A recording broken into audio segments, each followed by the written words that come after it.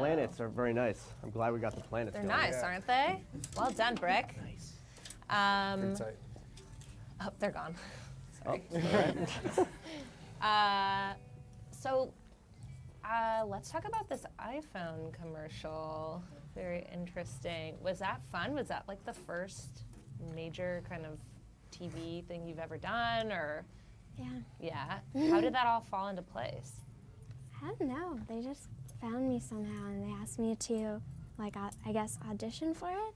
And then I went, and then they asked me to go to LA. And then that was kind of it. They wanted to use the song, and Yeah. they talked to her. Got it. And then they realized you were super cute, and they were like, We were like recording in Princeton. It was like casually mentioned, like, oh yeah, like Apple was interested, blah blah. And then Yeah. like the next day she was on a flight. Where's Shannon go? wow.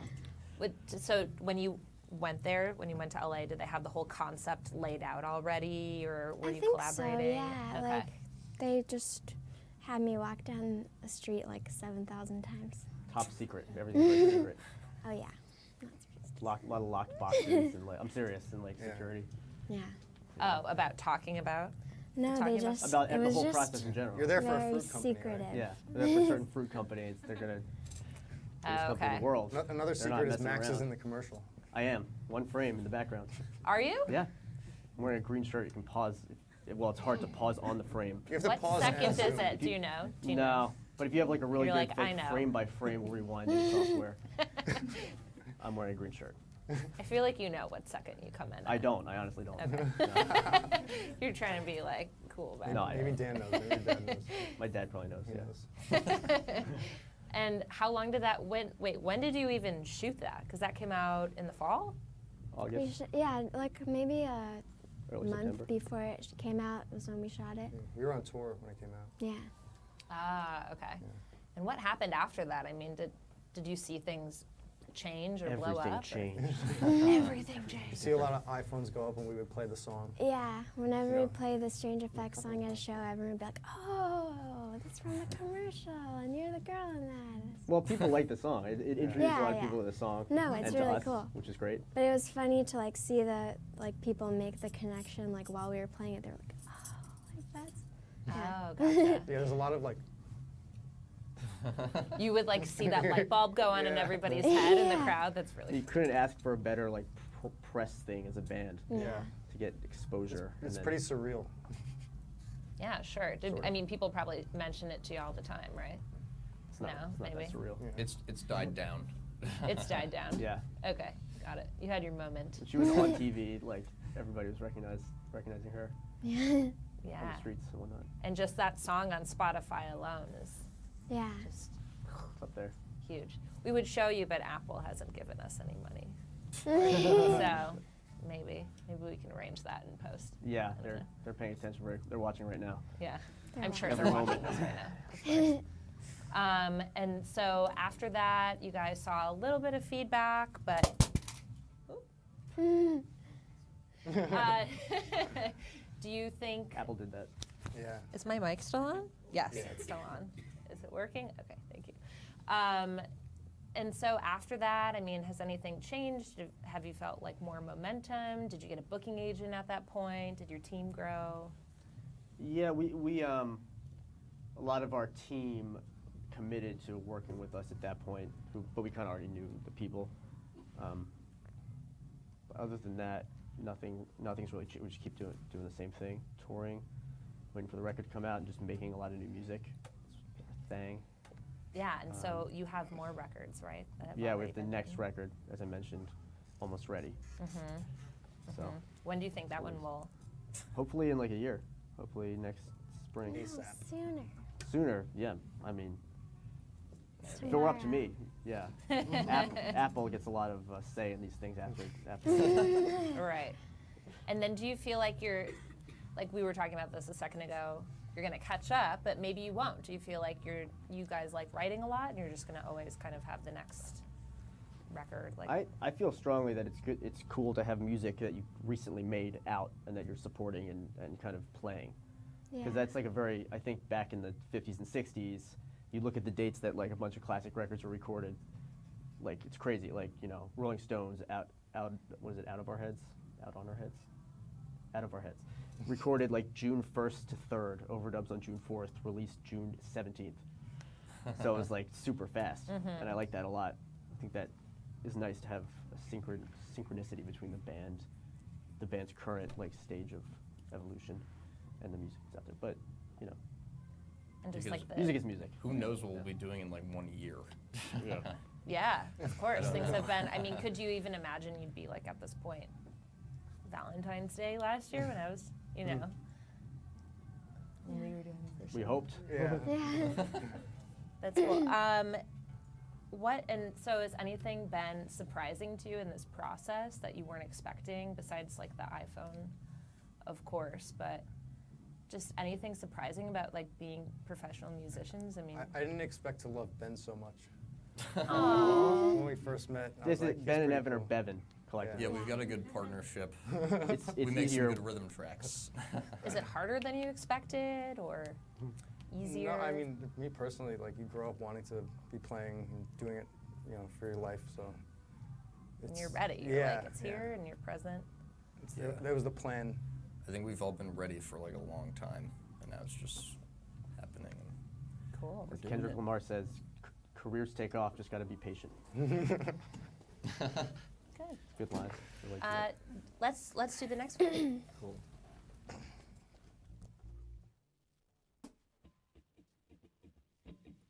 Darling, I won't cry, for if I cry, I'll have nothing left to do now. Well, you knew how to make it better, but you just stood there with your hands in your pockets, back against the wall. Hands in your pockets, city's not so small. Hands in your pockets, don't know where to go. Reaching too far below. Darling, I can't cry. The tears won't water my eyes. Hands in your pockets, back against the wall. Hands in your pockets, city's not so small. Hands in your pockets, don't know where to go. Reaching too far below. Flowers grow to be big and small. Remembering the things I can't recall. Flowers grow to be big and small. Remembering the things I can't recall. Man,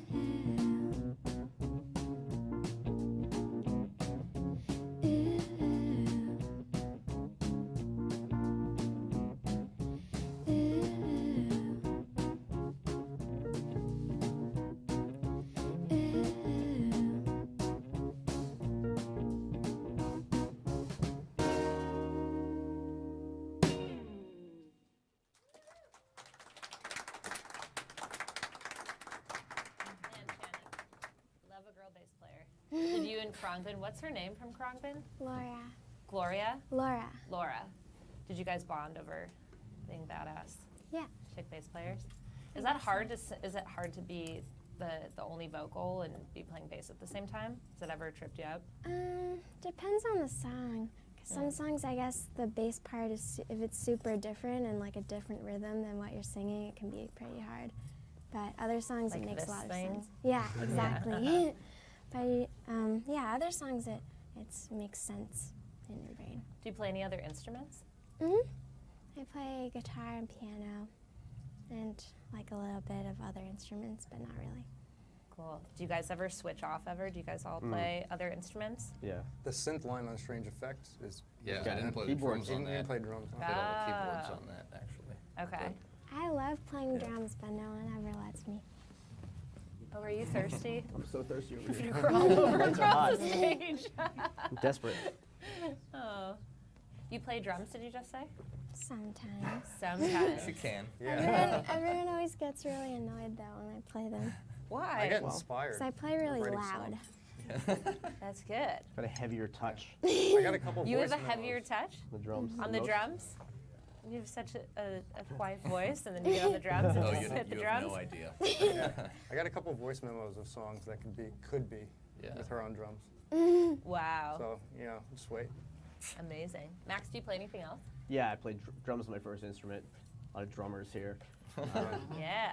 We all enjoy playing percussion a lot too, like various hand percussion and world percussion stuff. That's we all kind of switch off doing that during rhythm tracks. Or like if he's playing drums, I'll like set up some like little cowbells or claves or exotic. Those like fake bongos chimes. you just got are pretty cool. I got fake bongos, like a box of wood. It's like a cajon, but it sounds like a bongo and it broke. Yeah, but yeah, we all play a bunch of instruments. Do you guys, do you write primarily on the guitar? Or you play piano too? Totally Or different. Everybody's different? Yeah. Like I she write said on the before, guitar. like depending on whether we individually write songs and bring them in or just do them together. Like recently when we do them together, it's like me on the drums, Evan on keyboard, so it's the live setup and then we record it. But there are occasionally, if I write a song or if Shannon writes a song or if Max writes a song. It's been a while, I guess, but Damn. no, individually. Shots fired. But Sensitive it's topic. What else do you guys, what are you guys listening to? What are some of your favorite bands right now? Tupac. Tupac and Snoop Dogg. yeah. Really Yeah. into Tupac right now, And okay? Elvis. I used to despise rap and hip hop, and I grew up like not seeing any value in it. But recently, in the past year, I am infatuated with it. And as a lyric writer and someone who likes poetry, it's awesome. We were listening to If I Sure. Died Tonight right before we came into this room. Wow. And then you get on and play like psychedelic rock. It's good, pumps you up. Picture a crook on his last stand. Uh-huh. I Any don't understand. any younger bands or like any Brooklyn-based bands that you're listening to right now? Not really? Nope. That's okay. I don't know. Are you guys all based in New York? Yes. New Jersey. Jersey still, okay. Long Island, Yeah. Where we're all from. Okay. I was born and raised here in the city, in Manhattan. Syntax. Cool. And are you guys gonna try to move into New York, or are you like the I lived here the for a couple of years, separation? right down the Max street used from to here. live here. Oh, you did? Yeah, I lived here for Yeah. like 4 or 5 years, and then not for me. What made you? Too intense and like lonely. I mean, it's just intense. I grew up in the more rural, outside New York. Uh-huh. I come in and stay at her apartment. And that's enough. It's like enough. Yeah, it's like a little vacation. And you're done. Yeah. I think we like to be around greenery. Yes, nature. Shrubs and trees. Nature Greenery. means a lot to me. So it helps. And us. It really does. Mental health. Ben made some hot rods out of sticks, like literal Yeah. sticks. Yeah. Was that What are yesterday? those? No. I didn't make these. He made basically Oh. those with sticks off a tree. Yeah. We're trying to. Yeah, They look kind of we picked funny. some sticks. You guys Lot are of like duct tape. low-key hippies then. Is that what you're You saying? try. You try? Just get inspired. Go for it. Try to ground yourself. Cool. And where do you guys see yourselves in the next couple of years? Not living here, living in Jersey still, touring, Haven't having a thought couple about that. records out. What do you think? If I had my way, I'd be living in California and still doing this. Sounds Yeah. like the start of I Sunshine. mean, I'd live in But I have California. no idea. If I had my way, I'd live in LA. the start of It's not really Ben's- true. The start of Write Ben's that down. novel. Yeah. What do you think, Shannon? Could you move? Could you try the maybe. East Coast? I don't know. I don't know if I could ever move away from here. Maybe. I could. Maybe. But only for a little. Maybe one day. Maybe for like a month. Some, Get an just some Airbnb. sunshine might be nice. Yeah. Let's go into the next one. All right. Thank this you. Is this is our final. It's our last song. Follow me.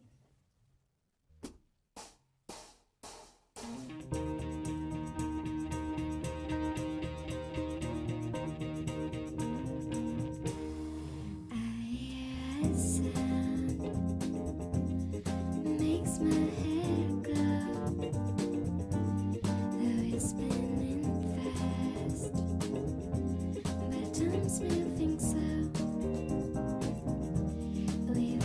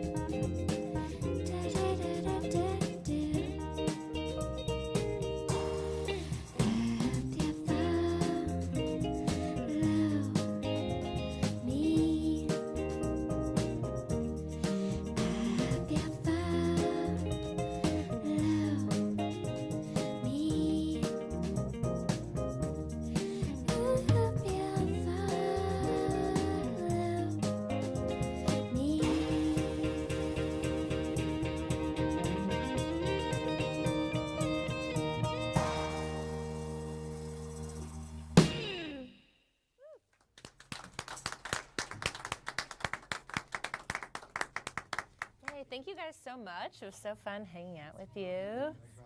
Casual chats on B-side. And the album's coming out. You want to plug that one more time? Hayes, our 30th. first. Yeah. Hayes. You got the plug voice. Hayes. Our album, Hayes, is coming out on March 30th. Great. And are you guys just going to play that whole record that night? The record release show? Hell no. No? Yeah, would have to learn a lot of songs. Okay. Not a lot, just a few. A couple of them are tricky to play live. But like some of the coolest ones are. That would actually ones be we kind of just done. cool, though. Yeah, that'd be just kinda play it cool. straight through. Yeah. We might work on All that. right, thanks Thanks for the idea. Rachel. You're welcome. Hope that works out for you. We'll see. We'll see you there. Baby's all right. be there. April 5th. Yeah. April 5th. Cool. All right. Thank Yeah. you guys so much. Thank you. The time has come for this B-side to go quietly into the night. Thank you all for tuning in, and big thanks to the Shacks for sharing their handiwork with us tonight. I'm your host, Rachel Pazin, and it's been swell hanging out with you all. Be sure to catch this and past episodes of B-Side at youtube.com/BRIC TV, and remember to go out and support live music. See you next time.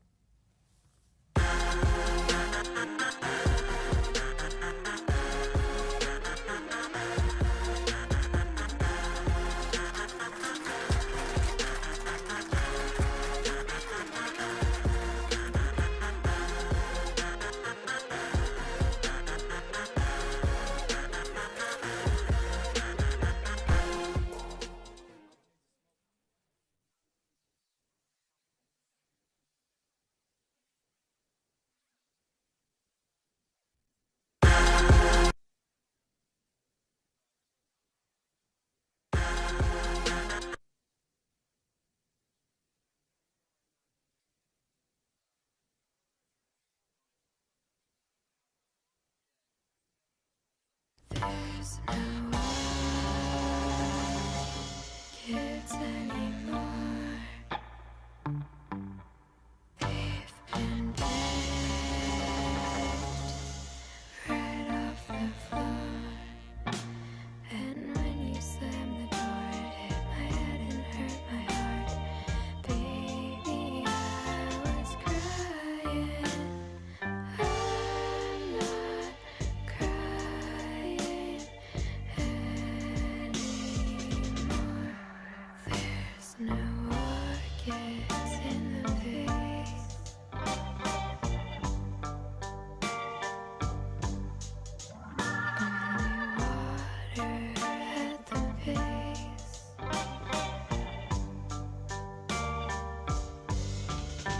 So I'll head out to the shore and I'll sweep the ocean floor. Try to keep from drowning.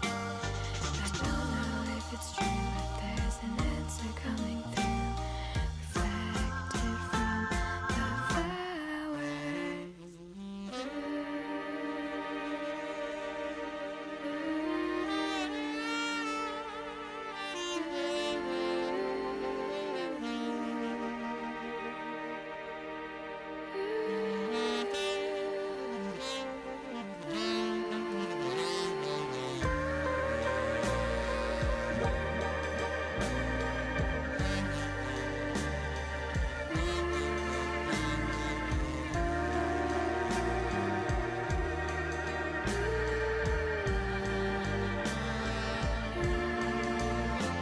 And when you slammed the door, it hit my head and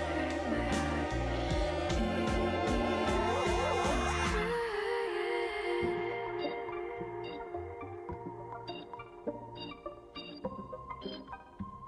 Baby,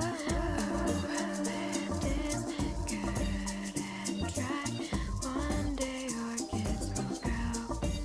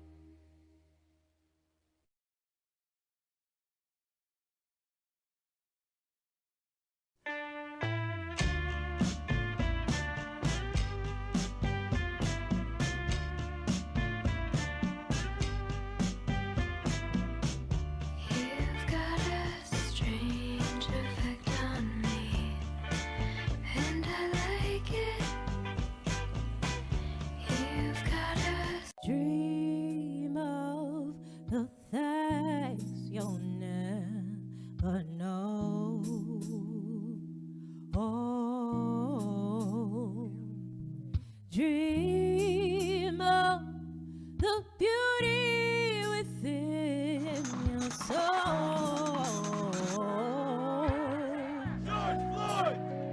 When you dream,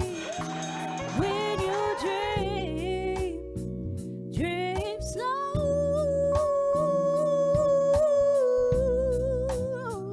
Take the time to let dreams grow.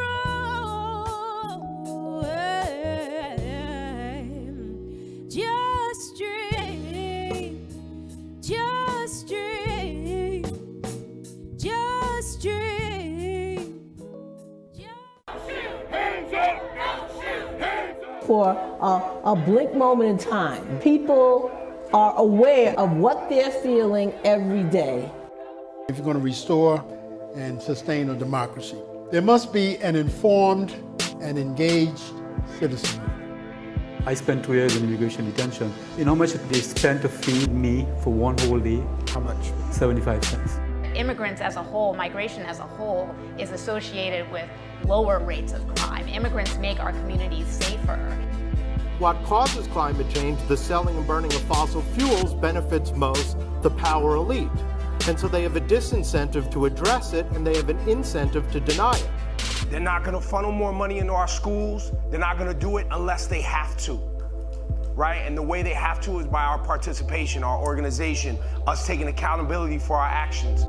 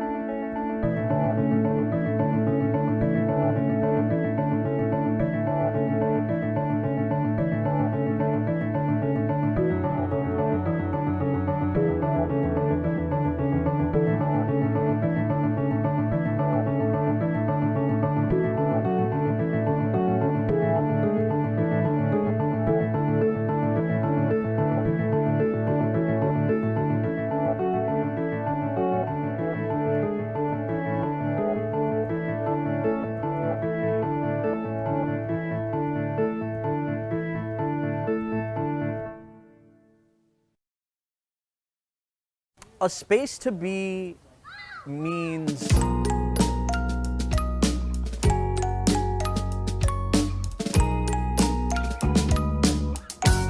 now let's hear you talk like pirates. Let's hear you say, yar. Yar. Yar, that's extra credit. All right, not bad. Let's hear you say, ay.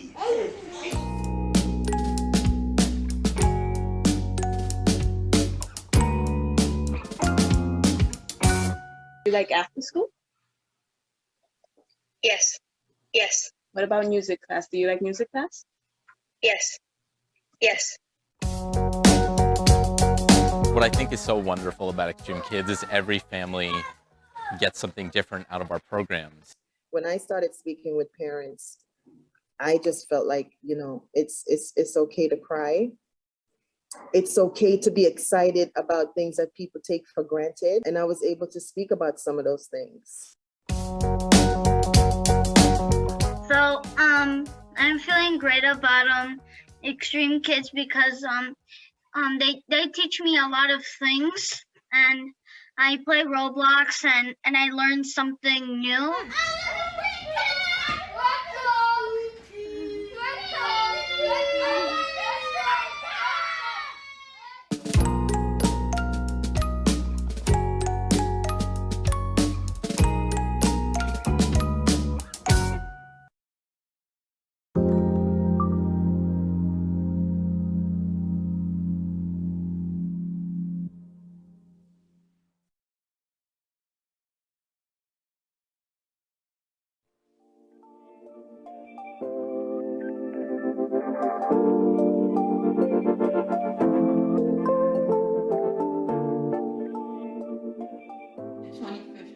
There were over 900 families that entered the shelter system from East New York and Brownsville alone, and that's a shame. The rental units are being priced out. People in East New York can't afford these rental units, and they're going into the shelter system.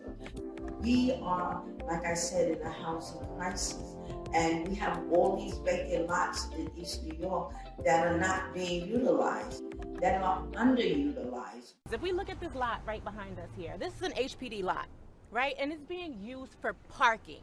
Parking for the police. Why? Why should they have parking in a community that is suffering from homelessness, right? And being displaced at an astronomical rate. People can't even afford to live in the community anymore, and they're being priced out of the entire city. So policing does not equal safety. We know that.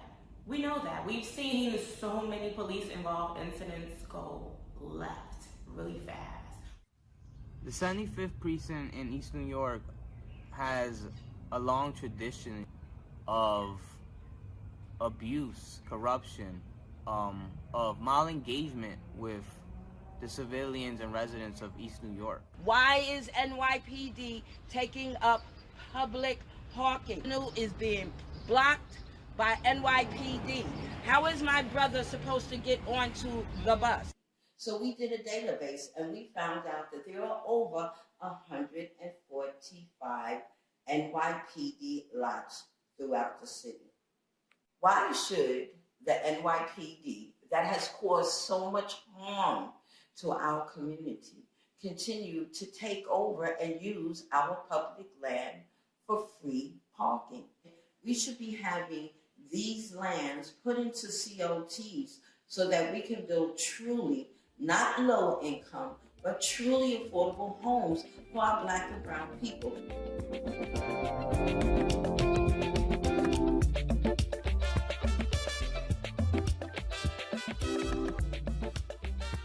This different sort of organization can really be beneficial because we are boots on the ground in the community. We have surveyed over 250 lots right here in East New York that are city-owned, which are vacant. Vacant. We surveyed the lots. We set out to talk to the community to find out what it is that they wanted on these vacant lots.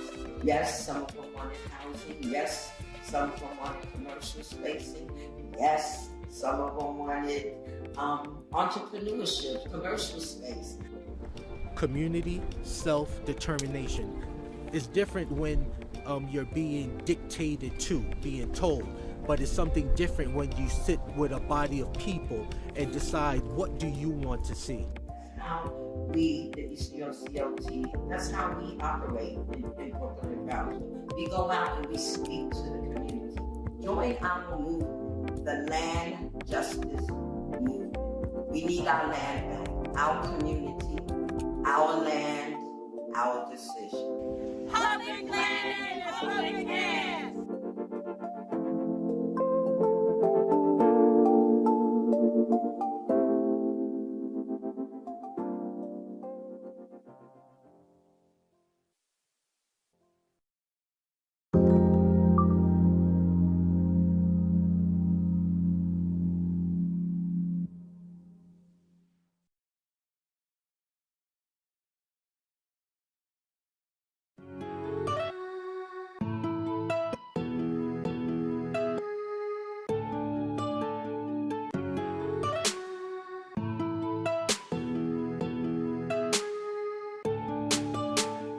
Soul to Souls offers social emotional learning, leadership development through peer-to-peer discussion groups, college and career preparation, and the creation of PSAs or issue-based films.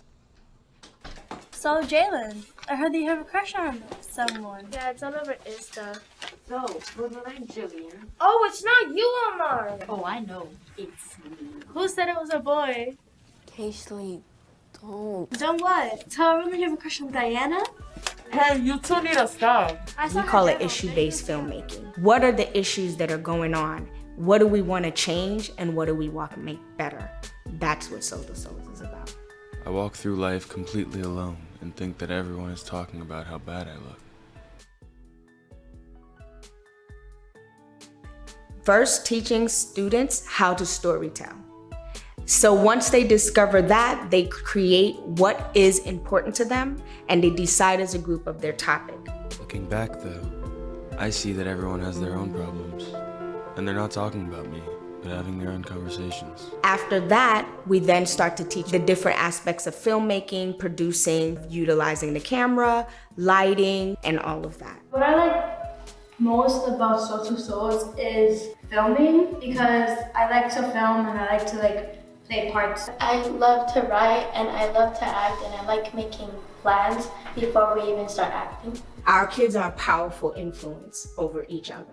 A part of Soul to Souls programming is teaching young people to do peer-to-peer discussion groups, which allow them to do what we're doing. We're utilizing movies, videos, things that are talking points of realistic situations that happen in the world and in their lives, and asking questions around what decisions you would make and why. We make young people and every participant that works with us know that they matter. I believe that for most of the students in the New York City, there is a vast need for social and emotional support. I know that principals are looking at organizations to provide those support, but the support that I received from Soul to Soul, I believe is the ideal support for students and ideal support for the schools. Working with Soul to Souls, I was like, oh, this is phenomenal. This is actually a great program. And we did a lot of critical thinking, writing exercises, looking at films, pretty much identifying with different themes that they were exposed to or not even exposed to for that matter. Because I realized that some of our kids only knew their 5-block radius or didn't see themselves outside of the certain box. So this gave them the opportunity to see themselves in a larger box, to step out of that and go into a deeper world. I've learned to work with different people from different backgrounds, share ideas with them and everything. You get to learn about making connections and through different people while also having a fun time while doing it. I have learned how to work with cameras and also to treat others with respect. If you meet somebody new or different from you, you shouldn't treat them a different way. From Soul to Soul, the students derived what I consider to be lifetime benefits. A lot of them are now out of school and are in profitable jobs and making very valuable contributions to society. I was one of the members back in my high school days. We were learning a lot of skill building, especially around soft skills, which helped in just peer mentoring, being able to solve situations. Having reconnected with Soul to Soul recently, what I love most about it is seeing those skills play in daily life. Soul to Soul taught me so many things like leadership, which I developed and incorporated in my lifestyle. I became an EMT, and it developed my mind in a way where I can teach people to be leaders, to not be followers, to do the right thing. All we need to do is encourage young people, and that to let them know they have the power to not only help themselves, but to help their peers in developing. And that's why paying it forward and having that attitude is something that we stress in Soul to Souls, because it's not just about us, it's about how do we make this world and our community a better place.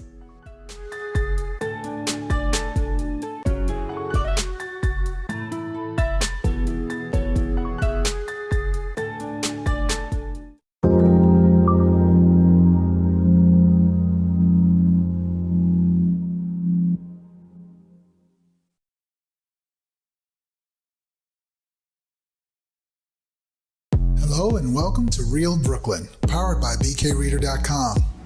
Real Brooklyn is a show that takes a closer look at the people who make up our ever-changing neighborhoods.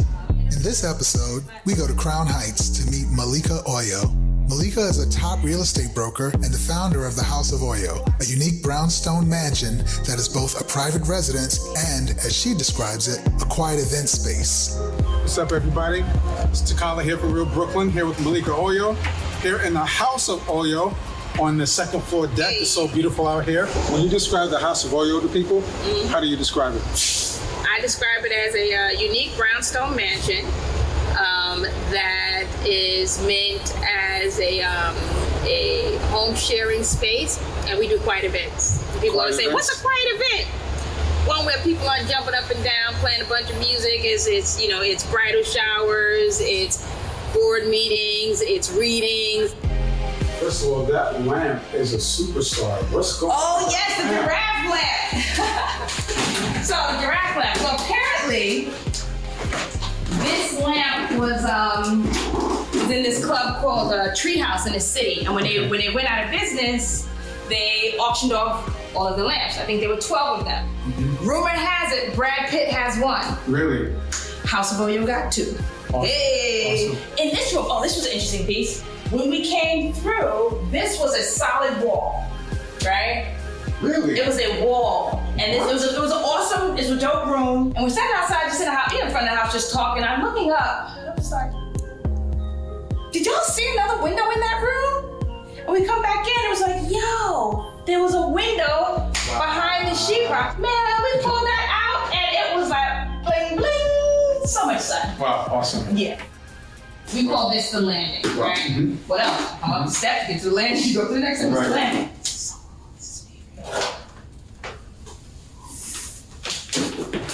Yay! Come on now. Laundry.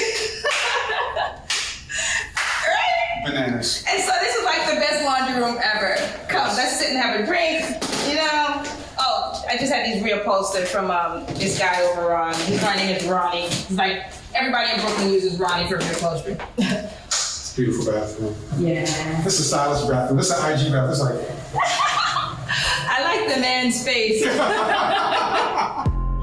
This was a bedroom, so I sometimes sit around daydreaming and coming up with ideas.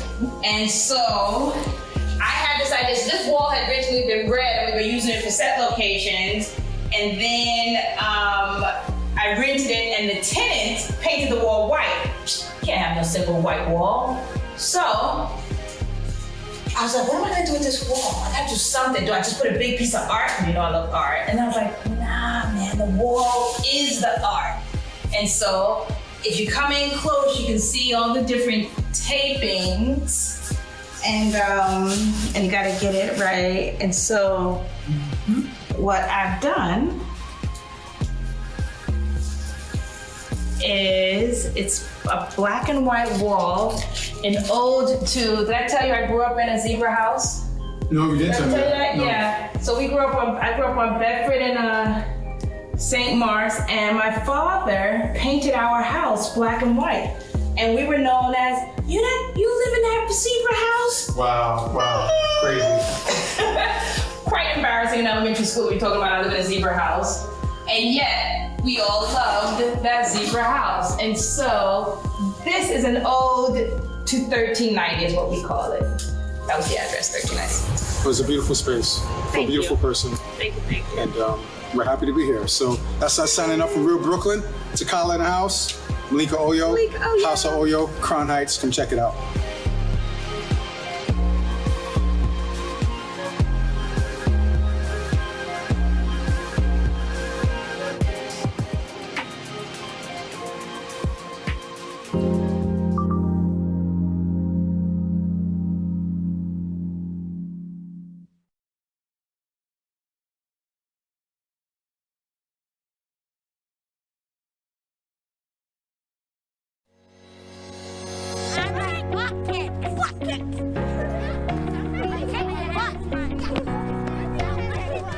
At Girls on the Run, we inspire girls to be joyful, healthy, and confident using a fun, experience-based curriculum that incorporates running. Coaches lead small teams through the lessons to build social emotional skills and to move their bodies. Over the course of the 20-session program, girls in 3rd to 8th grade develop skills to help them navigate their worlds and gain an appreciation for health and fitness. All right, so we can be a part of smaller communities like this team, not a huge group, or bigger communities like Violet was talking about, the whole city. During our workout today, we're going to do some brainstorming about communities that we are a part of. So, here's our poster. As usual, one of your coaches will be here at our start line, our corner here. As you find your laps, with a run buddy, I want you to talk and think about some of the communities that you're a part of. Ready, steady, go!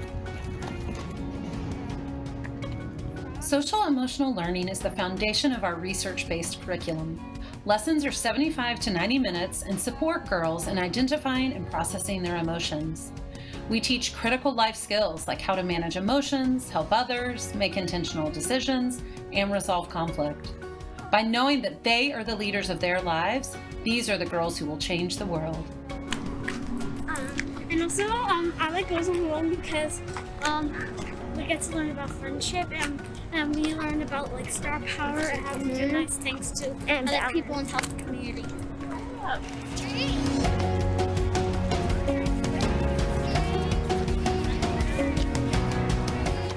I learned a lot about star power. It's the energy inside you that ignites when you're happy or excited. A lesson, I think every season I'm reminded about how special, Girls on the Run is, and it's always nice to see the relationships that they build with each other. And so somebody that comes into the season that maybe feels a little quiet in the larger group can really shine at Girls on the Run because it's a safe space for them to feel like a place that they can be themselves and be accepted for that. So I think that's just an overall lesson of acceptance, and every year I'm reminded of that. So it's really lovely. Girls on the Run is so much fun. Girls on the Run is number 1. My favorite lesson is that you can do and be anything at Girls on the Run. You make new friends, you learn how to work your body, and you get to be you. And Girls on the Run is like so accepting and like so cool, and like I'm glad that I'm actually joined it. So that's what I learned. I'm so proud of you, and I know that this is your first walk and you're gonna have many, many more to come. Okay, keep it up.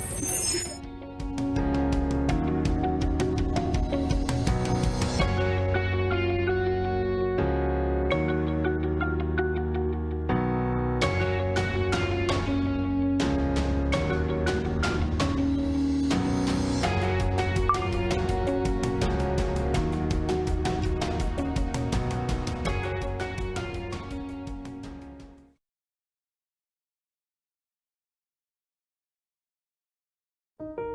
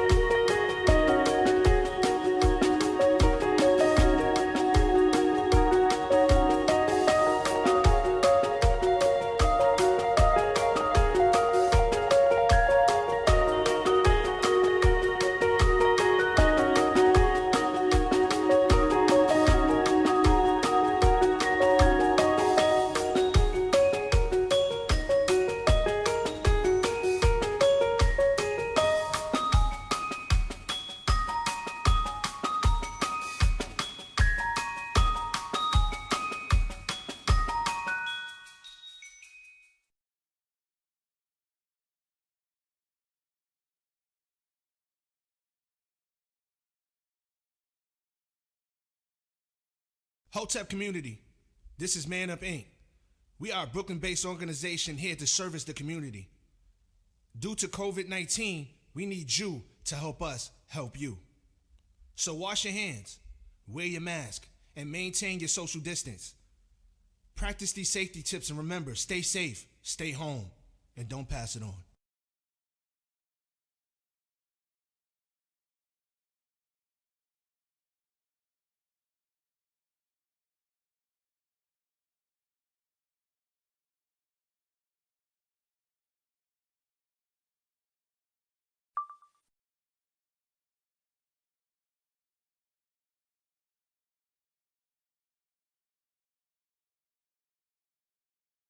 Hotep, I'm Brother Naquan from the Media and Arts Department.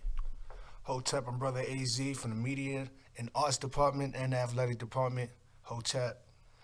Yo, so this is the inaugural episode of the Men Up Inc.'s Hotep television podcast. This is our inaugural episode. We're going to get a lot better. You're going to see backdrops. We're going to have some special guests. We're going to have people calling in and all of that. But we just getting it started. So we just getting it running, right, eh? Yeah. Hotep television coming at y'all. You know what I'm saying? Getting into the deep topics. Stuff that people need to hear, not necessarily what you want to hear. Yeah, so a little later on, we're going to be talking about, the shooting of Jake Blake and the civil unrest that followed. But we're going to start off talking about the social distance diplomats and the SD work that we've been doing with Man Up since starting like in early April when we've been combating this coronavirus and getting the information out to our people. Hotep, welcome back, yo. You seen that? We just showed y'all the little clip and about the social distancing work on what we've been doing since like since April, actually. When people were still scared to come out in the street and all that, and everybody was scared of their own family members coming over, we was already out here doing the work. What you think about the clip? Yeah, we were definitely, piggybacking on what you just said, we were definitely out there really, really early. Definitely definition of front line, first line.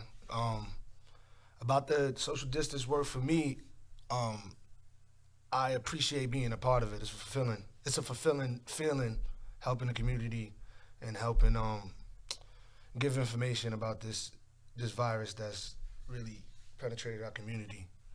Yeah. And you, as you heard or saw in the video, like we trying to start this hashtag ICSD. You know what I mean? Because we need the people to acknowledge that we in the neighborhoods. They need to acknowledge that. Like if we giving out thousands and tens of thousands of pieces of equipment, then that means that we are directly having an effect on the spread. So the fact that the numbers is not going up and going crazy right now, we can honestly say that we did something to help perpetrate that scenario. So, but I already know that, we helping a lot of people. We doing a lot of things for the people in the neighborhood, and a lot of people, when we doing the social distancing work, like, you get different reactions from people. So, and the trainings, like the training we just had for the SD work, they was telling us about not taking things personal, because sometimes, like, you're trying to give somebody a mask, or you just, trying to stop them while they moving, they automatically think you're trying to solicit them. They think you're trying to sell something to them or whatever. So sometimes they just be automatically rude to you, not even knowing that, I'm trying to give you something for free to help you and help your family. So we get a wide range of responses from F you to God bless you. You know what I mean? So and that's also a New York City thing. Yeah, like, everybody ain't gonna feel the same way. And then sometimes, we actually get into conversations with people that want to say, like, the COVID thing is not real. Like, they want to say it's not real. They want to say it's a hoax. They want to, but that's because it ain't affect them personally. But see, working in this organization, we know people who have caught it personally. We know people who have died personally. So we know that it's actually real. But just like with anything else, the fact that we don't have that abundance of resources, we don't control a lot of our hospitals and all of that stuff, we can't control how it affects our community once they get in there, right? Like, so once they in the hospital and then something happens, like, you know, we don't really know about that process, but we know that we are dying faster than everybody else. And that's, we could directly correlate that to, you know, our people not having resources, which we're trying to help with, but it's also got to do with, you know, how they being treated in these medical facilities. And that's going to be something that, you know, has to be handled like on a level that's higher than us. Like, you know, Brother AT and them, you know what I'm saying? Brother Charles and them, they like to rush the Capitol and you know, yell at the lawmakers. That's what they on. So we gonna play the ground, they gonna play that part, right?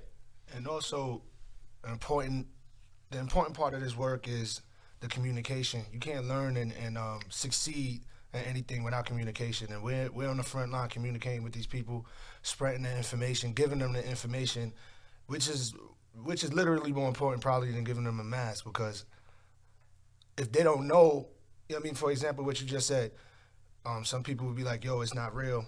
But at the same time, my response would be, still take the precaution, because you're being selfish. You know what I mean? You still may spread it. Even though your belief, your individual belief, you still share the earth with 8 billion people. So, you know what I mean? Just be a little mindful and don't let your conspiracy theories really get out of whack. You know what I'm saying? It's understandable because there's a lot of information coming our way, but we can't be selfish. We got to look out for our fellow man. For more info or to support Man Up Inc., please go to manupinc.org. This project is supported in part by an award from the National Endowment for the Arts. To find out more about how National Endowment for the Arts grants impacts individuals and communities, visit www.arts.gov.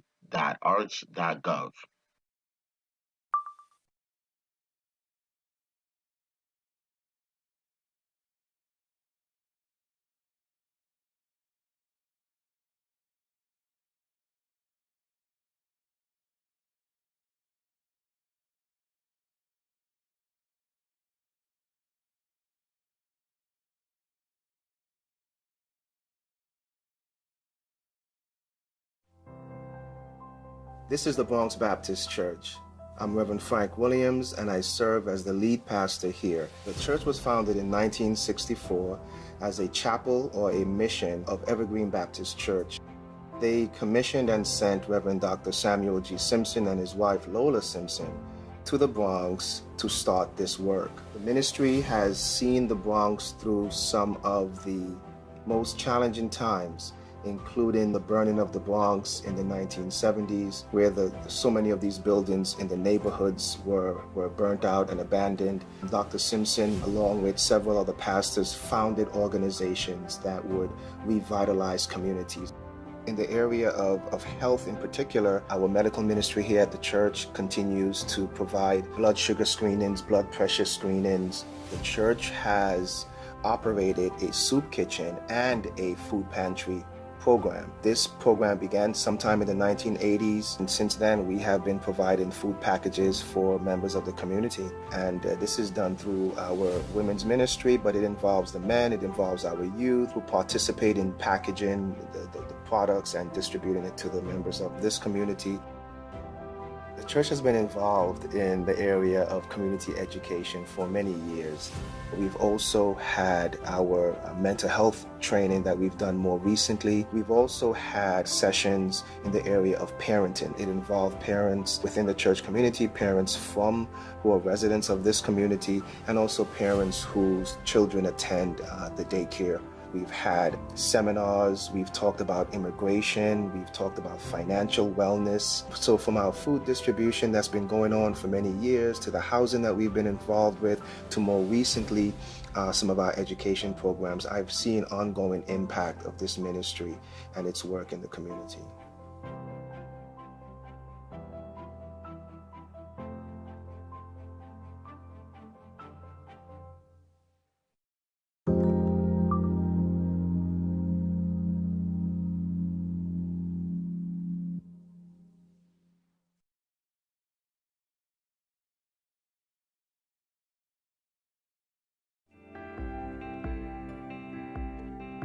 The daycare center, which continues to thrive today, And it was founded really for the direct purposes of impacting that upcoming generations to stem trends like high school dropouts or the low reading rates among Black and brown people in the community.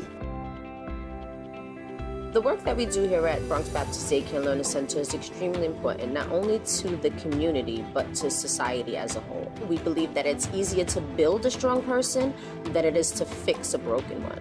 We take our job of building children's foundations very seriously, and that includes not only building the foundation of the child, but the foundation of the family as well. My experience at the daycare has been great. The staff is very caring. I feel like they treat my son as if he is their own child. It is a really good environment for a young child. I've seen his development since he's been at the daycare. He's really happy, and if he's happy, then I'm happy. We believe in teaching the whole child, not just academics. We focus on social emotional health, physical health, mental health. In the area of health in particular, I've seen initiatives like our Eat Well, Play Hard initiative really help families to better manage the overall health choices that they make for their children and for themselves. Through that initiative, had cooking classes for the parents, teaching them how to cook healthy foods on a budget. The number one way that we support health equity at Bronx Baptist Daycare and Learning Center is through the provision of information to the parents. We provide them with information about immunizations, developmental milestones. Another way we promote health equity is through teaching diversity and inclusivity. It's very important that the children learn that there are people that are different from themselves, and that doesn't mean that it's a negative thing. And so that's something that we really stress here at Bronx Baptist, is not only pride for our own culture, but respect for the cultures and ethnicities of other people. There are a lot of resources in this community that are not being utilized due to lack of knowledge. So by providing the parents with those resources is one way that we help to support the foundation of family, which in turn supports the foundation of the child.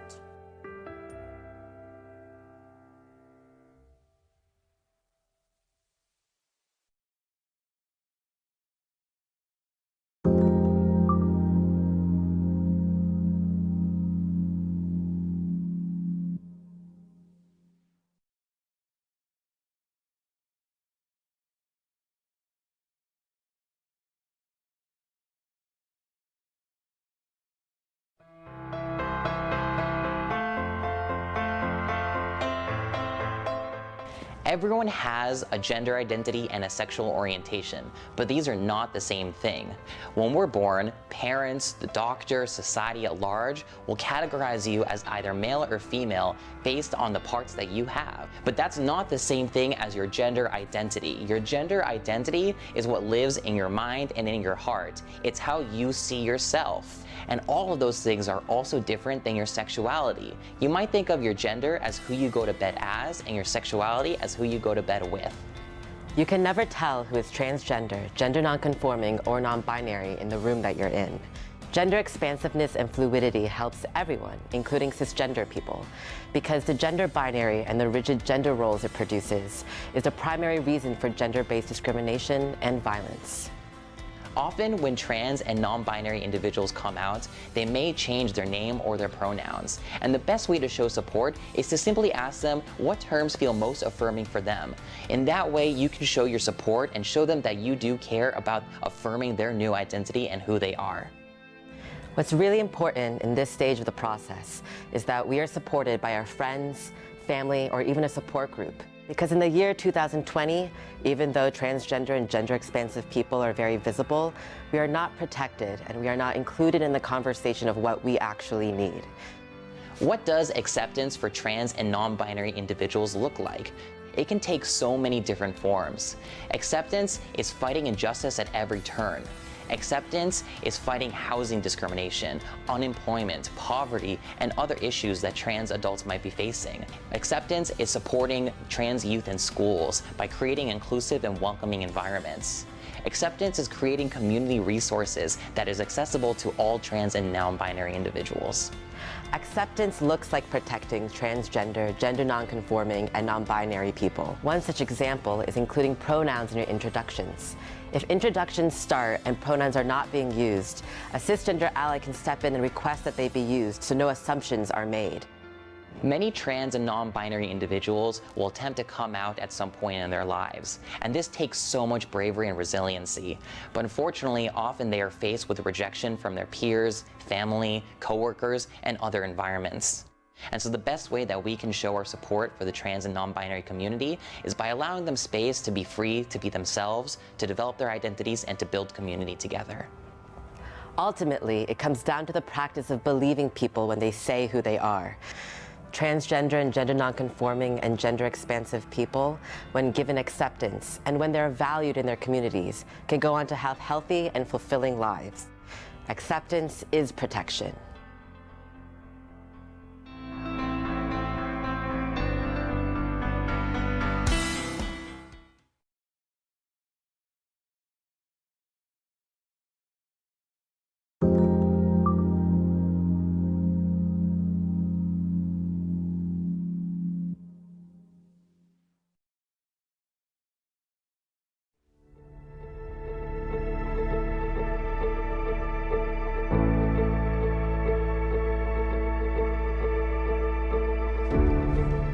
Welcome to the Family Acceptance Podcast, where we will hear the voices of caregivers who accept and celebrate their transgender and non-binary children, as well as the professionals who help them to get there. My name is Jane Rennert, and my pronouns are she, her, and hers. The Gender and Family Project is a program of the Ackerman Institute for the Family in New York City. The mission of the Gender and Family Project, or GFP for short, is to empower youth and their families with gender-inclusive and affirming direct services, training, and research. GFP began a decade ago as a support group for parents and caregivers of transgender and gender-expansive youth. I was a parent in that first support group. So I'm joined today by Alexis Diaz. Alexis is the Gender and Family Project's Director of Services. Hi, Alexis. Can you please introduce yourself? Hey, Jane. My name is Alexis Diaz. I use they and she pronouns, and I'm the Director of Services for the Gender and Family Project. Back in 2010, when GFP first started, the conversation around trans youth was really just beginning. I can say that as a parent, I understood on some gut level that my child was transgender, but I had no idea what that meant, and it overwhelmed me. I really felt like my world was falling apart. I met Jean Malpas in 2008. Back then, he had started a support group for parents with kids who were transgender or questioning their gender. It changed everything for me. I went to a support group for parents of transgender children and met other people going through the same thing. It really normalized the experience for me and showed me that there could be a path forward. 2 years later, this group grew to become the Gender and Family Project. Today, we are going to hear excerpts from a group for parents of trans kids led by Jean Malpas. The voices you will hear are of 3 GFP parents, with occasional brief comments from Jean. Then, Alexis is going to guide us through what we've heard. We went from a place of isolation where we knew no one that was going through this experience to being in a place where we had full support. So I don't know what I would do if I didn't have that support. We have members of our family that are at different levels of acceptance, and I have been able to come into a safe place to talk about that. Some people have identified with that struggle. Other people maybe not, because some people have awesome family members and nobody's, reluctant, but a lot of people do experience some resistance and some struggles with their family members. And here I can talk about that without the fear of someone judging or feeling awkward about it. I can talk about it openly. I guess we've known her for a year and a half. She told us. So we were here last Friday, and she definitely, I hope she can find some community in the kids here. She really, she came out of the group smiling. And so, that's good. Yeah. I'm a crier. He got a rough road, and I think just being able to be among other people who understand what you've been through or what you're going through it's invaluable. So we are going to be here more. And she was not just smiling on Friday, she was like fierce. This project is supported in part by an award from the National Endowment for the Arts. To find out more about how National Endowment for the Arts grants impact individuals and communities, visit www.arts.gov.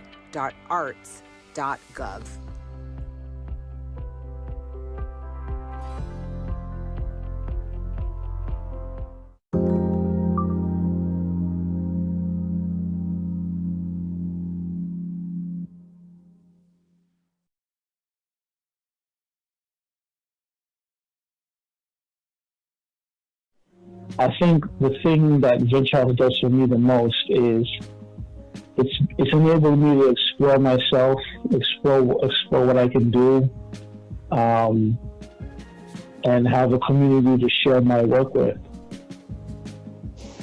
Oh yeah, definitely. And yeah, I guess that would probably go into how Venture House kind of helps you with your personal and professional goals. You know? Yeah, I mean, I'll be happy to repeat it if you want me to. No, that's okay, unless you want to. But is there any other way that Venture House helps you with your personal goals, or the community is definitely a huge thing. Right. Yeah. Well, with my goals, yes, of course, it's done a lot from me to, first of all, like for instance, before I became a member at Venture House, I did not say to myself, okay, I should strive to become a filmmaker. It's becoming a member of Venture House sort of encouraged me to explore what I'm capable of, what my strengths are, and how I should strive to improve on my strengths. Because when I first became a member of Venture House, one of the first things that I noticed is there's a lot of people at Venture House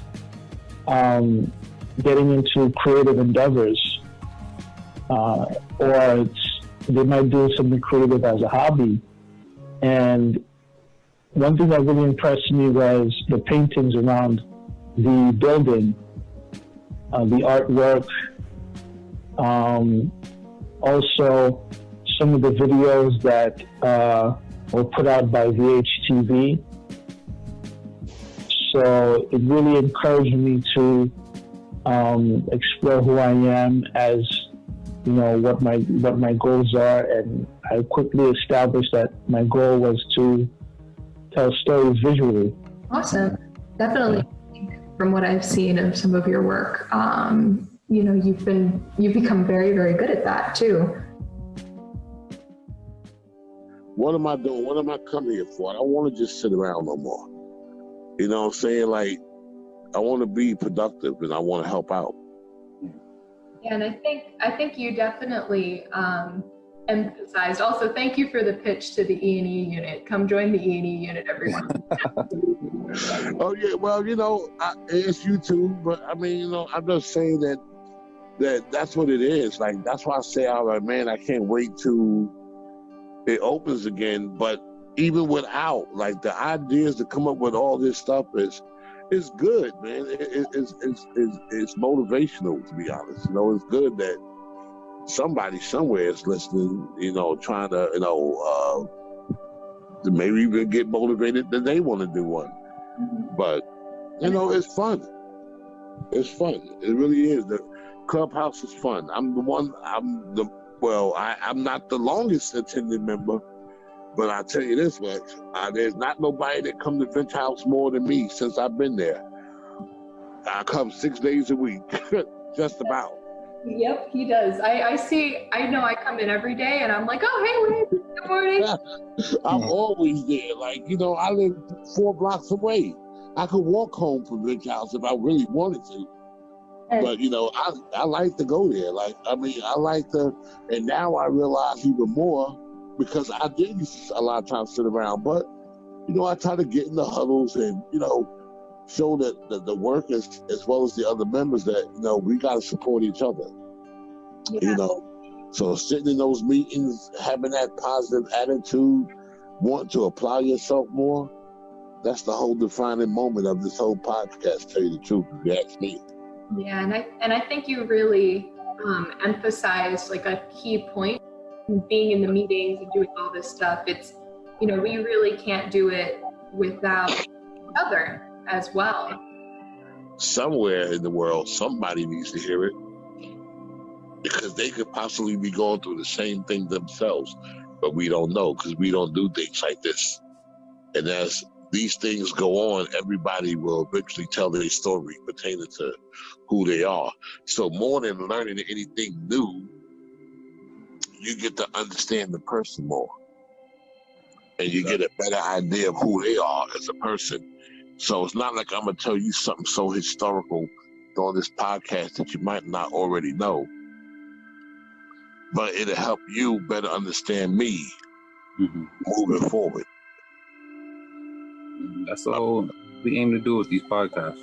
And I'm glad that you even said that because that's really the goal. And you're doing a great job of proving that, I never met you before in person, but even these 20 minutes that we've been talking, I learned a lot about you so far. I know some of your inspirations. I know how you feel. I've just learned a lot, and I admire what you've been able to share so far and the growth that you've been able to reflect on. I admire that about you. So, for more information on Venture House, you can go to venturehouse.org or call us at 718-658-7201. This project is supported in part by an award from the National Endowment for the Arts. To find out more about how National Endowment for the Arts grants impact individuals and communities, visit www.arts.gov.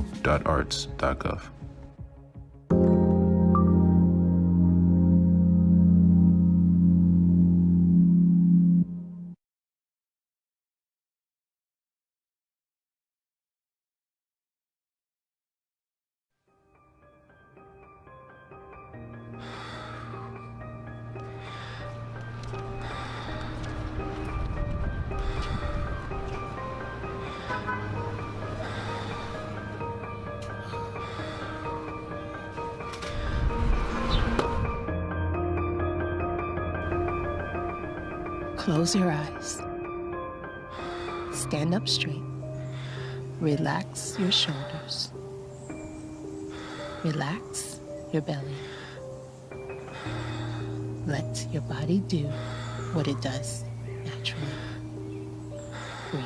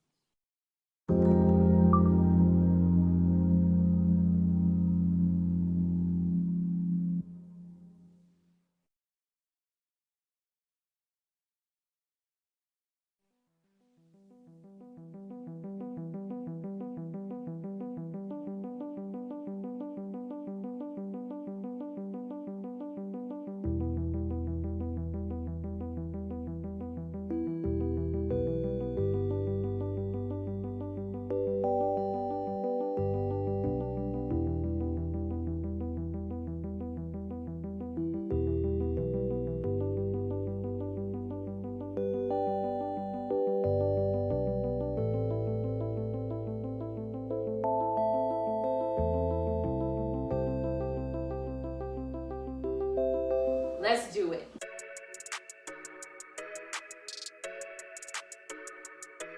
And we're gonna just drop, bam. We're going to start with a point and a flex and a point and a flex.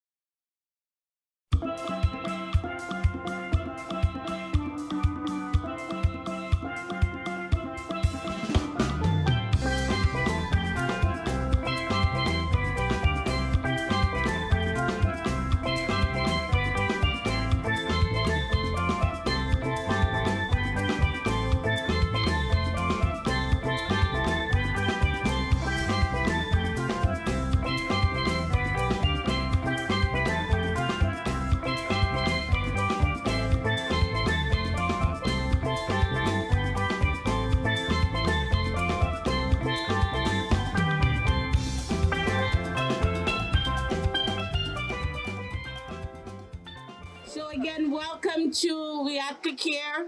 Thank you again for joining us. This is our third month.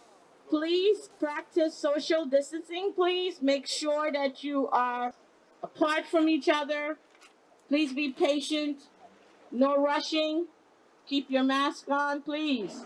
BRIC Care is an initiative that our board chair, Ms. Celia, and myself, with the regular general member and the president, had put together.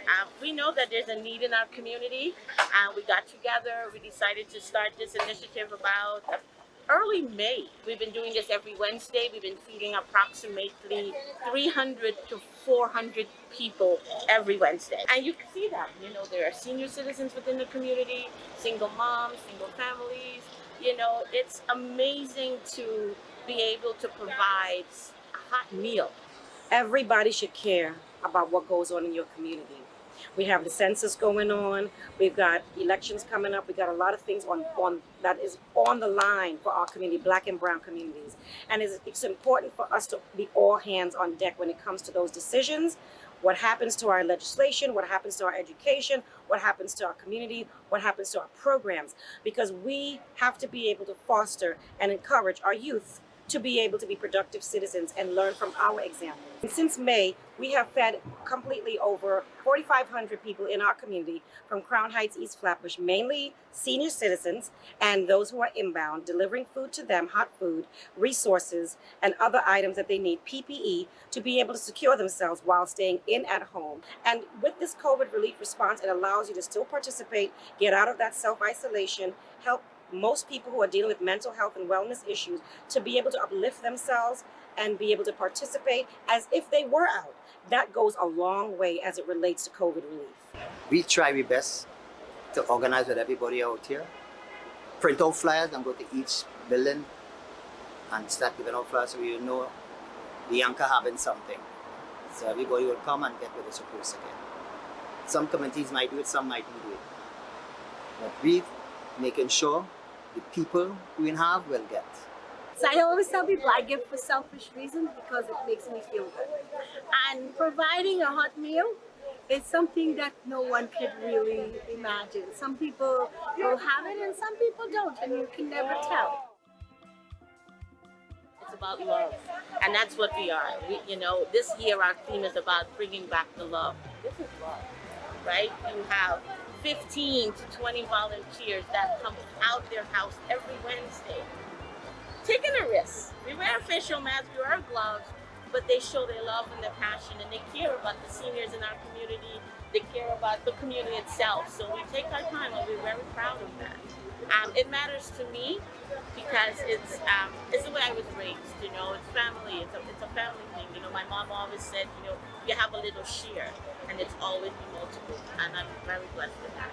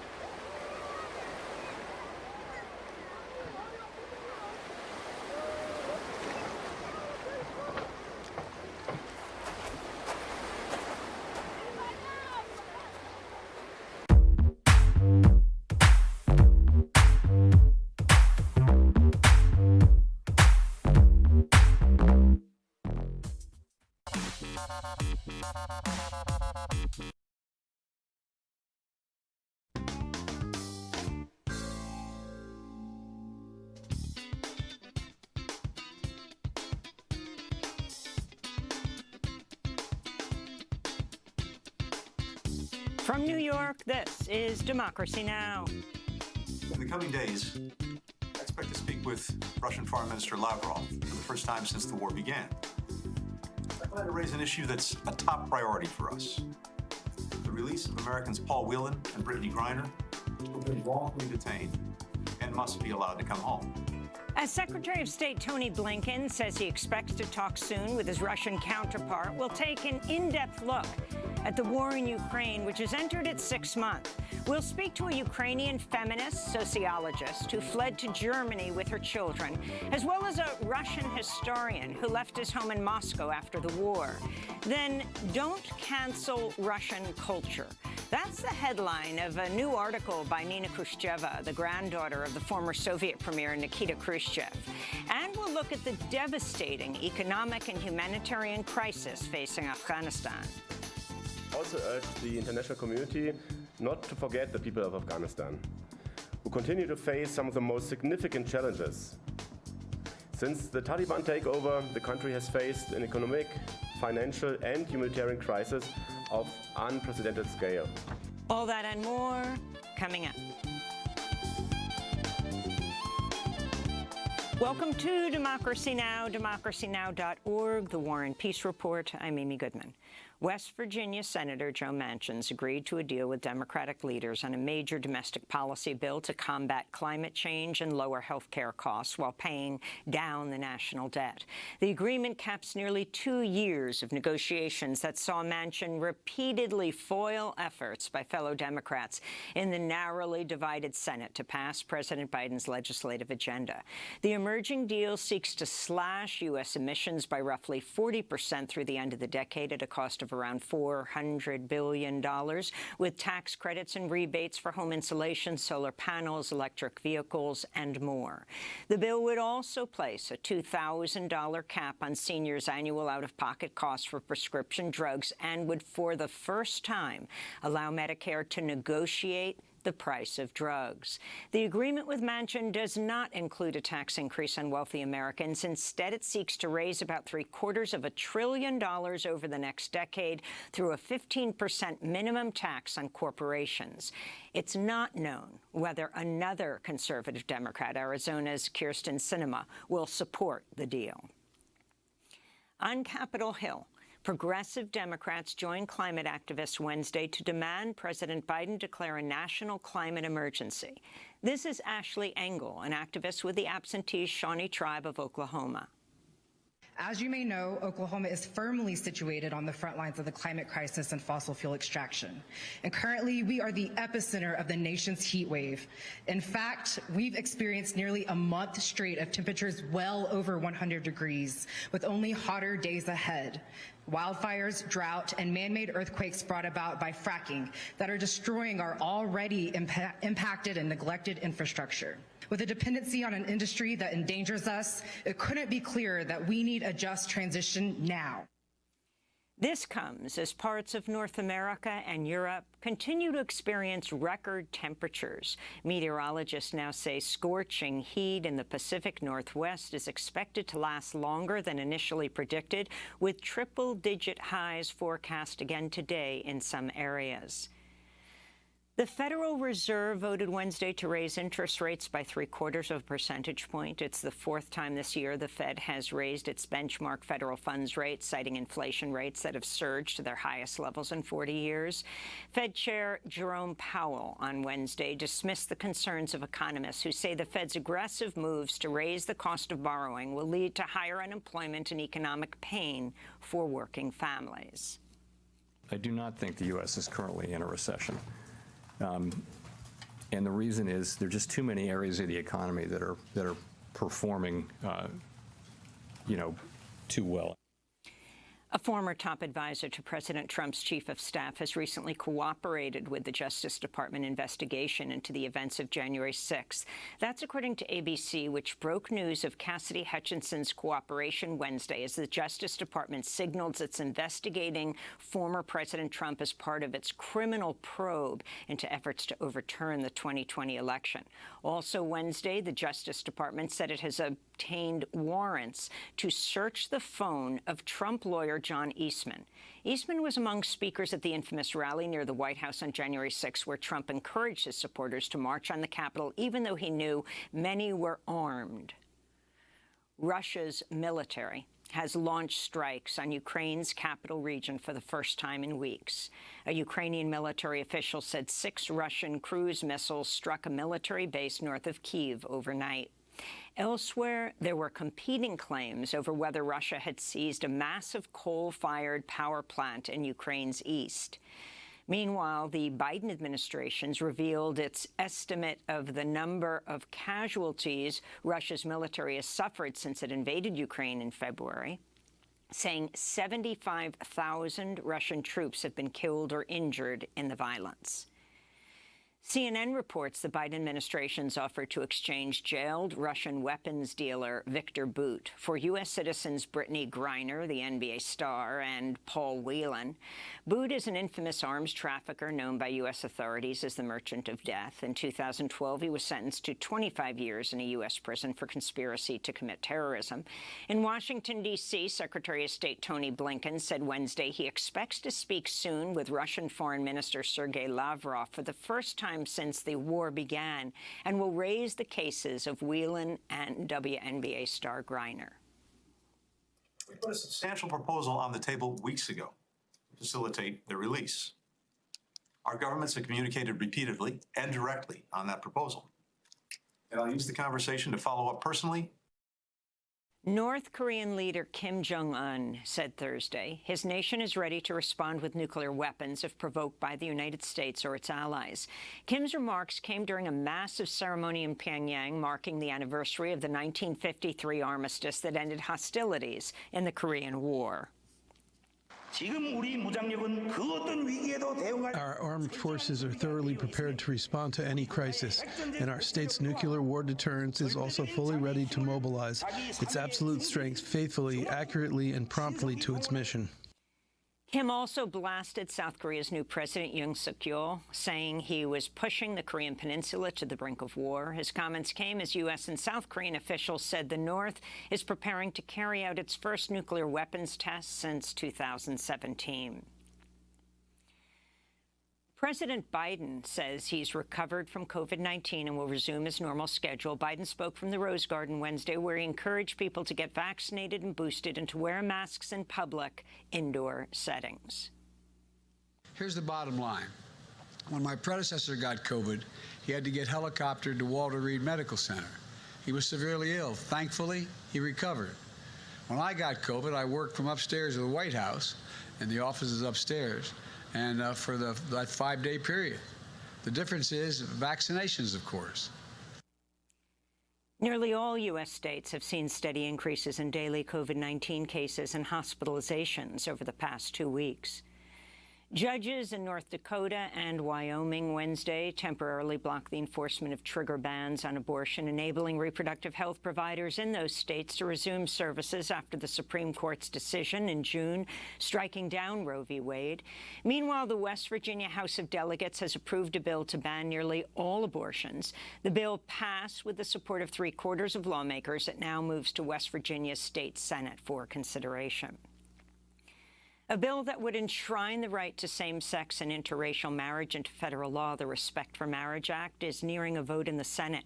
The legislation would repeal the 1996 Defense of Marriage Act, or DOMA, and require states to extend full faith and credit to a marriage between any two people, regardless of sex, race, ethnicity, or national origin.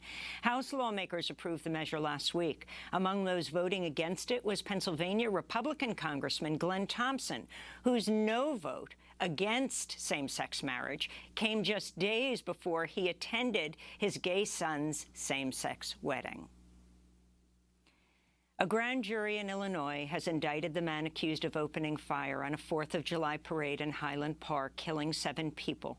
21-year-old Robert Cremo is charged with 117 felonies over the attack, which also left more than 30 people wounded. The indictments came as Democrats on Capitol Hill grilled the CEOs of U.S. gun makers Daniel Defense and Ruger Firearms over their role in U.S. mass shootings. House Oversight Chair Carolyn Maloney said an investigation by her committee found found major gun manufacturers have raked in over $1 billion in revenue from selling military-style assault weapons to civilians. Our investigation also found that gun manufacturers use dangerous marketing tactics to sell assault weapons to the public. That includes marketing to children, preying on young men's insecurities, and even appealing to violent white supremacists. Finally, we found that even as guns kill more Americans than ever, none of those companies take even basic steps to monitor the deaths and injuries caused by their products. And in Minnesota, a federal judge has sentenced former Minneapolis police officers J. Alexander King and Tu Tao for violating the civil rights of George Floyd. King received a 3-year sentence, while Tao was given a 3.5-year prison term. Both officers were convicted in February of failing to come to Floyd's aid as their colleague Derek Chauvin kneeled on his neck for over 9 minutes, killing him. King and Tu still face Minnesota state charges of aiding and abetting murder in a trial scheduled for January. And those are some of the headlines. This is Democracy Now!, democracynow.org, the War and Peace Report. I'm Amy Goodman, joined by Democracy Now! Co-host Nermeen Sheikh. Hi, Nermeen. Hi, Amy, and welcome to our listeners and viewers across the country and around the world. Secretary of State Tony Blinken announced he expects to talk soon with Russian Foreign Minister Sergei Lavrov for the first time since Russia invaded Ukraine 5 months ago. Blinken said the call will focus on a possible swap to free 2 jailed Americans, the basketball superstar Brittany Griner and Paul Whelan. CNN reports the Biden administration's offered to free jailed Russian weapons dealer Viktor Bout. The Kremlin says no deal has yet been reached. Blinken said the call with Lavrov will focus on the possible prisoner swap, not the war in Ukraine. I call Foreign Minister Lavrov will not be a negotiation about Ukraine. Any negotiation regarding Ukraine is for its government and people to determine. As we said from the beginning, nothing about Ukraine without Ukraine. On the battlefront, Ukraine is preparing to launch a counteroffensive to retake the southern city of Kherson, which has been occupied by Russia for months. In recent days, Ukrainian forces have fired U.S.-provided long-range artillery to damage at least 3 bridges in Kherson in an attempt to cut off Russian troops. Meanwhile, Russia's launched missile strikes from Belarus today on several targets in northern Ukraine, including the region of Chernihiv and areas outside of Kyiv. The Russian strikes come a week after Russia's Foreign Minister Sergei Lavrov said the Kremlin is seeking to seize more land in Ukraine than just the eastern Donbas region. To talk more about the war in Ukraine, we're joined by Oksana Duchak. She is a Ukrainian feminist and Marxist sociologist, co-editor of the left Ukrainian journal Commons. She fled her home in Kyiv with her 2 children the day Russia invaded and is joining us from Leipzig, Germany. Her husband remained. Oksana Duchak, thank you for joining us. Can you talk about the situation in Ukraine and why you left, but what you understand what's happening now? Yes, good morning, I think.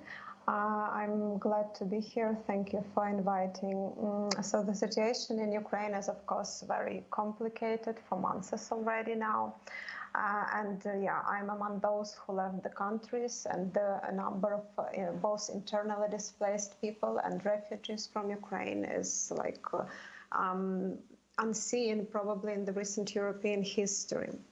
So the regional situation is generally very difficult.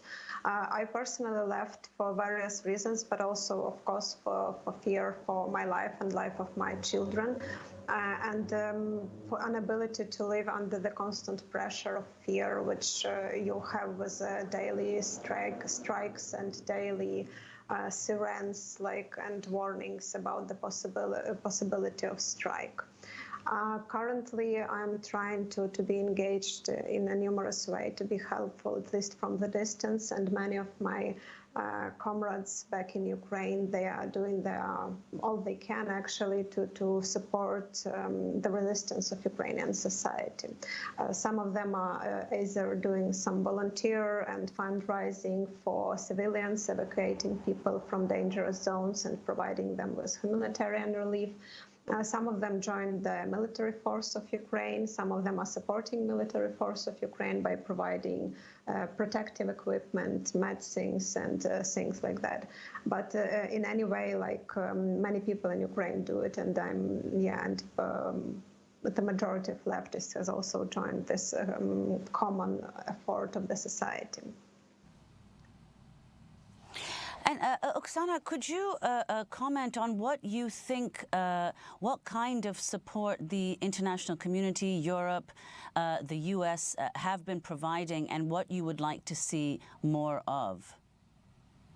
Well, of course, we see the unprecedented level of support for refugees, which is also raises a lot of questions about why this level of support was never applied to people fleeing other regions with wars, civil wars, or other like disastrous situations. But in terms of Ukrainian refugees, of course, the support is now, it varies from country to country, because some countries, they don't have necessary resources to provide extensive support, or they don't see it possible.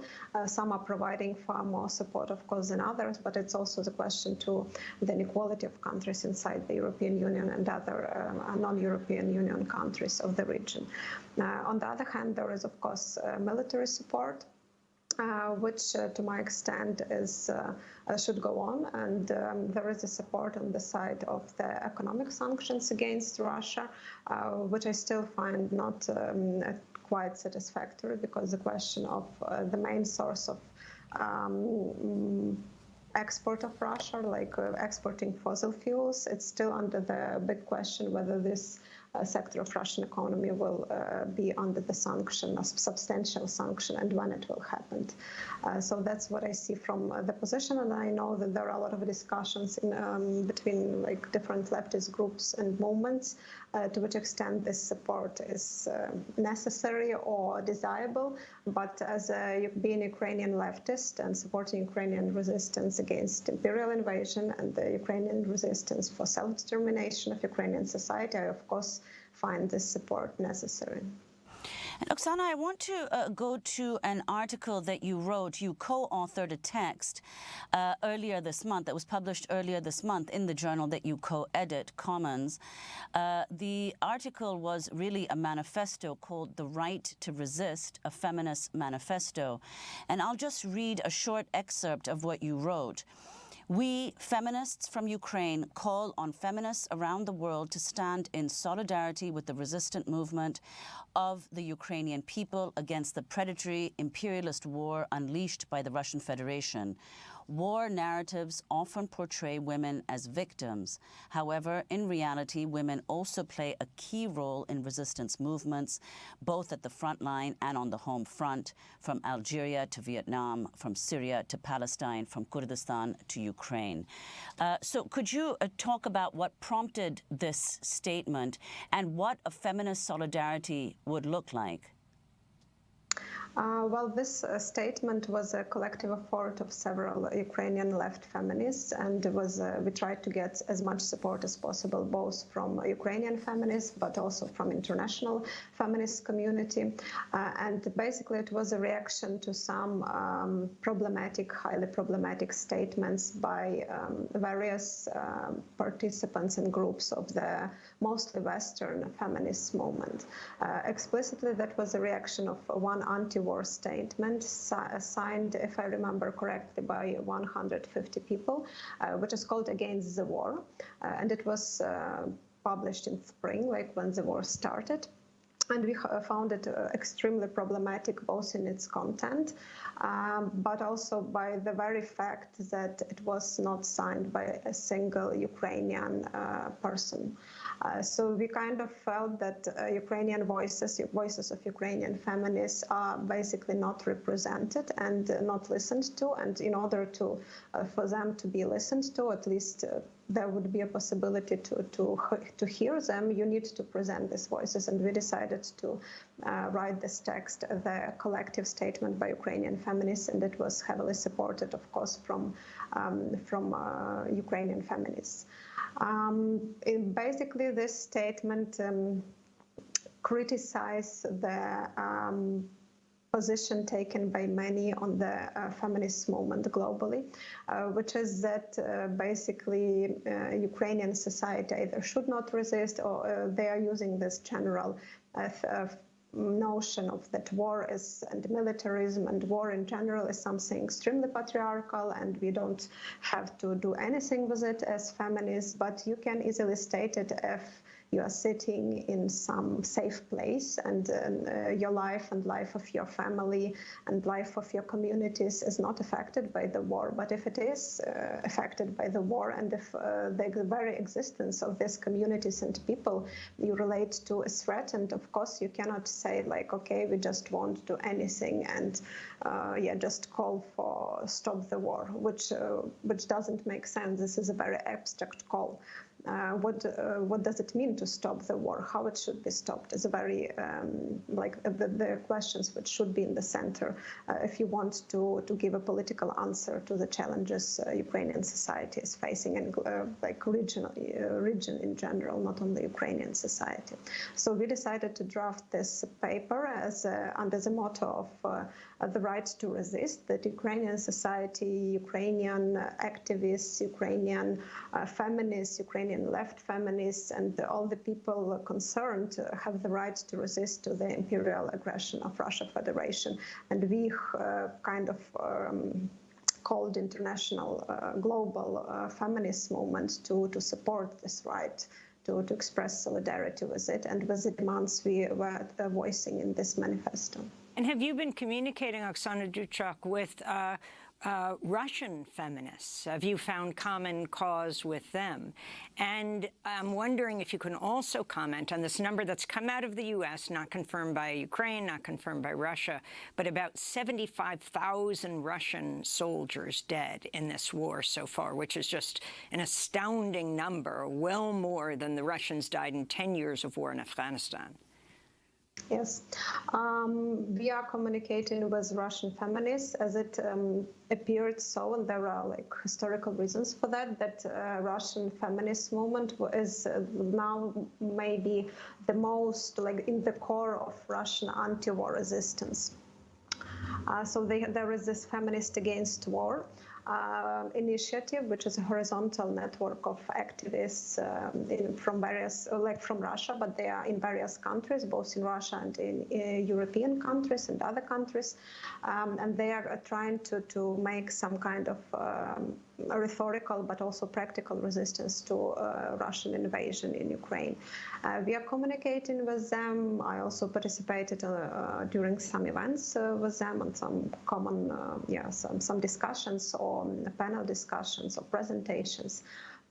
So in general, of course, yes, we do communicate with them. Unfortunately, I must say that my hopes for opposition against the war in Russian society would be far bigger, but it didn't happen.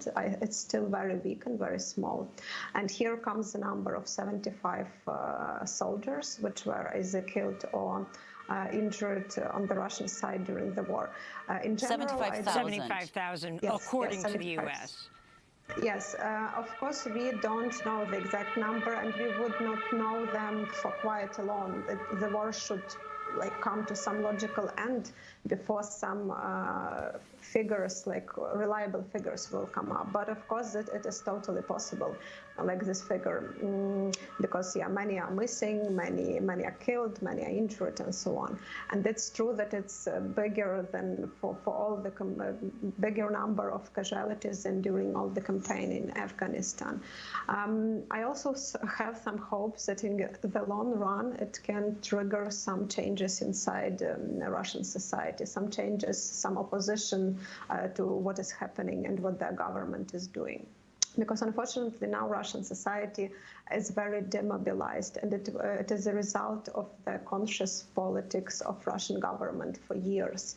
So their aim of the Putin regime was not to get support from the society, active support, but just to demobilize it to the level that government can do whatever, society will not resist. And of course we all remember this story which was happening during Chechen war in Russia, when there was a very active organization of a committee of soldiers' mothers who were campaigning and opposing government in which in that war, in Chechen war. Whether it will happen now, it is really hard to predict when these losses of soldiers, when all these deaths and injuries will start to accumulate and influence the Russian society to an extent. Whether that will trigger something like that, like the Committee of Soldiers' Mothers, it is really hard to say, because on the one hand, of course, such a huge casualties cannot go unnoticed, because it will trigger the only mechanism which works in a demobilized society, and this mechanism is we act only when it concerns us personally, or our families, or our friends. And if we are talking about soldiers killed, of course they have families, they have friends, and they have communities in which they have been living. So it can trigger some response. But on the other hand, you should also understand that the huge difference between the previous large-scale wars which Russia or Soviet Union was involved, like Afghan war, like Chechen war, those people, those soldiers, they are not drafted soldiers, so they are paid for, they are not conscripts. And the biggest difference was that during Afghan war, it was those were conscripts who were involved in that war and who were killed. So this is basically the same difference which you, in the context of US, you can see if you compare war in Vietnam and war in Iraq. So war in Vietnam, it was constantly and massively opposed by a huge part of US society, because those were conscripts who were fighting there, as far as I understand. And the war in Iraq, it of course triggered also a lot of opposition, but this opposition very fastly was demobilized, because those were mostly contractual soldiers who were fighting in Iraq. It was also one of the factors. Of course, there were many others. So I think in the long run, it will trigger some processes in Russian society, but it's also only in the long run, and those processes won't necessarily will be of the sufficient level to raise some visible and practical opposition inside the Russian society. And we're going to go to Moscow in a minute with Nina Khrushcheva, as well as talk about overall what's happening in Russia. And as I talked about the number of Russian soldiers who died in Afghanistan, far under that 75,000 number. 1 million Afghan civilians died. Could be double that during the Soviet occupation. Oksana Dudchuk, I want to thank you so much for being with us, feminist, Marxist sociologist, co-editor of the Ukrainian journal Commons, speaking to us from Leipzig, Germany. She fled her home in Kyiv with her children the day Russia invaded. Next up, we will speak with a Russian historian who left his home in Moscow after the war, and we'll speak with Nina Khrushcheva coming up. Stay with us. Underneath the bridge, top has sprung a leak, and the animals I've trapped have all become my pets, and I'm living off of grass and the drippings from the ceiling. It's okay to eat fish, 'cause they don't have any feelings. Something in the way,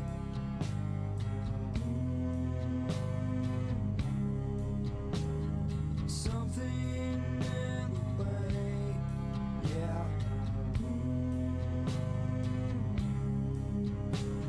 Something in the way. Something in the Way by Nirvana. The WNBA superstar Brittany Griner was spotted wearing a Nirvana shirt in a recent court hearing in Russia, the focus of an international campaign to free her from Russian detention. This is Democracy Now!, democracynow.org, The War and Peace Report. I'm Amy Goodman with Nermeen Sheikh. As we continue to look at the war in Ukraine, now in its 6th month, we're joined by Ilya Budraitskis. He's a Russian historian, political writer, author of the award-winning book Dissidents Among Dissidents, Ideology, Politics, and the Left in Post-Soviet Russia. We first spoke to Ilya from Moscow in February, 3 weeks prior to the invasion. He's since left Russia amidst President Vladimir Putin's crackdown crackdown on Russian civil society. Ilya Budraitskis, if you can talk about why you left and what do you think will end this war? And specifically, as we talked to Oksana about Ukrainian and Russian society response, your understanding of what Russians are feeling now. So, hello, thank you for having me here. I left Russia in a week after the start of the war, and in fact, this week was a terrible week. It was the moment when in the biggest cities, the small or not so big, not so important anti-war demonstrations were brutally smashed by the police.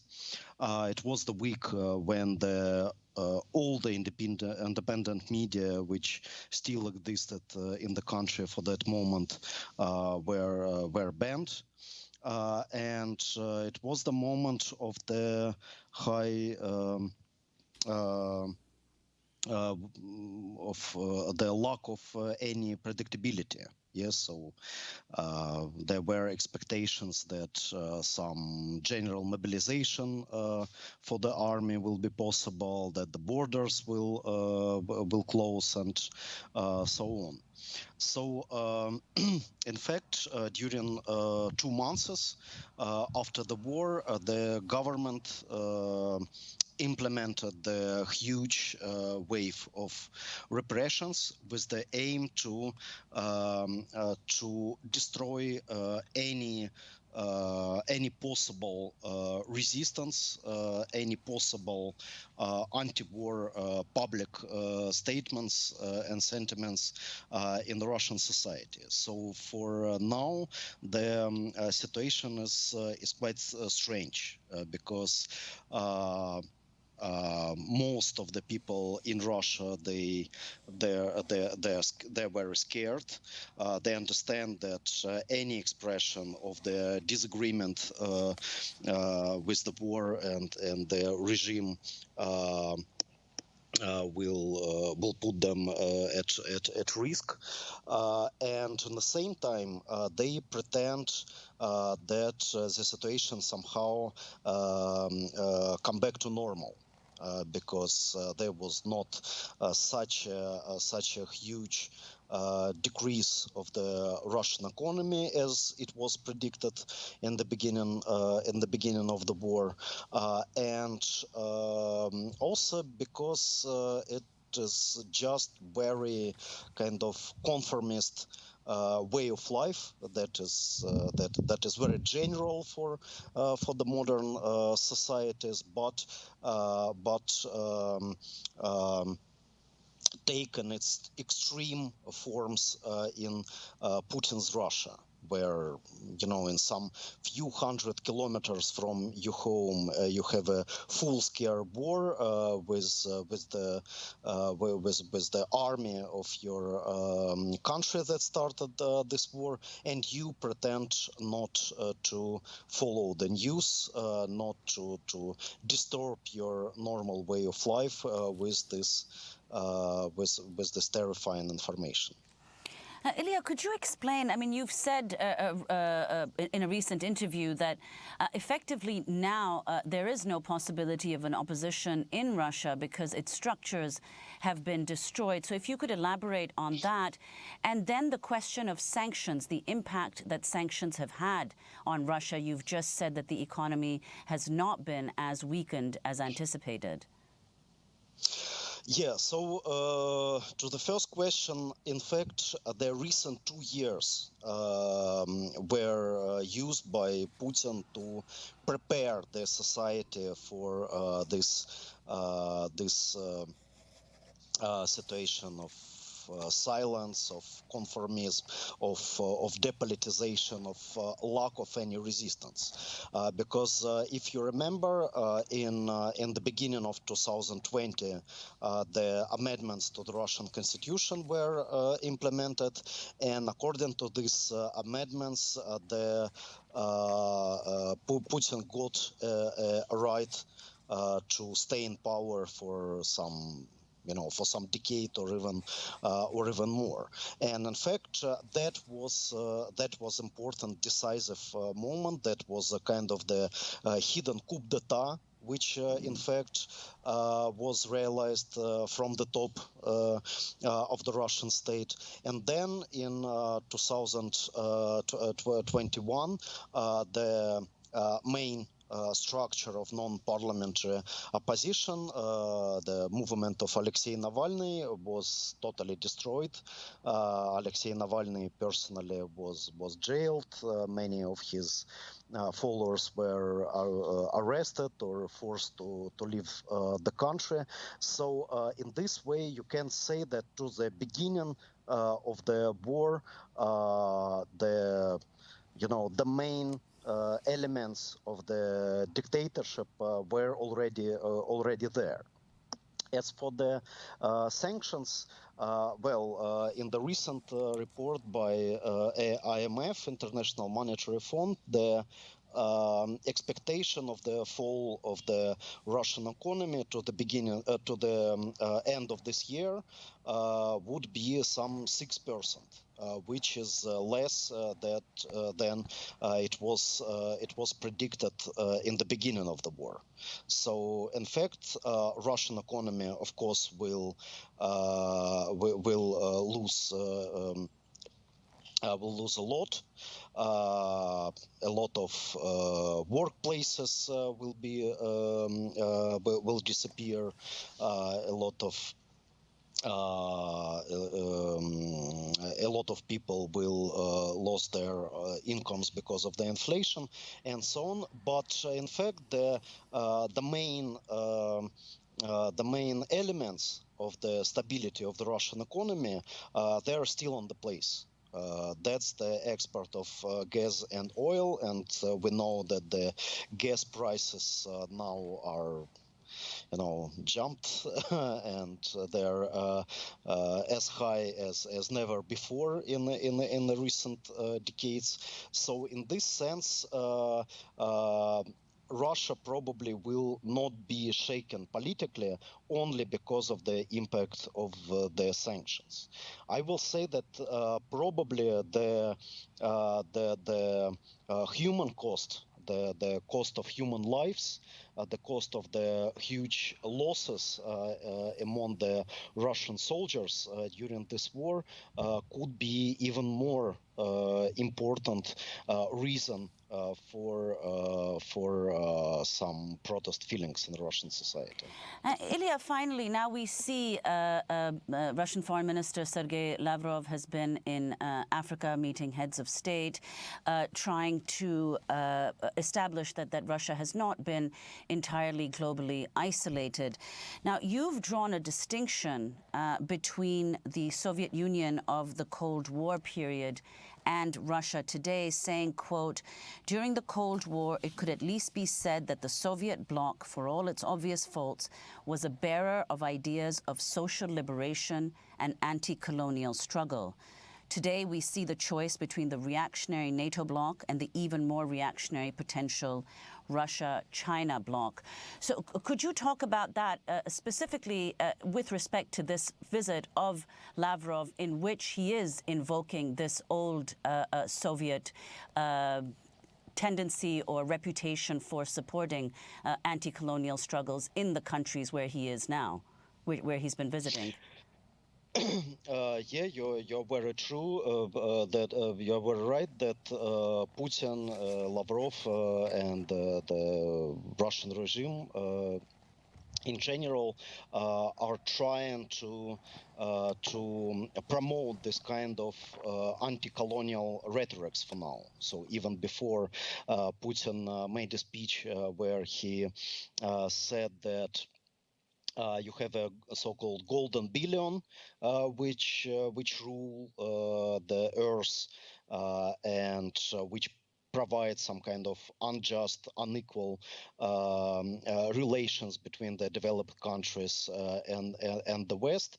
And the aim of Russian military operation in Ukraine is to change this domination of the West. So you have totally the same the same message behind Lavrov's visit to the African states, but the main problem is what kind of alternative Russia is trying to propose by all this. All these relations. So definitely Russia itself not looks as the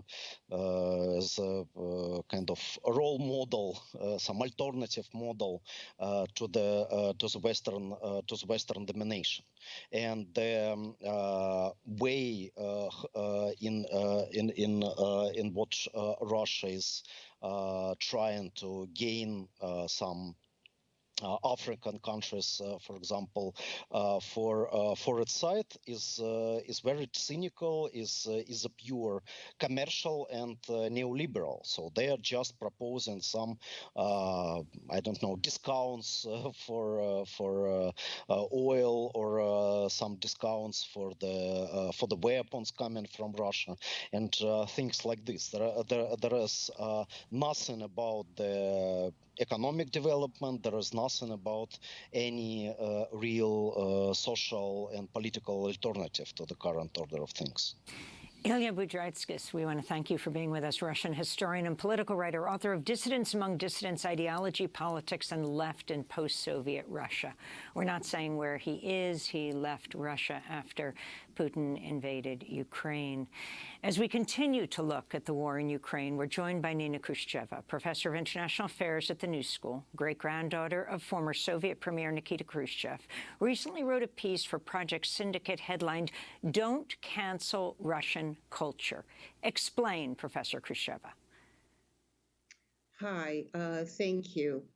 Well, it kind of goes, I think, with the theme of this program, is that Russia outside of Russia and Russia inside of Russia. I think we spoke on this program about this even earlier, that if there is an onslaught on Russians indiscriminately, if there is a demand to have collective responsibility, if there is a cancellation of concerts, or now it seems to be getting better, but taking off Tolstoy's books or other Russian writers' books from the shelves. Ukrainian authorities are now canceling all Russian culture, including their own Ukrainian-born Nikolai Gogol, who was a great Russian writer of the Ukrainian descent, and in fact was quite critical, or very critical, of the Russian imperial system and corruption and so on. So it would be useful to read, in fact, for the Ukrainians.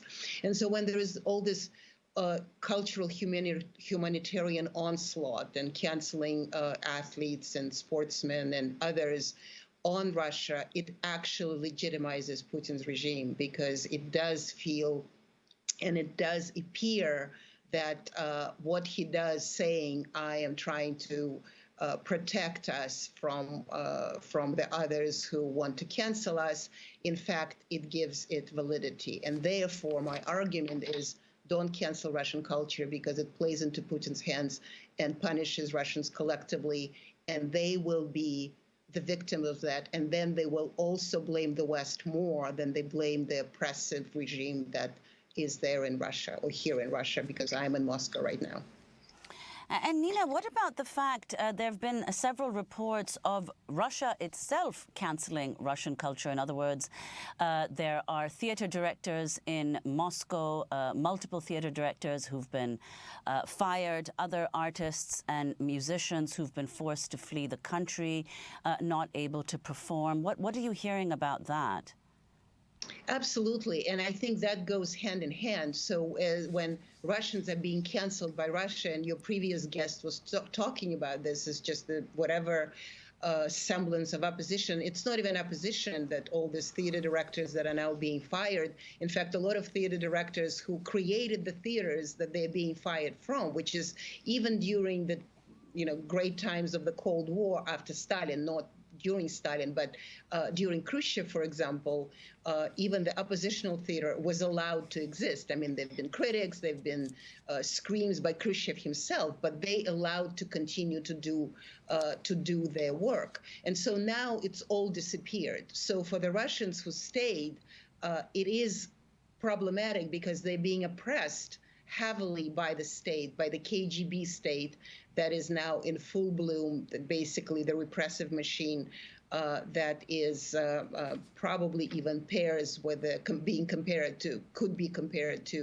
the Soviet days, and also being canceled elsewhere, which, by the way, was not the case during the Cold War. Then Russian culture was welcomed because it was understood that it could be used as a tool against the Soviet regime. So absolutely, and it's one of the cynicism and sort of this horrible doublespeak of the authorities of the Kremlin is that, for example, the Jewish repatriation agency Sochut is now having difficulties and issues because they spoke against the war in Ukraine, and now they're being liquidated or called to be liquidated in Russia, and yet.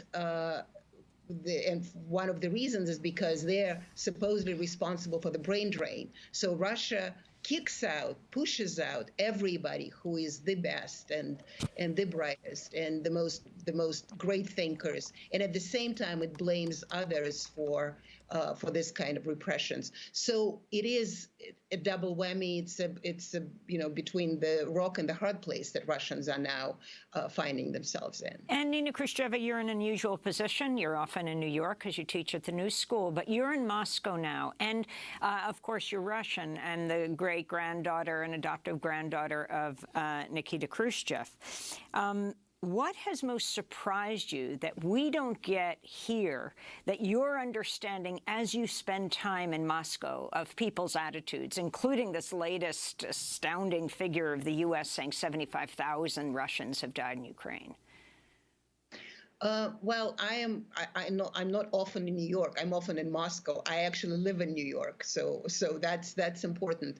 And unlike others, I actually decided I'm going to go the other way. I'm going to come to Russia and see indeed what's happening, because we read a lot of how it is and how people are afraid. And as Sergei Lavrov, Russian foreign minister, said, well, we'll see whether we will, now reach out to the West, because there are all these other options. And you spoke about it with previous guests, his trip to Africa and other places. So I wanted to see, and what I found really remarkable is that this pivot to not the West, or whatever Russia is pivoting towards, is really the Kremlin idea, but it's not the Russians' idea. And I haven't seen any pivots, because I've been walking around looking for some Sino cafe or Sino restaurant or something, China, something, and it just continues to be all these Western formulas that is part of Russian history in museums and everywhere. So it is a very strange reality, is that Russia withdraws itself from its European history, and at the same time, it is part of the European history. The bizarre experience, which I thought I would see, but not to the extent that I actually did see it, is this: the war is going on. People cite the war as the most reason for their depression, and they're over 50% are being depressed, and all these troops are dying. At the same time, there is some idea of they try to keep the idea of semblance of normalcy, the semblance of normalcy. So they go to restaurants, but the mood is of such despair. I've never, ever in my life, and I grew up in the Soviet Union, I've never in my life felt that there's just a dark cloud falling over Russia, and all these great patriotic stories that come out on Russian TV. It's sort of the happy and wonderful, and we're just going to defeat all the enemies. I lived in double-speak world. I live in this kind of Orwellian 1984, but I never I do feel like I'm in dystopian fiction myself, and I just pinch myself every day thinking that I need to wake up, because it can't be real. Nina Khrushcheva, I want to thank you for being with us, Professor of International Affairs at the New School, great-granddaughter of the former Soviet Premier Nikita Khrushchev. We'll link to your piece in Project Syndicate, Don't Cancel Russian Culture. And also clarification, the U.S. is estimating more than 75,000 Russian soldiers have been killed or injured in Ukraine. Next up, we go to Afghanistan to look at it, the devastating economic and humanitarian crisis there. Stay with us.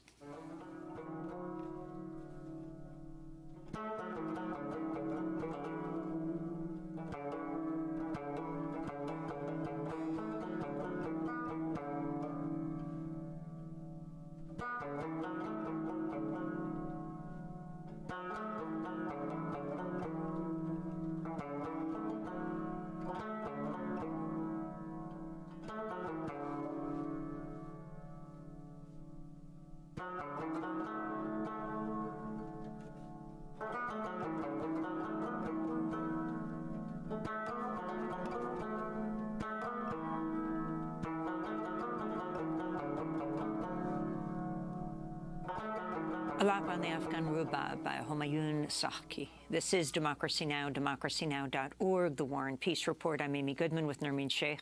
As we turn to Afghanistan, where a new Amnesty International report documents the Taliban's suffocating crackdown on women and girls since it took control of the country with widespread detention and torture of those who protest the crackdown. One Taliban guard told a woman who was beaten in detention after protesting, "You should have expected days like this."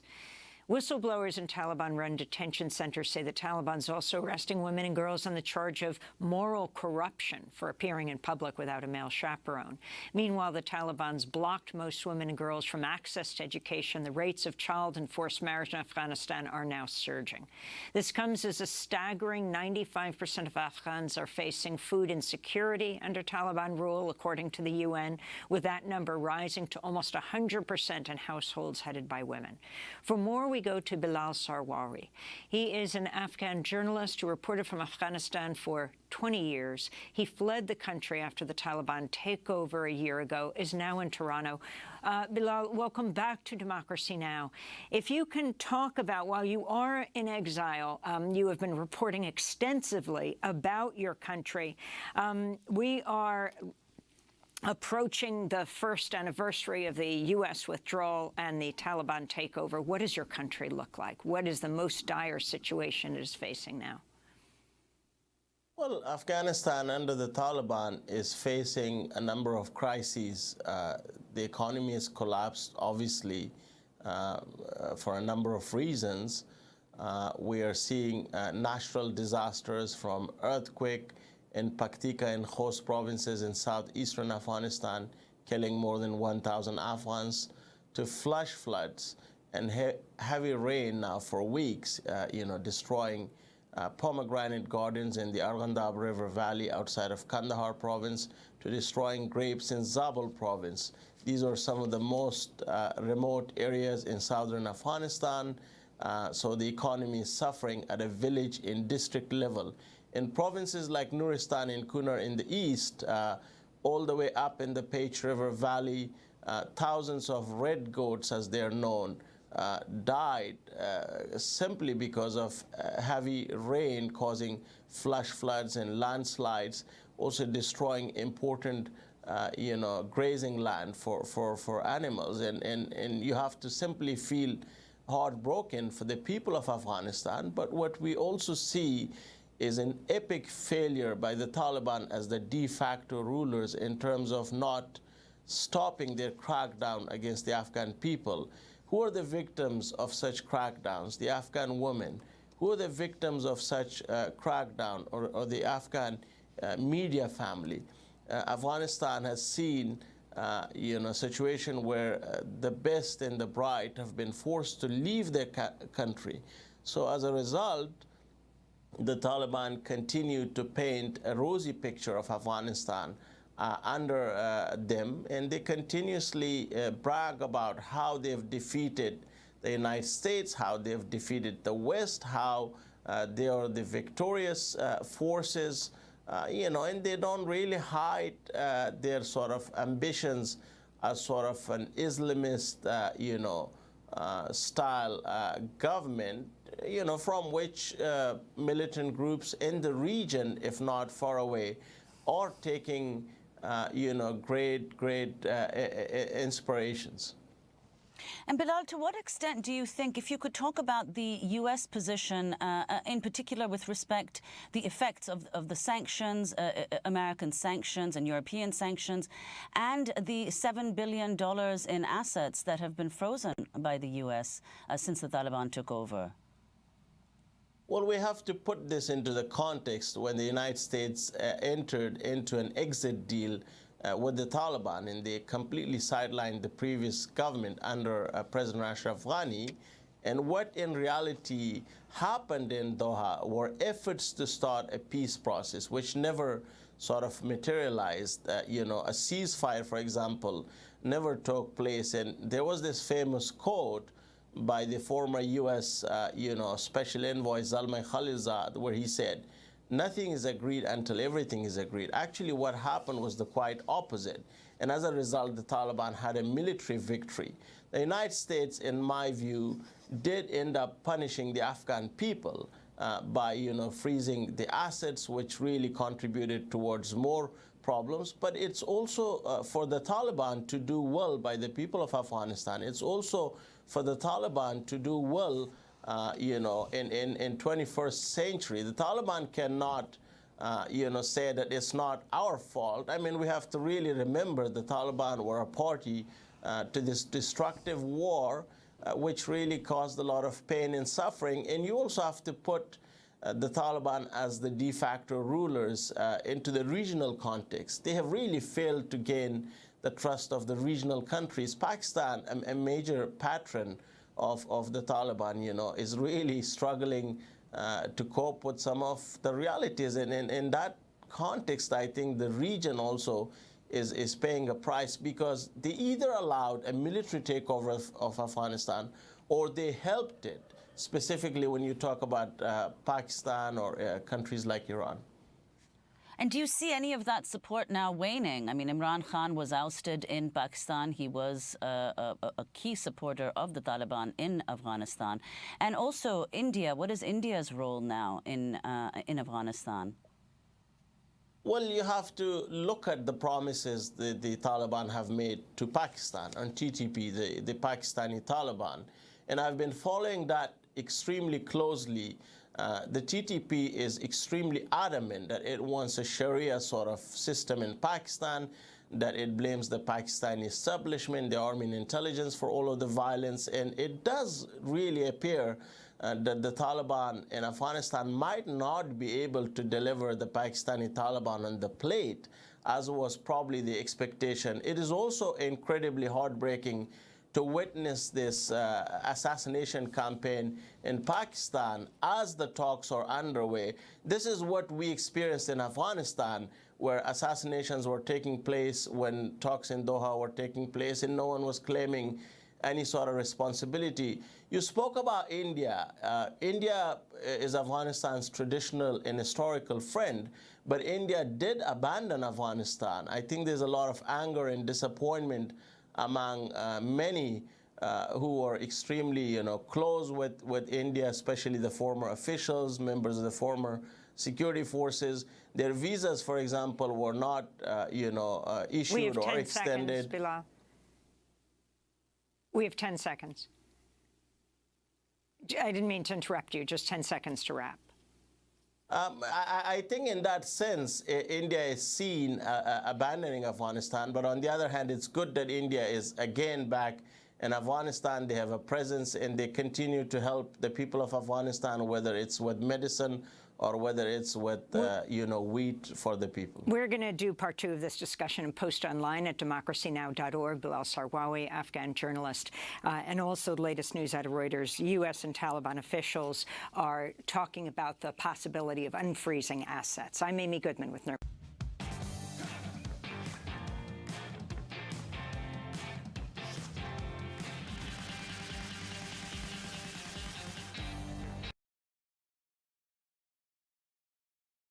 Hi, I'm Amy Goodman, host of Democracy Now! Tune in to our independent global news hour, 8 a.m. and 7 p.m. Monday through Friday on MNN1. You'll hear voices and stories.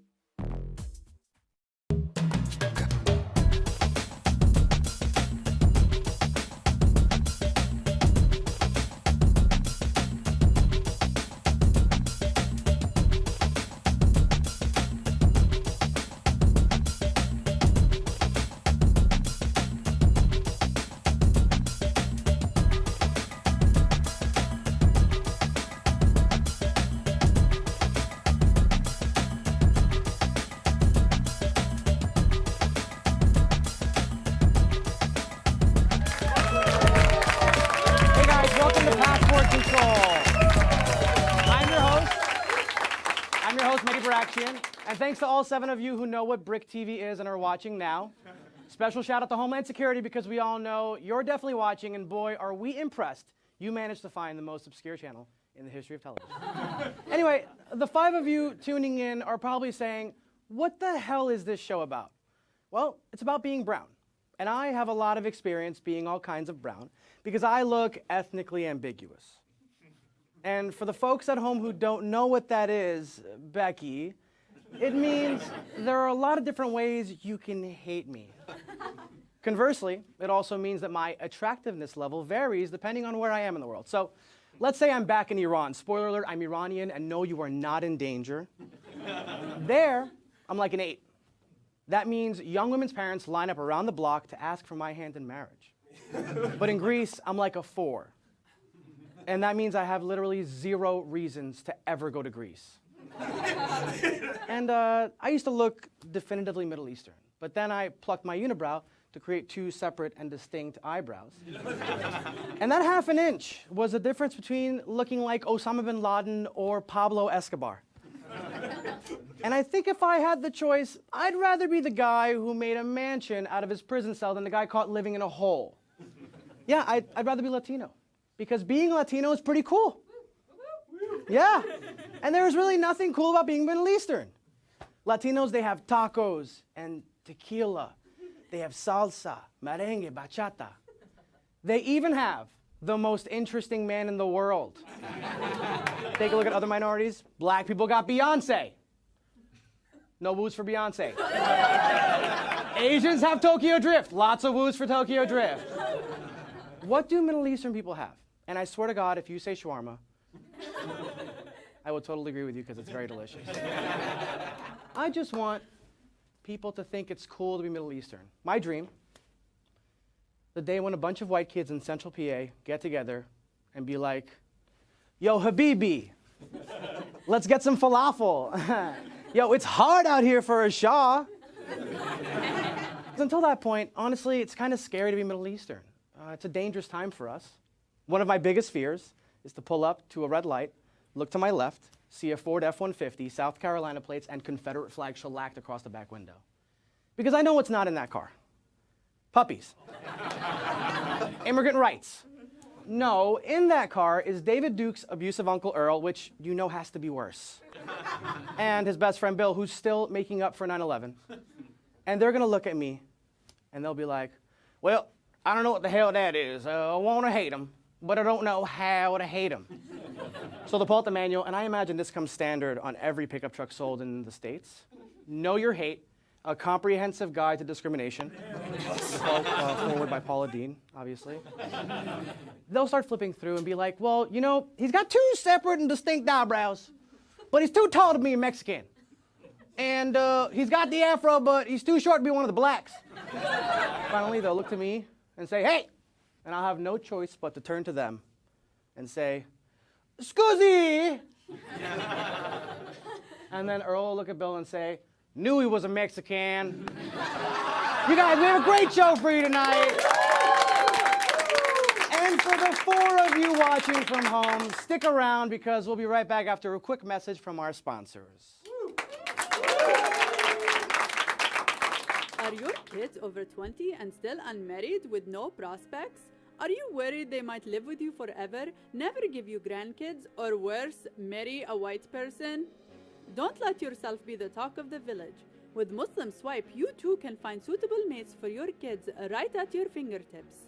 Thanks to Muslim Swipe, Fatima and I have been married for 4 days and have known each other for 2. My parents listed my age, degree, and a list of Persian meals I know how to cook. They don't know I use Seamless. My parents lied about my salary and then they swiped right on Fatima's parents. We have a lot in common. So much in common. Both our dads are named Muhammad. All of our parents lived under the same dictatorship in Iran. In Iran. Yeah, and Fatima is fertile and has a degree in biomedical engineering. Wow, really? Yeah, but my mom says I'll never use it, so. Unlike all of the other apps, Tinder, Grindr, OkCupid, OkStupid, Bumble, Jumble, Fumble, we are the only halal mating app for parents and their kids. Our parents are planning for us to have 4 kids, so we have no choice but to accept. And I'm quitting my dream of comedy so I can work with Fatima's father at his taxi medallion and used jewelry stand in the Queen Center Mall. Business is actually going very well. It's not possible. For a certain crowd, yeah. Oh my God, no. Betty, who are all of these people? This is my wife, Fatima. Your wife, Fatima. That's really interesting because I'm his fiance. What is going on? My parents downloaded Muslim Swipe? Muslim Swipe. Make the right choice, not the white choice. Get out.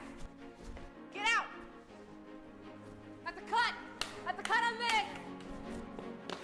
Get out of here. Get out of here. You know what we have in common? What? I was asking. Are you like an early bird or a night owl? I'm like a night owl. Oh, okay, I wake up every morning at 5. Naturally, my body wakes up, so. We also both really enjoy... I love watching movies. And TV shows. Yes, I love TV. We both like to have kids. Maybe. There's so much. We kind of look related. I'm sorry I said that. Welcome back, folks. We're going to keep it rolling with a segment we call... White Court. This is White Court, where white people will be tried, I know it's hard to believe, for behavior that is either a minor misunderstanding or flat out xenophobic. Was it racist? Maddie and the jury, audience, will decide. This is White Court. Let's meet our first defendant, George C. George C. was walking down the street when he noticed a Thier walking past him.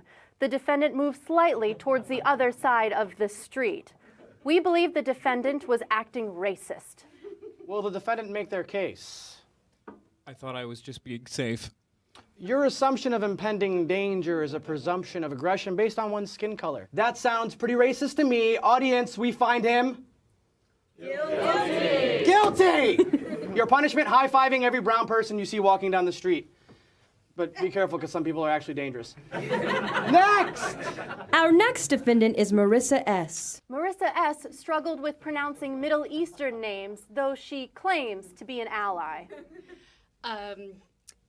Amethyst, K. Atun, Maliki, Roxana, Sam? That sounds racist. And what does the defendant have to say for herself? Well, wouldn't it be more racist if I overcompensated and pronounced everything like Amethyst, Katayun, Maliki, Roxana? Yeah, okay, no, yeah, you're right. Sam. You're right. You're right. Audience? Not guilty. Not guilty! But here's a book to read because you gotta stay educated or whatever. Next! Our next defendant is Sue. Your Honor, I would like to enter into evidence Exhibit A. This is a transcript of dialogue that the defendant had with a Latina coworker. Thank you for the Exhibit A evidence. Let's see.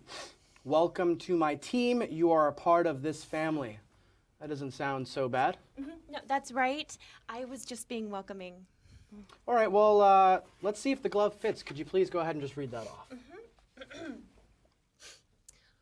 Welcome to my team. You are part of this family. Okay, yeah, that sounds pretty racist when you talk to someone like they're an idiot. Verdict? Guilty! Your punishment? Watching Seinfeld in Spanish without subtitles. That's a thing? Repetía, ¿por qué, George? ¿Por qué? ¿Me quieres, mamá? Está ahí. ¿Glamour? No.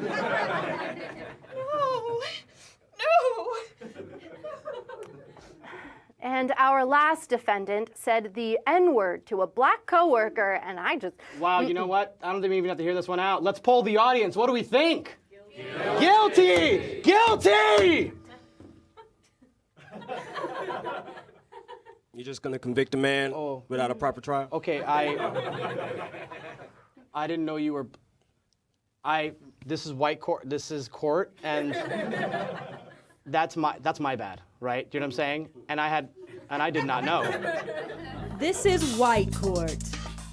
All right, this feels like a good time to maybe shift gears. What do you guys think? Let's try something a little lighter. Here at Passport Control, we get a lot of letters, and every show, I like to take a moment to read a letter from one of our young fans. This one is from 9-year-old Dylan. It's a really sweet segment.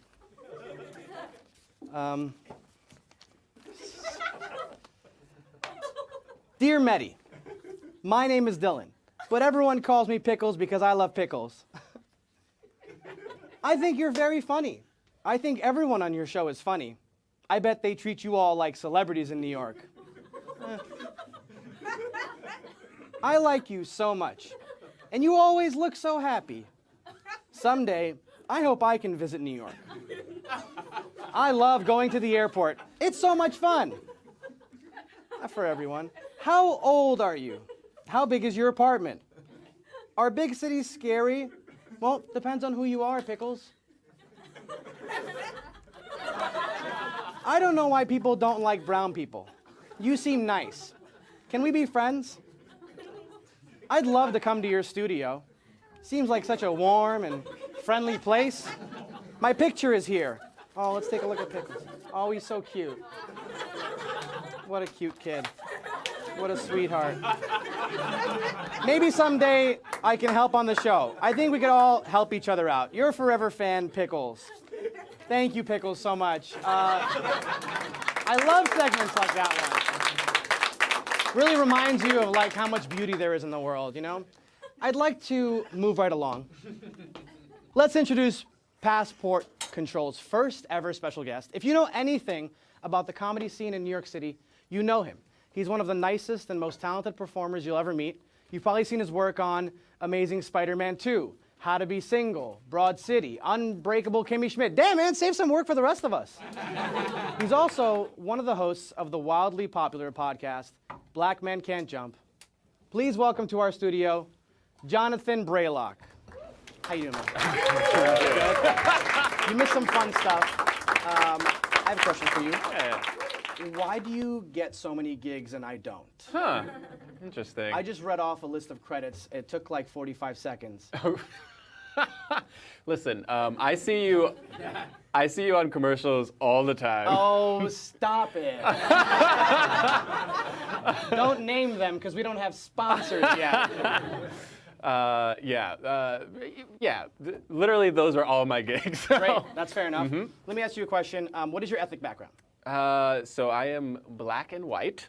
Wow, so that's a very specific experience that you have. Yeah. Is it not? Yeah. No, it is. It's like one. I don't know if I can say this word, but mulatto. That's the word that people. And that's a bad word. You know, I didn't know that when I was a kid, so it sounded cool to me. I was like, mulatto. Yeah. I'll take that. I'll take it. Yeah. It sounds like a nice, like, hot Starbucks beverage or something. Yeah, like a grande. I don't even want to say it. I'm uncomfortable. John? I mean, it's definitely not in vogue, but it's not. I rarely heard it you know what I mean, growing up. So by the time that I did hear it, I was like, I'm supposed to be offended? That's okay. What do you usually get? Like, what do people usually assume you are? I mean, it depends where I am, to be honest. So, like, usually in, like, white neighborhoods, people think I'm black. But if I'm in, like, an Hispanic neighborhood, then people think I'm, you know, Spanish or Dominican or something. I remember I used to work at this restaurant, and for the first week, everyone there thought that I was fresh off the boat. Did you not speak at all? Yeah, I or- was like kind of shy, so I wasn't like speaking a lot, and they were like, "Oh, he like literally doesn't know English," That's and so so funny. people would only speak to me in Spanish, and then I would silently smile and nod. Just playing which along. just continued the Yeah, which hasn't helped at all.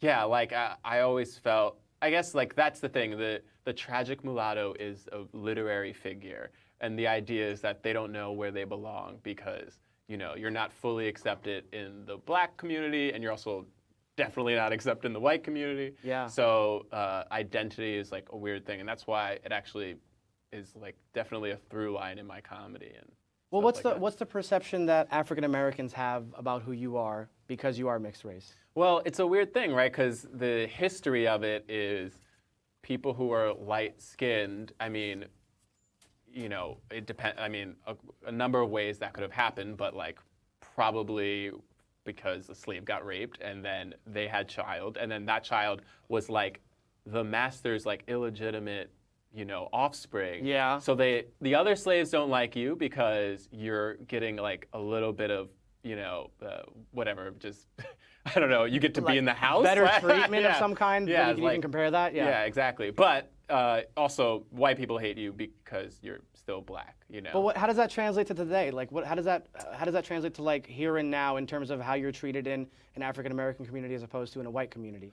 You know, every now and then I'll get like maybe like a joking comment. I mean, we are in a very liberal area, but like, oh well, I mean, you're light skinned, so you don't really understand what we're going through. You know. Because what? Because someone who's darker skin is gonna be treated differently across the board, regardless if it's part of the African American community or outside. And yeah, absolutely, and that is true. Like, so it's like it's a real thing, but it's also one of those things that it makes this divide that is only there because of whiteness. Yeah. You know what I mean? Like, it wouldn't exist if whiteness wasn't a thing. Yeah. So it's like and that's why I brought up the slave kind of history of it, because it's a real thing. It's like that person got better treatment, so it makes sense that there was resentment. But at the same time, it's like that person also they couldn't control their own fate. It almost disenfranchises your negatively impactful experience, like the bad things you've gone through. It almost takes away from the fact that you experienced those things because they're like, well, you know, you're not like a real black guy. Right. And I would get that. Like, I grew up in a white suburb in Jersey. Where in Jersey? Rutherford. Rutherford. Yeah. How is that different from East Rutherford? Can you explain? We're better. No, I don't know. Are they next to each other? I don't even know. They are. They're right next to each other. Okay. So And you're everyone like by knows Route East. 3, 495. Yeah, Meadowlands. So when I was growing up in the suburb, like people would always say, because I was one of the only black kids. I was the only black kid in my class. You know, and then high school there were like a couple more, but people would always say like, "Oh, John, you're not black." Like, you know what I mean? Like, you don't like rap music. So like I would be called an Oreo, and it's like, well, yeah, I grew up in a town that all you guys listen to is ska. So well, what did you want me to like? It sounds like a bit of an identity crisis for someone who is biracial. Yeah. Like understanding like who you are. I can't imagine that's fun as a teenager to figure out like where you land in your social circles and how you're perceived. Yeah, it's weird too because you don't really, you know, when you're growing up, normal is whatever you're living. Yeah. You know, so it's only through more experiences as you grow older, and then like more education, and then realizing, oh wow, like other people were feeling this way. You know, when I went to NYU, and shout out NYU. Send know, us free NYU stuff. Yeah. The most popular NYU merchandise is they have a T-shirt that says NYU football because there is no football team. That's so funny. It's so NYU. It's very NYU. That's fair, yeah. It's just like, we're ironic. Yeah. But like when I got there, it was the first time I really had black friends. And so I was like, oh man, and there was this whole like immersion, and I studied I did an Africana Studies major, or minor, I should say, and I was like immersed into Black culture in a way that I wasn't able to do when I was younger. Talk to me about entertainment. You do a lot of acting, you do a lot of performing. What's it like for a person of color in the entertainment world today?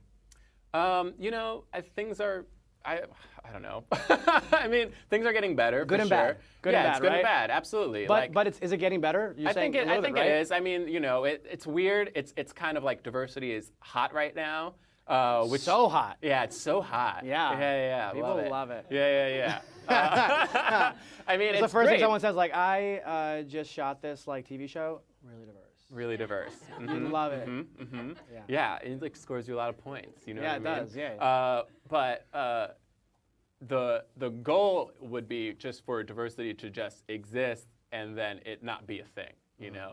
So the podcast, yeah, not to have to point to it, not to have to say it. Exactly. Yeah, there's a lot of shows I watch where it's like, look at how diverse we were, and I'm like, calm down.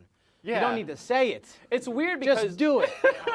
You know? Yeah, absolutely. It's weird because we already went through that phase in America. You know what I mean? Like everybody knows the token, you know, person of color that was in all of your TV shows. Yeah. Like, all right, and there's the Black Ranger, you know, and there's our Yellow also Ranger. the one Black improviser on each team. Yeah. One Black sketch person. Right. One Black guy in the movie. And it's like, cool, we did the tokenism, so now people realize, okay, we need to get not just Black, you know, or other, you know, ethnicities on screen, but we need to get them behind the camera. We need to get them in the, you know, studio executive positions and all of that stuff. So things are getting better, but like we can't let up. You know what I mean? Because once we do, then it'll just got to keep the foot on the gas. Yeah, you got it. Last question for you.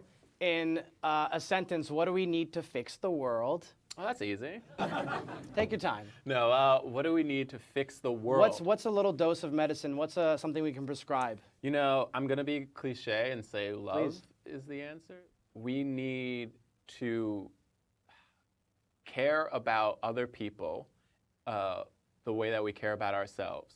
And other people extends to more than just, you know, different races and ethnicities and religions. It also extends to people like you who don't like you. You know what I mean? People. It extends to all people.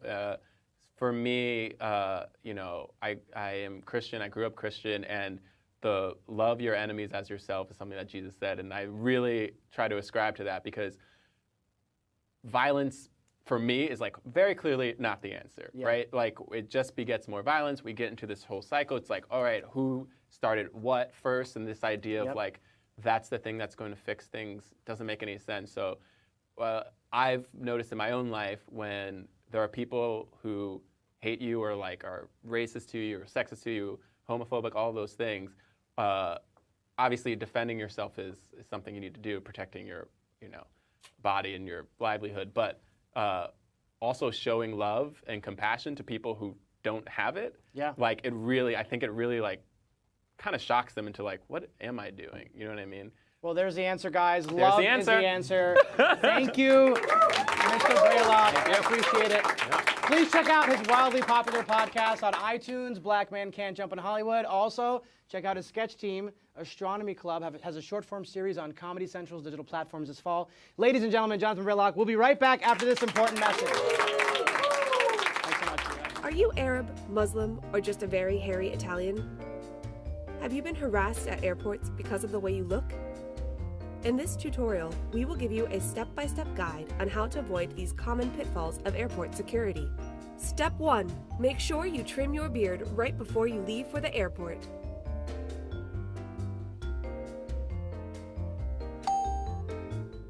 Step 2. Remove all liquids over 4 ounces from your carry-on.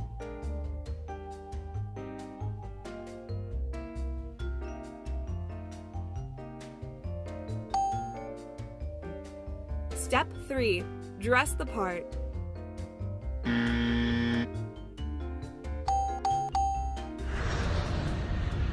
Step 4. Take an unsuspecting book to read while casually waiting in the security line.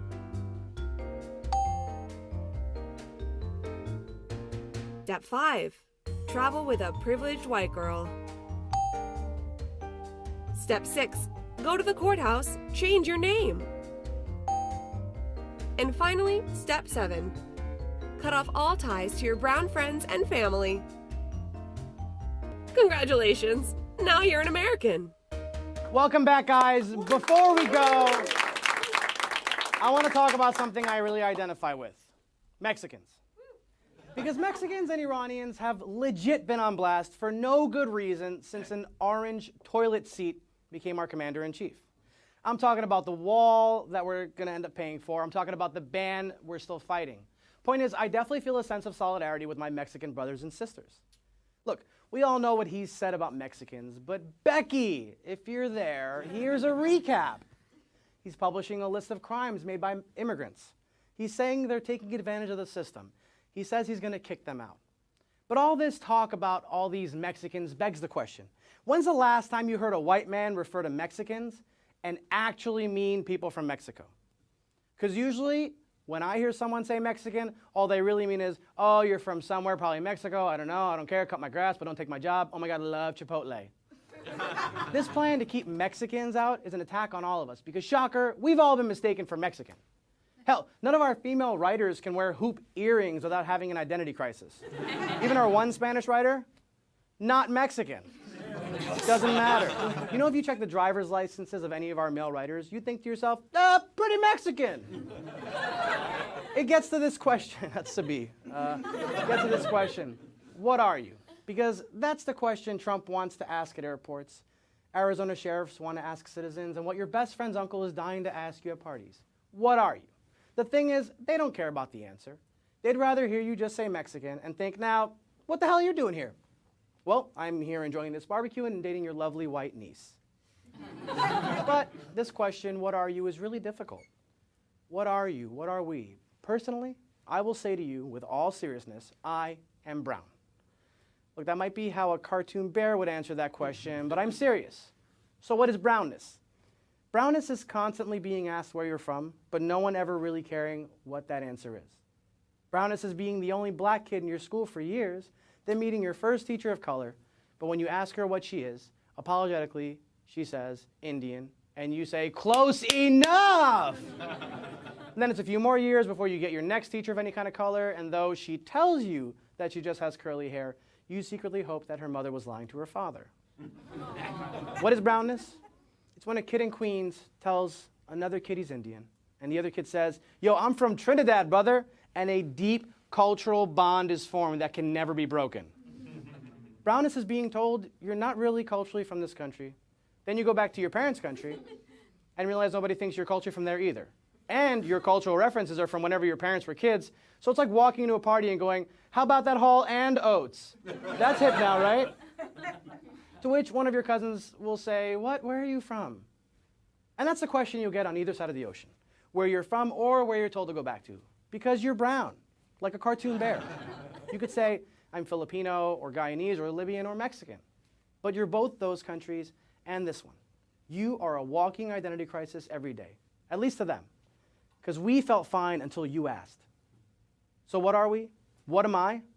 I'm someone who's part of an infinite universe of different cultures and peoples and cheap plane tickets to the US and calling cards and Skype accounts and that weird lunch you brought from home that you can't share with your white friends because to them rice is spicy. Rice is not spicy. Rice is a complex carbohydrate and water. It's also white, the one thing you're really okay with. So what are we? Frankly, we're a third of this country and growing daily. And to America's white, soon-to-be minority, you only have two choices. You can laugh with us or you can fear us. Thanks so much for tuning in to Passport Control, guys. We hope that all two of you watching enjoyed the show. Until next time, just try.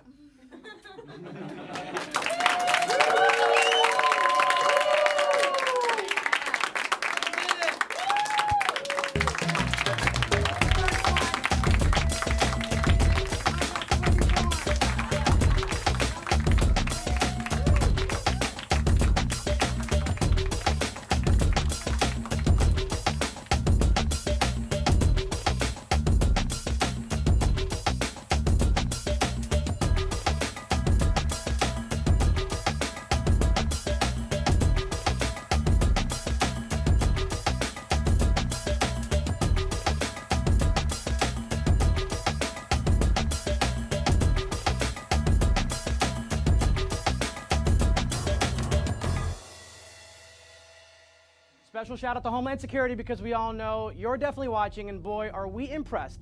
You managed to find the most obscure. Oh, that's right, Maddie. We're watching your jihadist ass.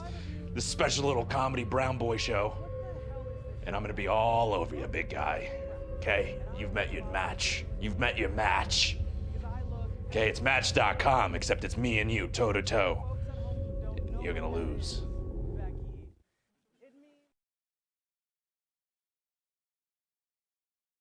Watch BronxNet on BRIC TV. Tune in to the second and fourth Sunday of each month at 8 p.m. Catch the latest in news, arts, entertainment, culture, health education, and more. Straight from the Boogie Down Bronx. BronxNet on BRIC TV, the second and fourth Sunday of each month at 8 p.m. right here on BRIC TV.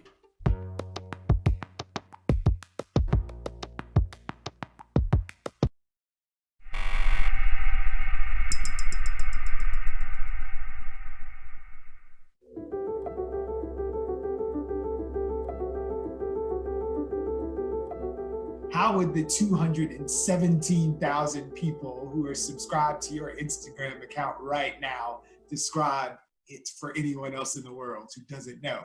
I think they would say she creates webcomics. They often discuss dating and different behaviors that we deal with in our romantic relationships. How has this current epidemic that we're facing as a nation and pandemic as a world, how's that been reflected in the way that folks are interacting with you via your format? So when all of this first started to go down and social distancing became a thing, I received a lot of screenshots of people kind of navigating dating during this time.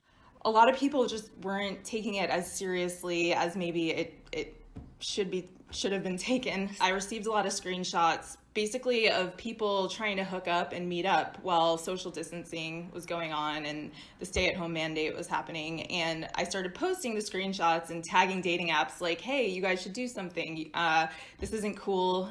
People are trying to meet up, because at that point, dating apps didn't have like any mechanisms in place to promote dating from a distance. So I started a petition to get them to take action. Had a few thousand signatures, and I actually had a phone call with Hinge where they kind of told me that it's super important to them. So I don't know if this had anything to do with my effort at all, but within about a week, like all of the apps started to kind of spread the message of social distancing and take it a lot more seriously, which was awesome. We saw the governor saying, I'm shutting down gyms, theaters, and bars, but these online connections, social dating apps are big business, but they're also really self-regulated. So it took you to step up to say, hey, where's your message about social distancing?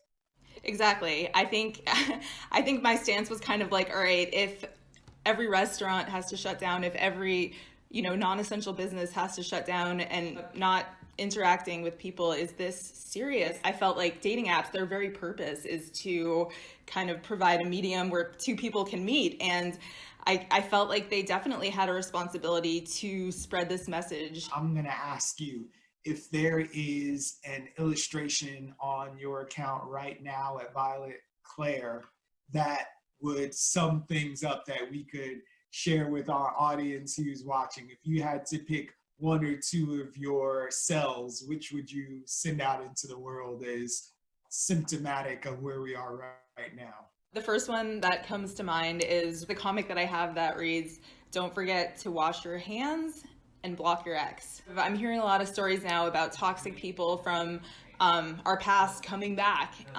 because we're all like bored, we're all lonely. Just because, we're at home and we have nothing else to do, we still should not entertain that. Like keep the germs and the toxicity, all of that, keep it away. So that's the first one. The second one is, I made it a few weeks back. It's a red flag. It's a giant red flag. And on it, it says, if they're trying to hook up during social distancing, that's a giant red flag, which it is, because anyone who's trying to meet up now just has no regard for the health or safety of themselves or others. We were looking at some numbers from about March 2nd through March 12th. While all those other businesses were shutting down, people were hooking it up online, essentially, with even Bumble reporting something like a 22% increase in activity there? Like, do you think people actually were like meeting or just leaning into this I'm at home, the sort of are you up kind of texts? I think that because of what's going on right now, we're all just really craving connection. I think that the apps definitely have a role and a place, and I don't think that they should be eliminated during this, but I do think that, you know, now is a good time to like find some leads, like video chat with a few people, like set up some options for when this is over. It's a totally like great time to start making connections virtually, and you know, and then once this all is over, you can see where those go.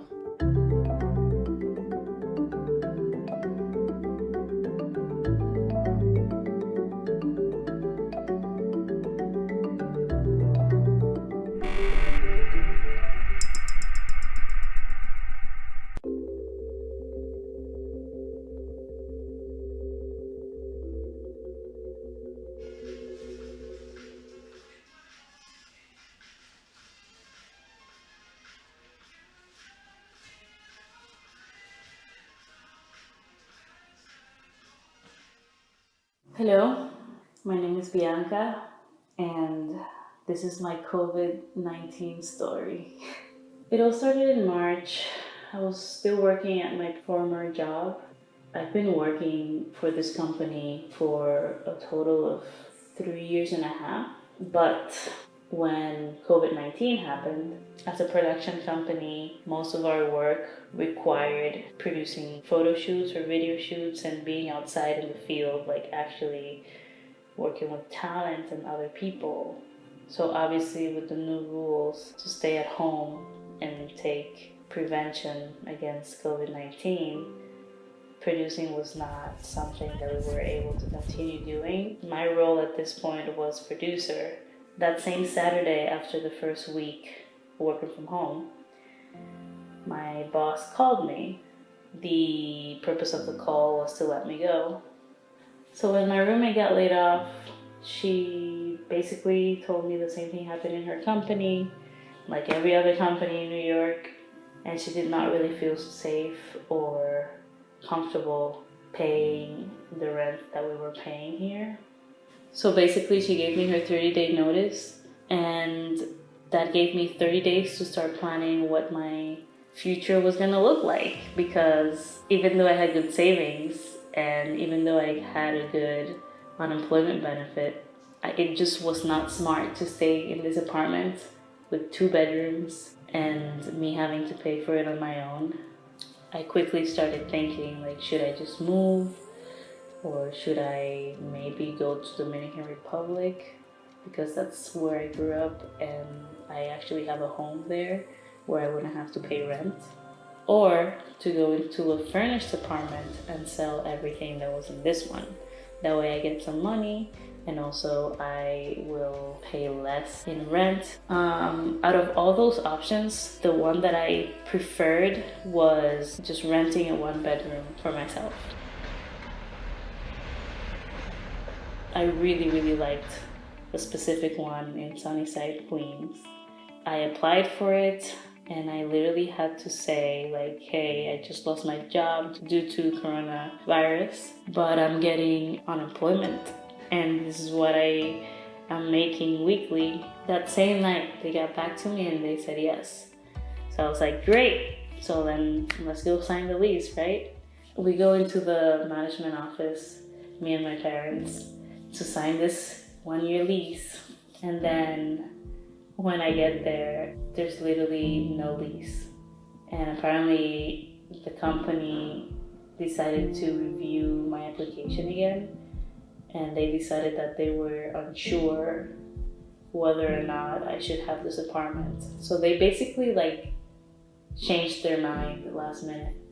So it was really heartbreaking because it really would have been the easiest route.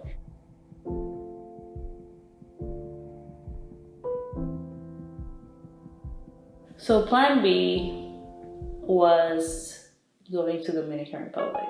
You know, I bought my flight and buying the flight gave me no problem. So I was like, I guess it's fine. I guess I can fly to Dominican Republic. Great.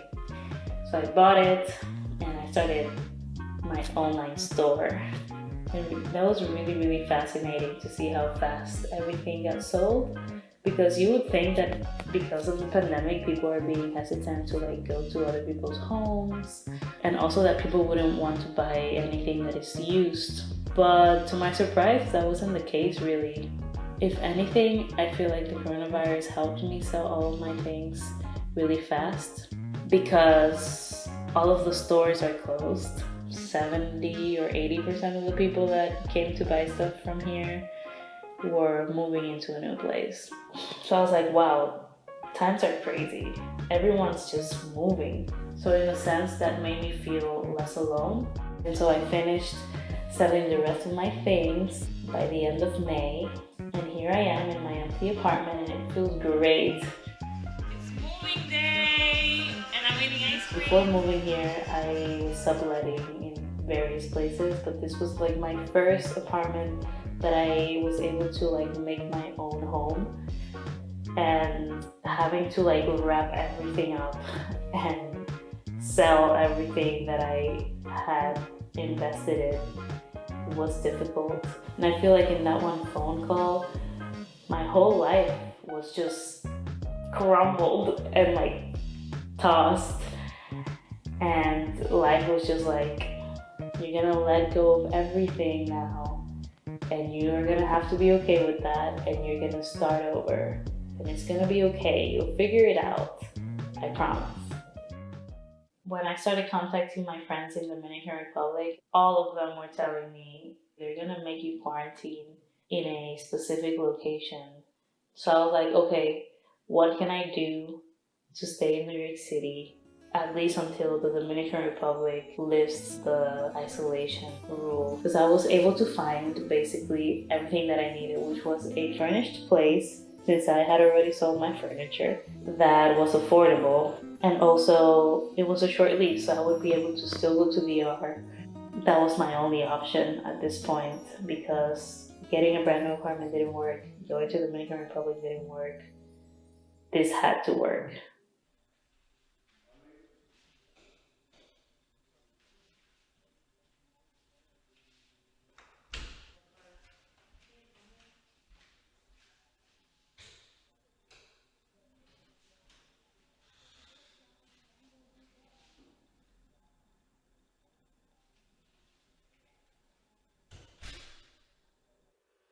Even though I've gone through so much, since losing my job to having to leave the country in a few months, I've been able to be okay and like settle somewhere for the time being where I can feel relaxed and at peace.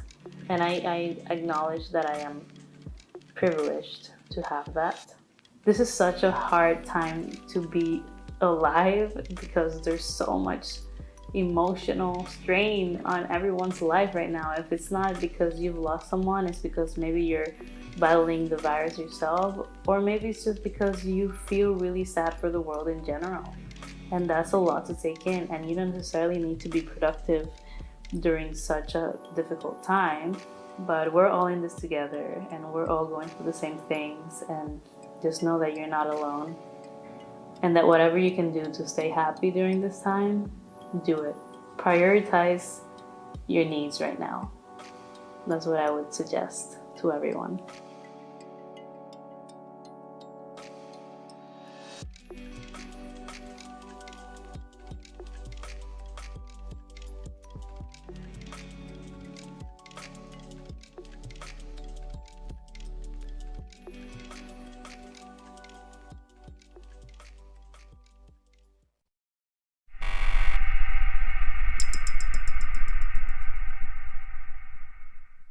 I grew up sort of the the child of a cab driver, right? We were quite poor. We were Medicaid growing up, and the first time I went to a dentist, I was 25 years old.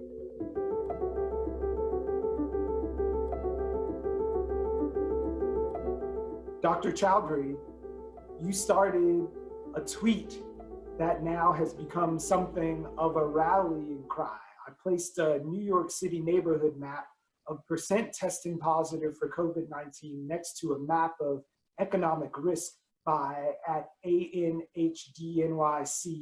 The health implications of the global pandemic on our neediest communities cannot be ignored.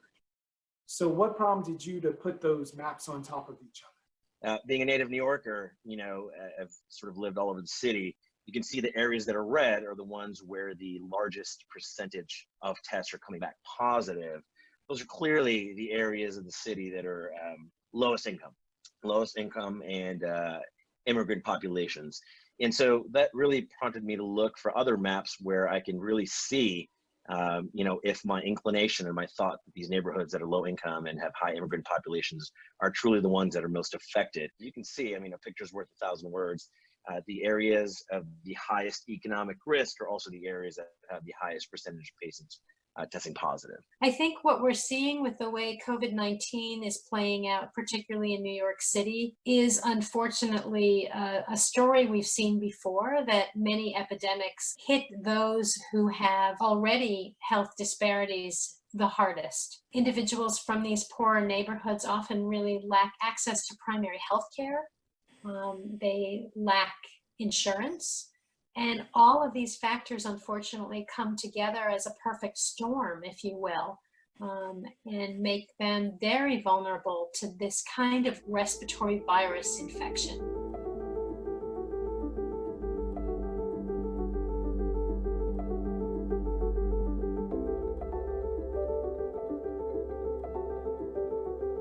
When there is limited access to a ventilator, it's sort of up to the physician to help determine, who gets the ventilator. That is a very difficult decision to make. And some of the guidelines state, one of the factors you have to take into account, underlying comorbidities, right? So things like having chronic health conditions like diabetes or heart disease puts you a little bit lower on the list of people who get a ventilator. Challenge with that, though, is generally speaking, it is lower income and Black and Latino populations that have these underlying comorbidities. And so guidelines like who gets the ventilator have a disproportionate impact on our poorer communities, certainly.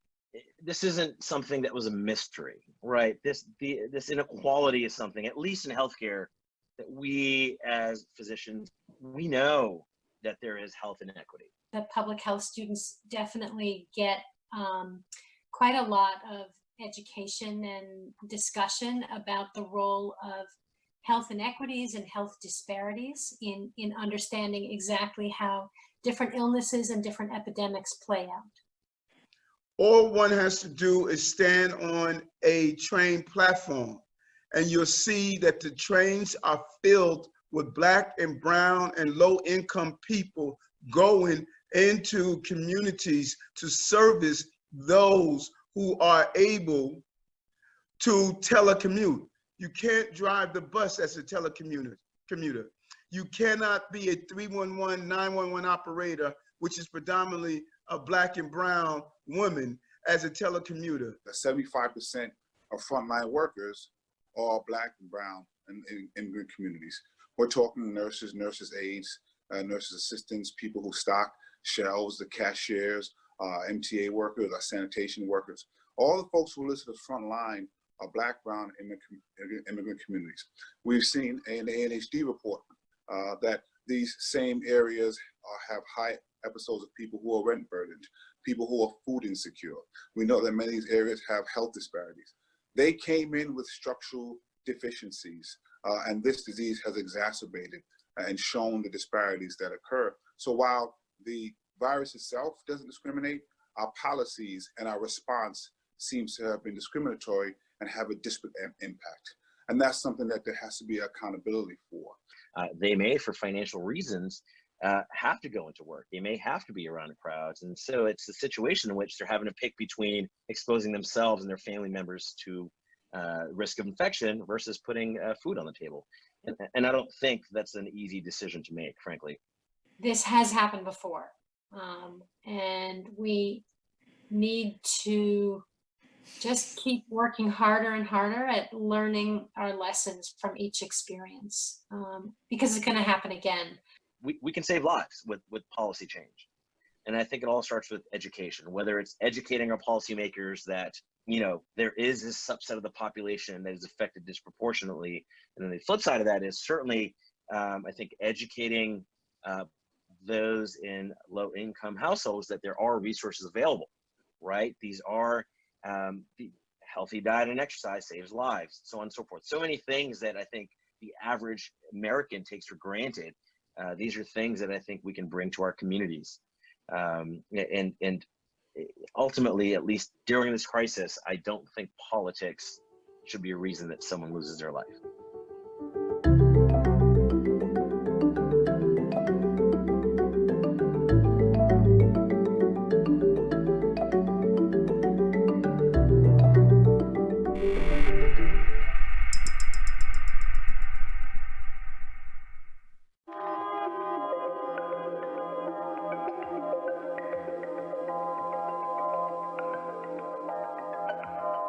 Safe Horizon is the nation's leading victim assistance organization.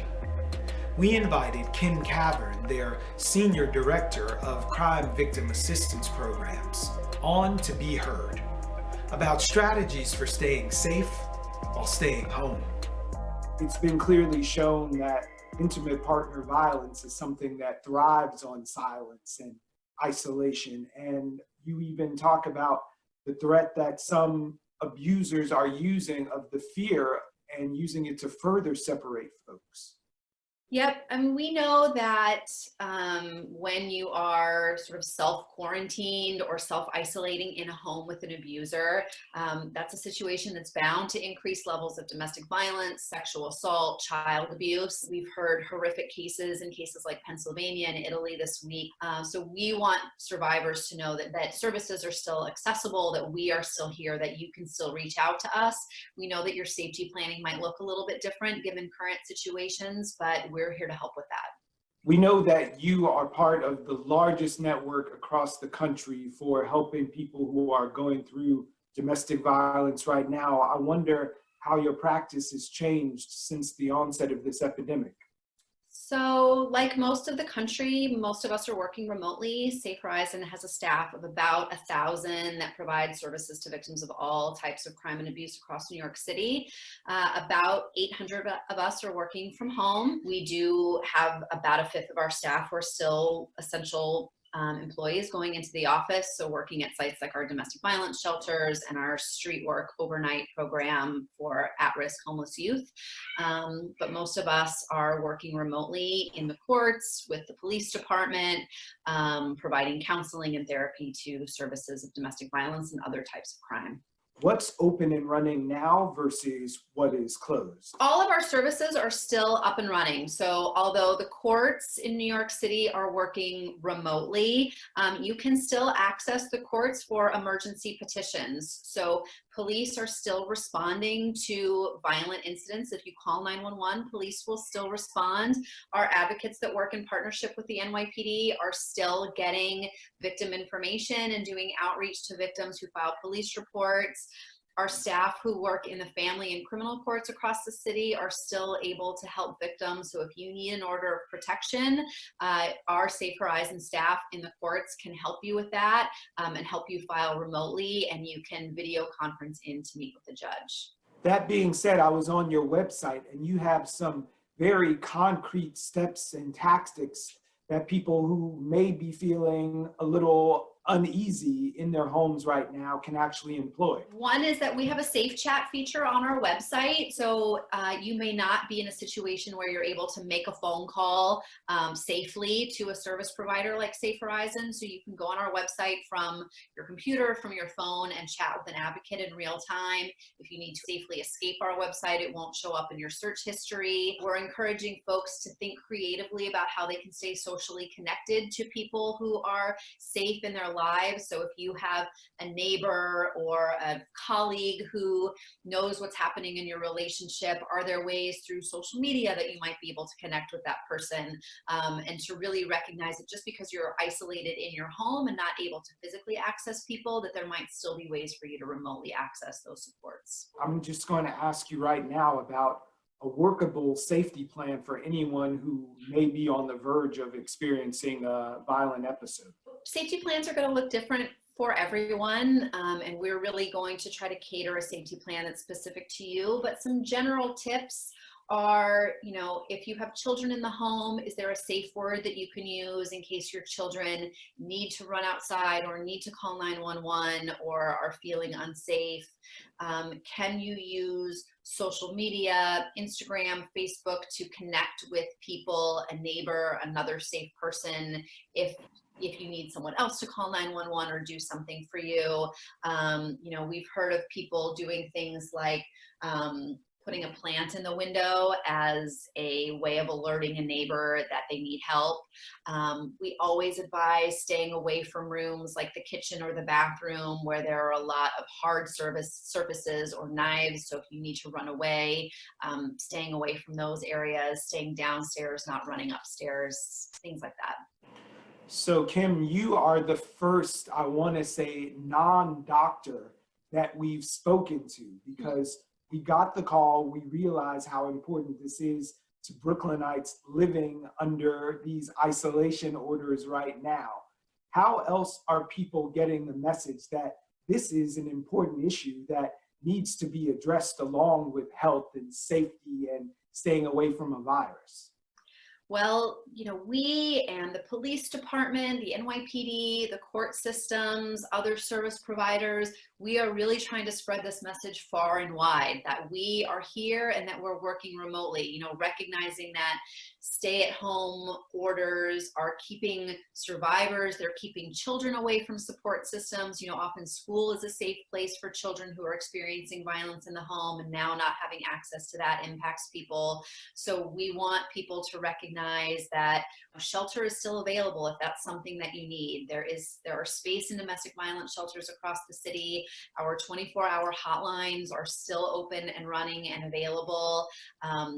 Like I said, our advocates that work with the police department are still getting information and making outreach calls to you. So we just want everyone to know it's what we appreciate folks like you so much for getting the word out there, that help is available and you don't have to suffer alone.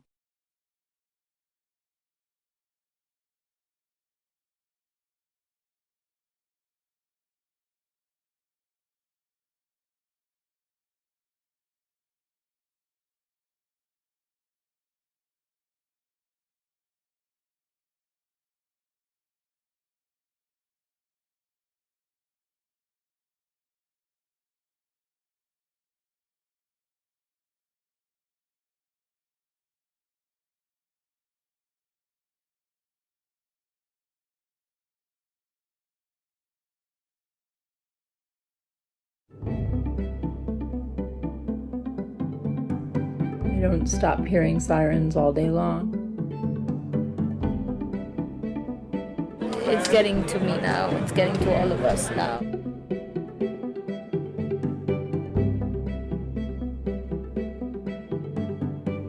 I wanted to be a part of it. I wanted to help out.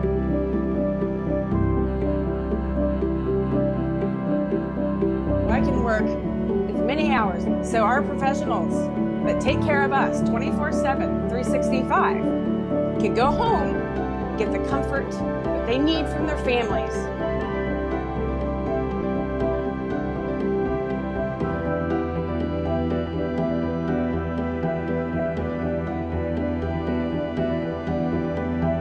Now we have seen that the world can come together. We have seen that all sectors can address a crisis like what's happening right now.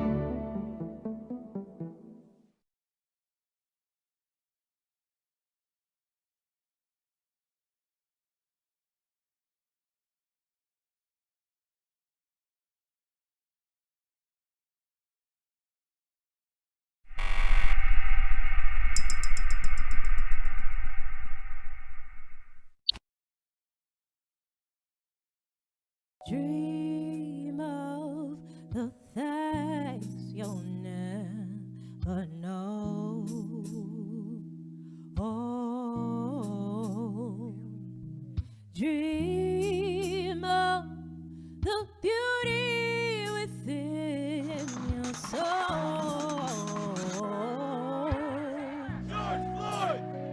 When you dream, dream slow.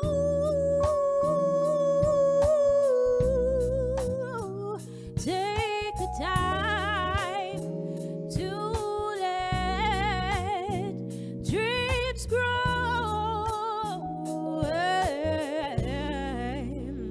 Just dream, just dream, just dream.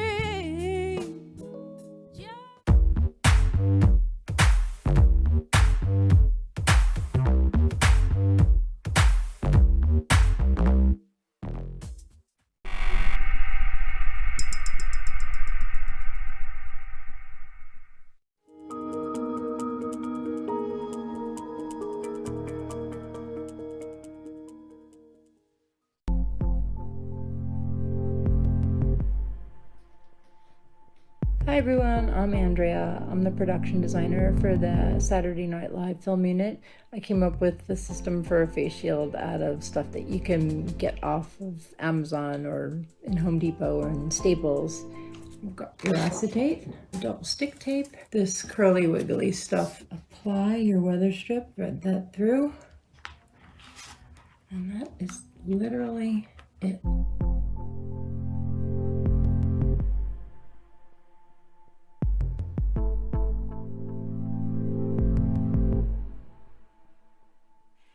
We assembled Art Cube Army as soon as we heard about the dearth of PPEs and supplies worldwide, because we knew that we could make these items and get them out very quickly.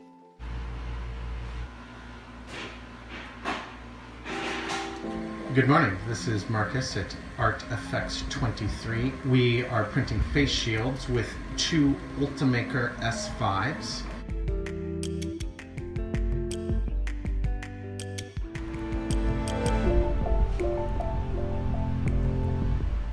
Art Cube Nation is a global network of art department professionals and small businesses that cater to the needs of film, television, and theater and events.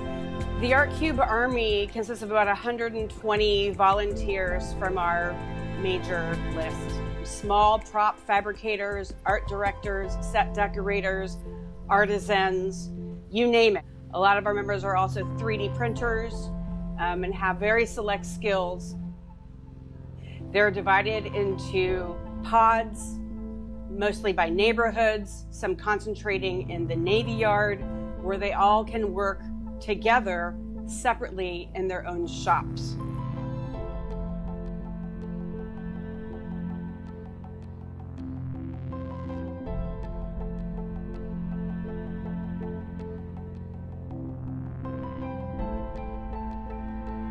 I've heard stories about doctors and nurses going home afraid to hug their children because they feel toxic. I find that unacceptable. I hug my kid every night, and I don't have that feeling. So I can work as many hours, and so can the Art Cube Army. So our professionals that take care of us 24/7, 365 can go home and get the comfort that they need from their families and not feel toxic.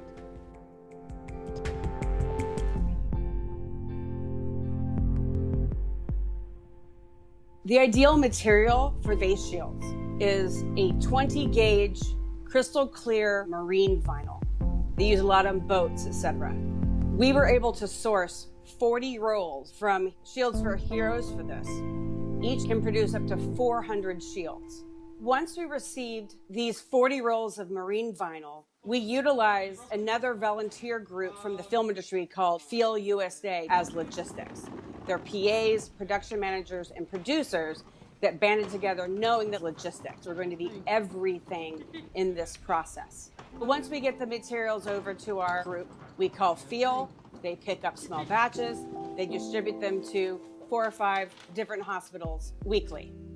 Bauer Propulsion Lab is an R&D firm that has a shop with many capabilities in the Navy Yard and also a small network there, so they can work apart together to make the shields and other equipment that's necessary. The newest forms of PPE we're making are cubes to protect doctors from the virus when they intubate patients for ventilators. James Bednark, art director on Ray Donovan, brought in DeBoer Media, who has a drag knife. They are able to cut vinyl very quickly.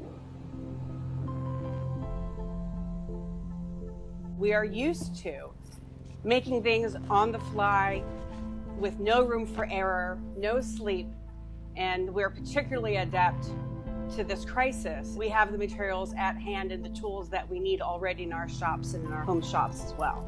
I don't stop hearing sirens all day long. I live across the street from a cemetery. It's very busy there. I'm super appreciative to be involved in the project and make PPE. Nothing gives me a greater sense of purpose than to be able to help the people that are on the front line.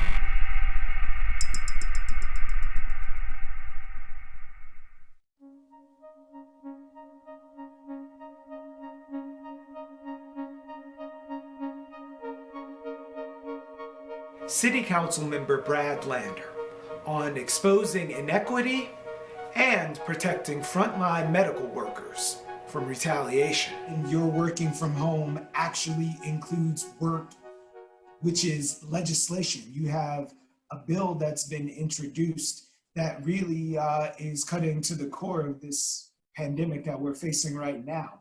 Why that bill and why now for it?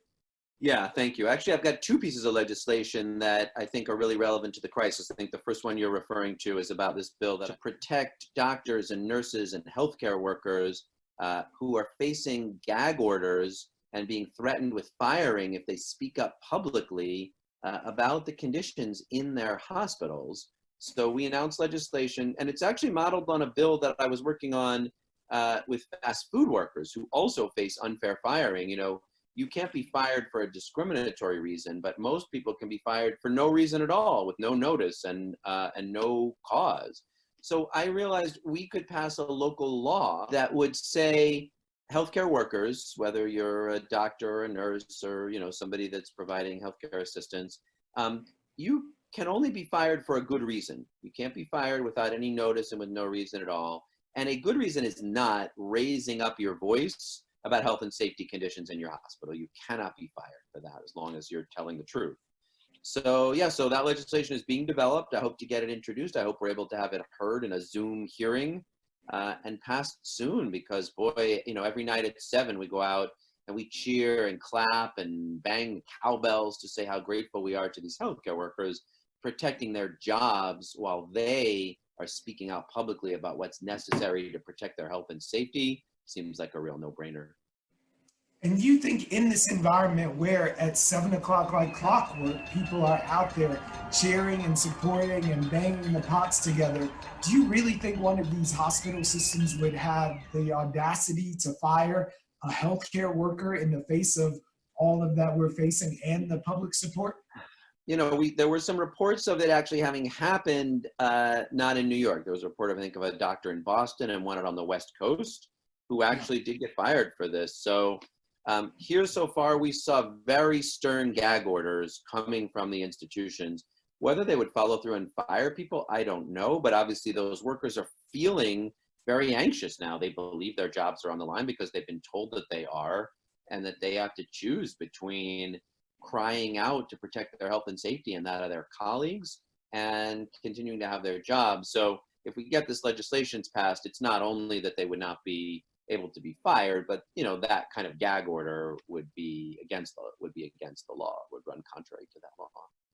Knowing what we do about the current landscape and even seeing the headlines of workers from Amazon facilities in New York who are taking their demands to the street and saying, hey, it's unsafe for us here, we have concerns, and one of the leaders of a walkout being subsequently fired. Is there any thought to maybe expanding the reach of this legislation? Definitely. As I said, we started with fast food workers, and I'd like eventually to cover everyone. This is a pretty simple law that says you can only be fired with a good reason. And there's plenty of reasons, obviously. There's things people can do that merit termination, but there's a set of policies as opposed to just you can be fired without any reason at all or in retaliation for organizing or raising health and safety causes. So yeah, I'd like to see that expanded more fully. One other thing I hope to be able to do for some of those Amazon Flex and Uber and Instacart workers, there's a lot of people out there right now that don't have any paid sick leave. And that's the second bill that I mentioned before. Unfortunately, the federal legislation and the state legislation to expand sick leave do not cover gig workers.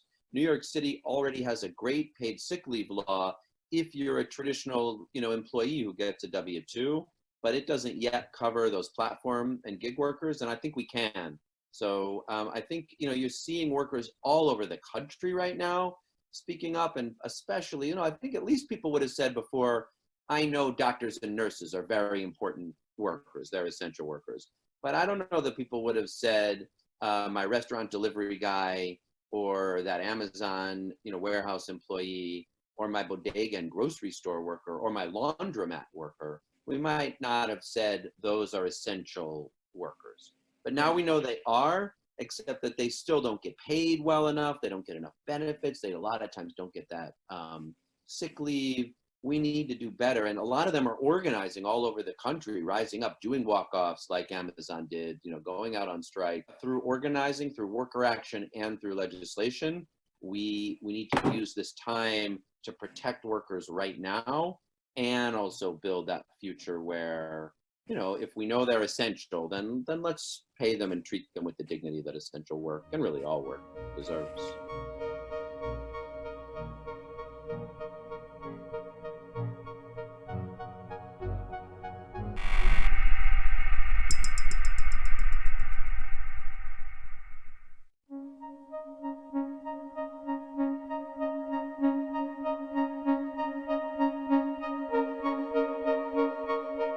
Thank you so much for joining us this afternoon. So your grandfather, Mr. Willie, was a Brooklyn legend, maintaining and building this business for more than 50 years. And you were learning right at his side. I wonder what he would think of this moment. Wow. This has been exceptional. He did experience the crack epidemic era, and that was challenging, but it was nothing, absolutely nothing like this. So he would have definitely been a first-time experience for him, absolutely. So if he would have experienced nothing like this in his 50 years plus, I can't imagine what it is that you're going through right now. I see a mask hanging from your ear. Got the mask, got the gloves, got the Lysol, got the hand sanitizer. We're doing everything we can to stay safe. We have been totally inundated with cases of people who have unfortunately passed. And it's actually at the point now where funeral homes are turning people away because they cannot handle the volume of deaths. We are at extreme capacity. We have several persons who have yet to be picked up. And even the network of funeral directors that we have who assist us in picking up our loved ones, they've been stretched to the max. I'm no longer hosting funeral services. We're only allowing our families to come view their loved one for 30 minutes, just the immediate family, and then we're going right to the burial and or crematory.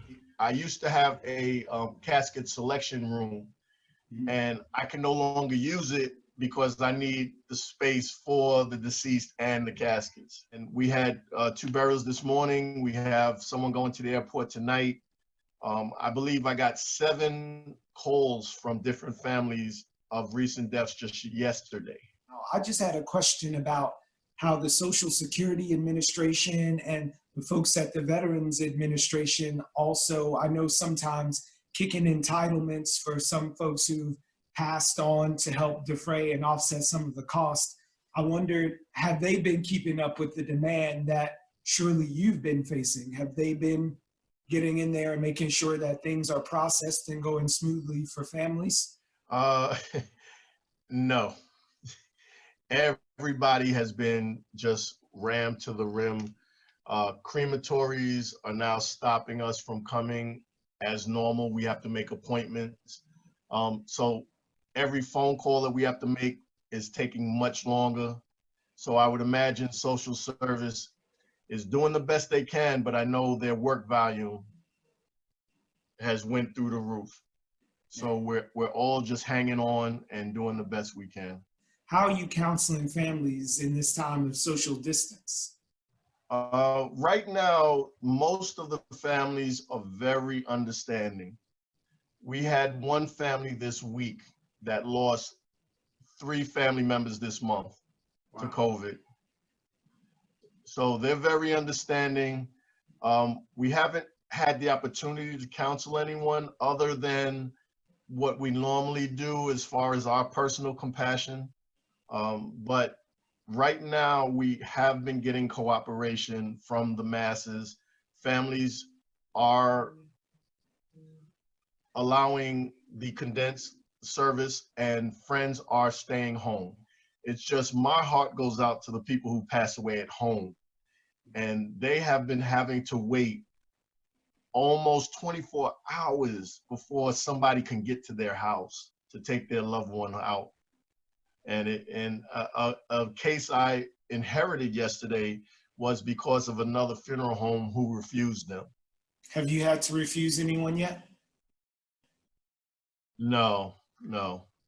As long as they can be patient, I'm not going to refuse anyone, as long as they can be patient.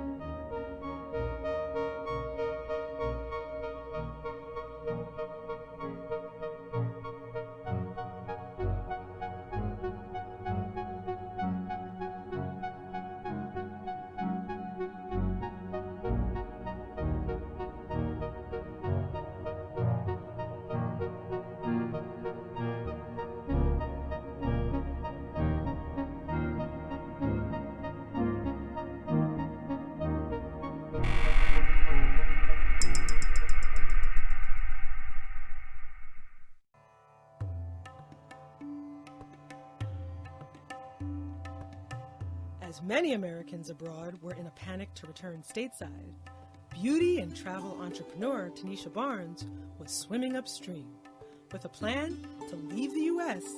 and shelter in place in Morocco's Sahara Desert with her daughter, Salam.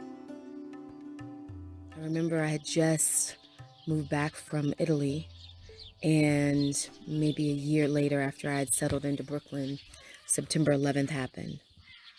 And everything changed. Things change and you have to change with it. I recreated myself. I bought a spa and salon. I ended up becoming an esthetician. I started a skincare line. The beauty business grew into a travel business. Here I am trying to figure out what's the next move. Like, obviously the travel industry is going to change. Tanisha's travel business often organized group trips for African Americans to experience the continent of Africa. Her business relationships led to an opportunity for her to reimagine Sabai Palace as a commune for creatives and thought leaders. I walk into this opportunity at Spy Palace to not just re-envision the space visually, and I love design, so that's an exciting project. I think I've been working with this country now for about 6 years, bringing African Americans here. I have a strong team on the ground here, so I knew people. It wasn't like I was coming to a country where I didn't have anyone. And North Africa is complicated. I know that everybody isn't having that experience, and you know, Africa is a place where you really got to have people.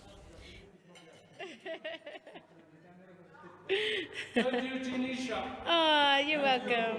I chose Morocco for a variety of reasons. It was kind of coincidental that opportunity came where we were going to be able to live and eat and be without occurring expenses, and for me to still be able to work. My daughter, Solana, we have a little hashtag, Solana, her mama. She's a global child. She's been moving around the earth and traveling since she was 4 months old. A divorced, single mom, Tanisha sought out the Sahara Desert winds as the best protection for her and Solana. I decided we were gonna leave and just be in a place that was a large landmass. We came to the Sahara Desert. You know, the general attitudes of Americans when it comes to consumerism and shopping and just being out and respecting government and respecting community wasn't going to be there.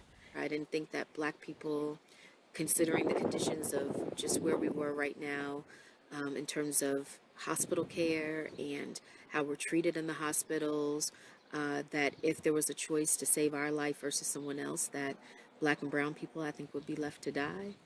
I mean, we see it in the birth deaths of Black women in hospitals. I've experienced it firsthand in how I've been, you know, treated with my own health in the U.S. Whereas here, you know, the unfortunate part of privilege is that as an American, as a Black American, I would probably be treated faster here than I would be at home. I'm not moving around the continent in a way that is caught in some kind of, like, you know, unrealistic dream of what Africa is. It's hard here. You know, it's a developing space. What I know, though, is that within that development, there's a real opportunity and a need for this merge between the diaspora and Africa. I feel good now, and that's all I can really deal with. I don't know what's going to happen. I don't know what will happen if this hits Morocco very hard. They took it very seriously from the beginning. There wasn't this lag. There wasn't this idea that this was, you know, a hoax or anything like that. I think Africa in general, as a continent, they know pandemics and they know the devastation that it causes, and they know that their healthcare systems aren't prepared to really take on the full weight of something like we were seeing in Italy and that they were seeing in other parts of the world. And so I looked at what the king was doing in Morocco. I saw the measures that he was taking. I saw the amount of money he was pulling in to the nation to make sure that they were going to be prepared and safe. He closed borders to Europe. That once we got here, he closed borders to the international community. Very shortly, one day after he closed hotels, he closed businesses. He got cabs down to 3 people. And then shortly after we got to the desert, he closed down everything. A lot of the cleaning that's been going on and the spraying of antiviral is a government mandated thing that's happening, from what I've been told, throughout all of Hamid. The doctor has been here.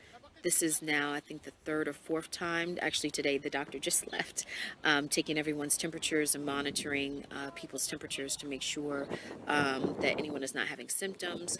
And then every time this cases spike, they come down harder on the population to make sure that people are staying home. I always feel well protected here and safe here. The Sahara Desert brings me a lot of joy, and there's just an energy here that I can't explain, and like it suits me and my soul in a very particular way. Sandstorms. To think that I'm gonna create a whole world inside these walls of artists and thinkers and writers and painters and people wanting to discover themselves or push forward the work that they've already done. I mean, it's exciting. I feel like this was a blessing, and it just allowed me to slow down. I've been really busy. So, Solana and her mama.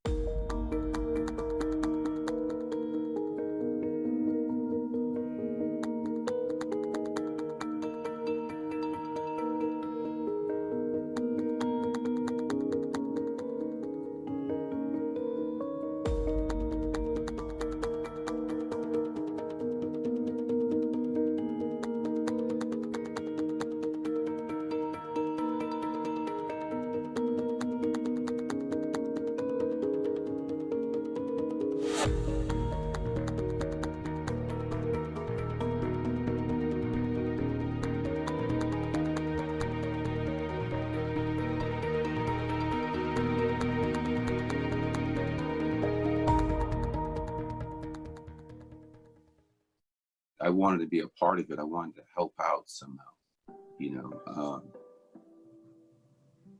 Through all the tragedies, the 9/11, the dot-com crashes, the New York City transit strike. I mean, I was there driving people back and forth to the city. 9/11 was giving out towels and water and giving places to rest and giving $5 meals so people can eat. Like, it was a real tragic time. People were very depressed. They couldn't see their future on the horizon. And the same thing is happening now. We have to now assess who we really are, what's important to us. We can't go back into this the same way we left. I get up and I know what I'm gonna do, so I put everything in order. I have to go to Jetro. I got to get what I need. I got to start the ovens up. I got to let the guys in. So it's, and each step I'm cooking mentally, like what goes on first.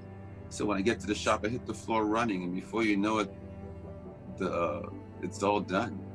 And then I'm basically planning out the meals depending on how many people I have to cook for. Today's a light day. I'll be cooking for Brooklyn Hospital, and it's just 50 meals. So I know pretty much what they like. But when it's 200 meals, 200 plus, it's like, you gotta shop, you gotta plan out what you're gonna make, and you know, it's also about timing. It's not as if you're catering for an event where you put the food in chafing trays. It has to be individually wrapped. That's where a lot of the time comes in. It takes maybe an hour to wrap 200 plates, believe it or not, to plate them and wrap them up. And then we drive them over to the hospital. Usually the hospital's one drop, but when you're doing the battalions like I did yesterday, it's 7 or 8 locations. So after you're cooking from 9 o'clock in the morning, I delivered up last night up to 8 p.m. You just basically pull up to the front of the hospital and they greet you there. And usually there's doctors and nurses there. You walk in the door, those boxes, their eyes light up because they all have a mask. And you tell they're happy to see the food come in. So it's a really beautiful thing, and they're thanking you. They're all so grateful. I walk in and I see their faces, you know, and is this the only time they're gonna smile? They turn around and they're in the face of death, literally. And you have to report to that on a daily basis. And they can't go home. You know, then that's what I'm talking about. They're not afraid. Their destiny is their destiny. And, you know, you could run from it and get on the train that you ran home on. Or you could stay and make a difference. And that's that difference, that self-motivation, that perseverance and character. It's amazing. And I thank them. Brooklyn Moon thanks you. My community thanks you.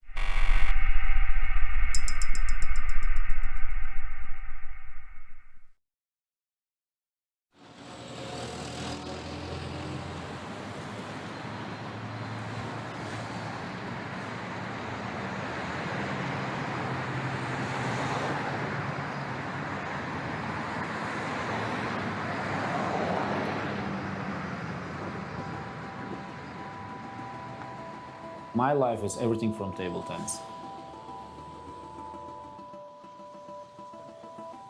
When I was a child, we got a really difficult life. When I was age 9, I was already tattooed, smoke full time, you know, we was always on the street fighting with the kids. I meet my coach and I go to the table tennis club. And I was more and more in the clubs and on the streets, so means out of the trouble.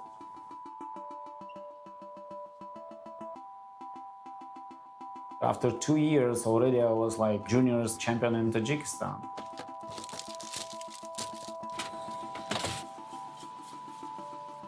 So far, I'm here 23 years, this country.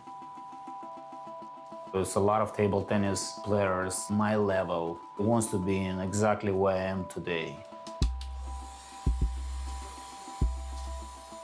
Most of in the countries, they know my clubs, and they come from a lot of countries, from Pakistan, India, Guatemala, Russia, Belarus, Ukraine. A lot of people from all over the world. Wherever they come to New York, they come to my club. I'm now happy. My job's about like coaching, not anymore playing myself.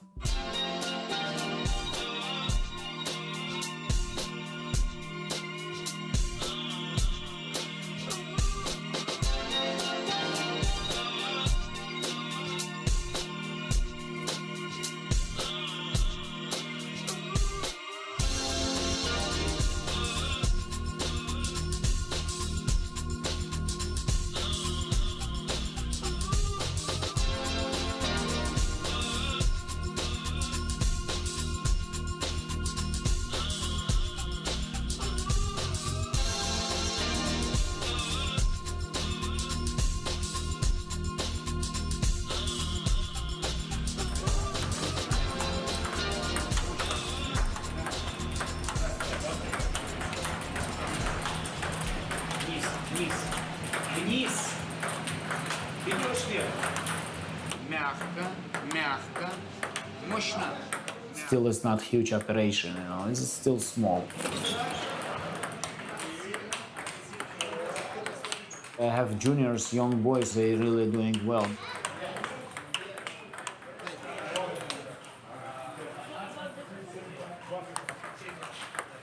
When Michel came here, he was 15-year-old. And his father asked me, could you help my son to coach him? What do you think about it? From beginning, I told him, no, I cannot help. But I see from this boy, he has huge, big skills. When I was 10 years old, that was my first tournament. It was the Israeli national tournament. I came in as a fan of the game. But after this tournament, I understood that it's not something I like or love, it's part of me. I won this tournament and I started playing professionally. My father chose to move everyone here. When I came here, I didn't know anyone. Maybe I was slowly getting into depression. I started looking for a club. Nissan offered me to practice. Right away, I asked how much would it cost. He said that it wouldn't cost me anything. He just wants to practice with me a little bit. Start going to tournaments. He found some people to give money for travel. He built this community for me to support me and help me.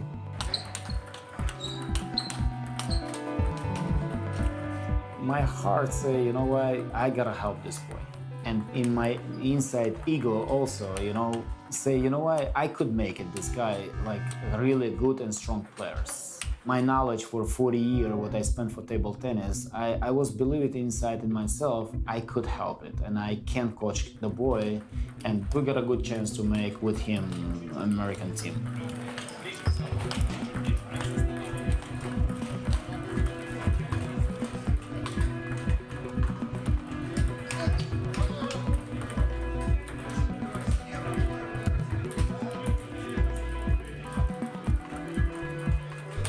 The way I see today, who is playing nationals today in the US, he can make it. But there's a lot of really strong players in the country, and maybe they also waiting citizenships.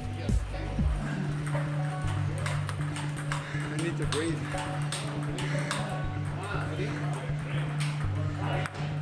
Ali, oh.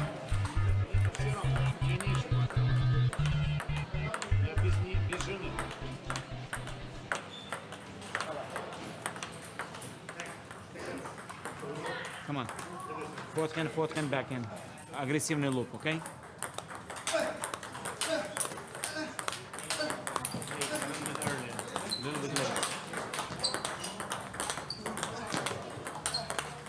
If anybody from my club make the team in the United States, it's gonna be huge. Imagine that from Brooklyn, you know. The first 3-4 years was establish our club. Another 4 or 5 years was to survive and not close this business, you know. If the Michel make nationals, of course, we're gonna be more populated, and you know, it's like give it a second impulse for our club.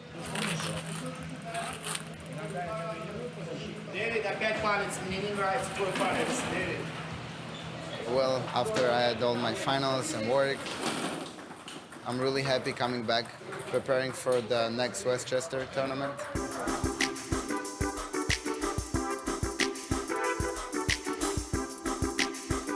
It's a once-a-month tournament, but in my opinion, this tournament brings the best level of table tennis in the U.S. The Westchester Table Tennis Center has the largest monthly table tennis tournaments in the country. We're the only club that has 4-star tournaments every month. Both crosswords and table tennis are brain sports, so I think my puzzle ability comes into play in table tennis. What's cool about our club is the range of skills that are here, all the way from absolute beginners to as good as people get. The people who playing there, they really strong, you know, it's not like a joke, those guys.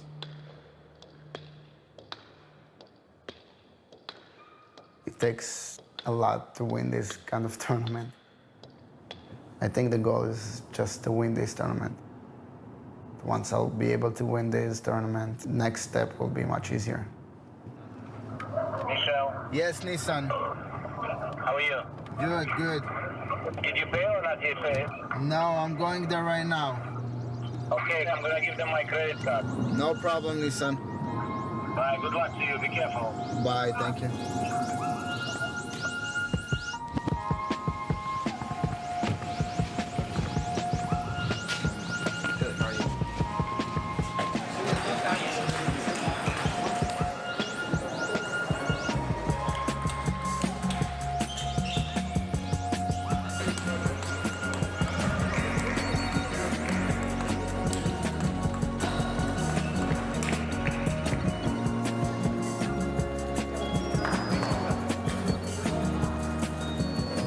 First match is against the number 2 seed in the tournament.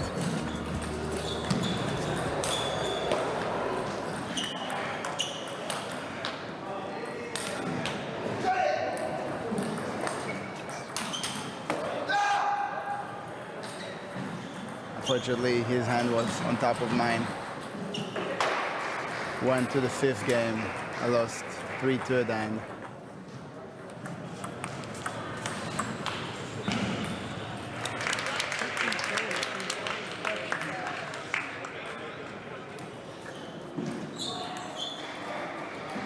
Surprised me a little bit, but then I came down and I started playing safer and just easier.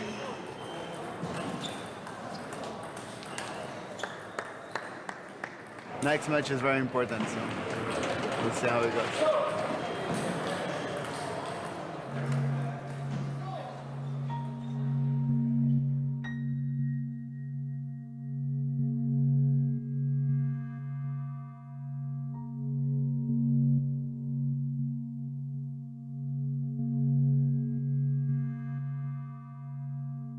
One of the best things in my game is my serve.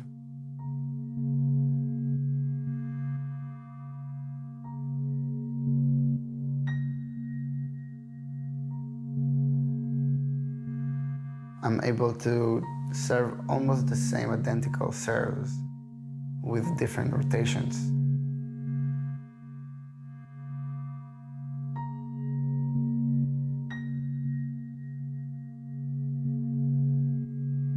And that gets a lot of players to make mistakes or give me an easy ball.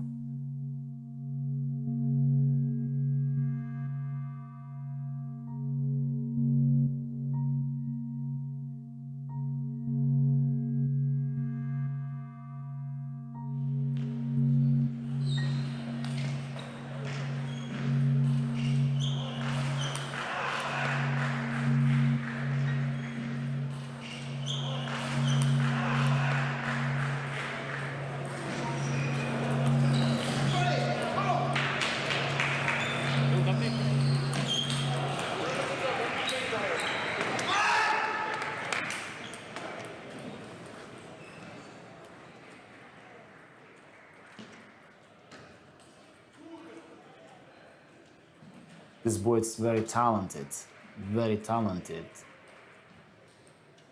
And I remember myself when I came here, no one told me, you know what, Nissan, let me help you with the table tennis. And because you have very good skills and you play professionally, and I'm gonna help you.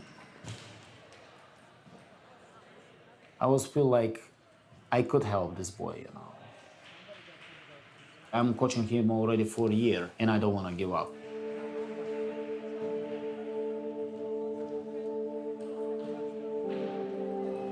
You can lose so many times, but the whole beauty of it is to go to practice again, get better. If you lose and you stop, you achieve nothing.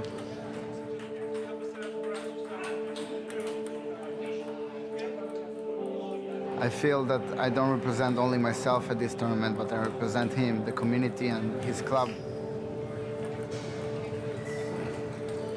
Anyone will be happy just going to Olympics. They might not win or get to the next stage, but they're still representing the country, so that is their pride. So my pride is to represent Nissans.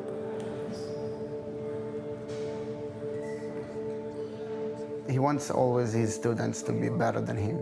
He wants them to know a little more than him. So I think that is a very good character for a coach, that he's willing to give everything he has. I like my job. You know, I love what I'm doing, and not many people, I think so, in the world can say I'm happy with my job.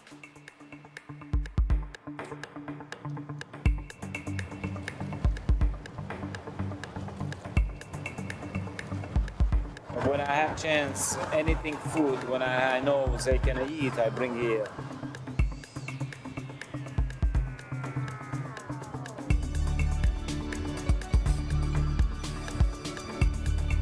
It's one of my hobby.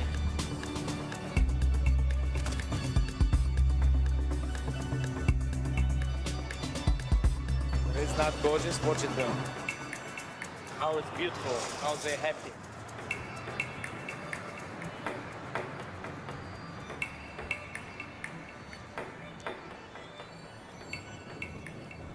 Look at how many birds I just make happy.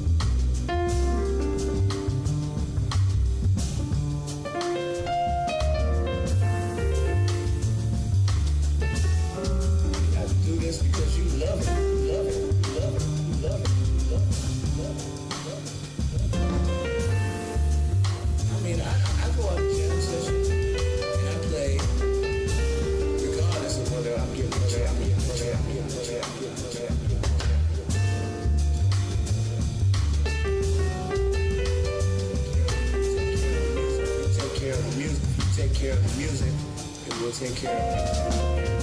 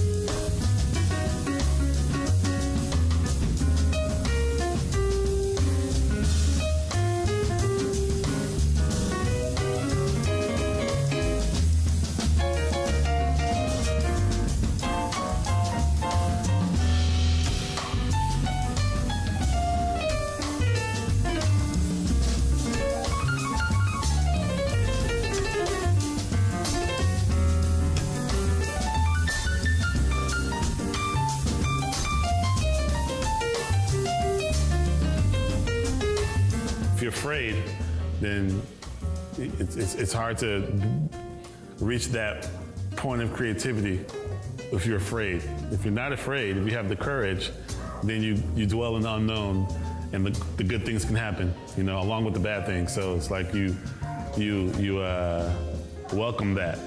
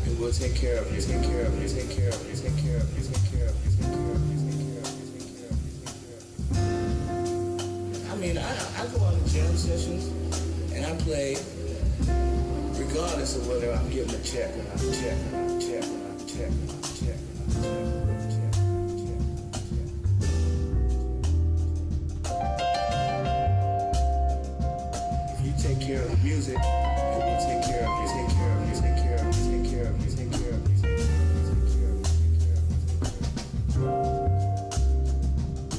You have to do this because you love it, love it, love it, love it, love it, love it.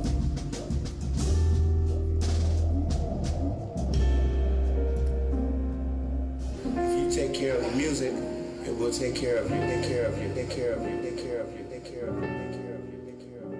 I've lived here since 1998.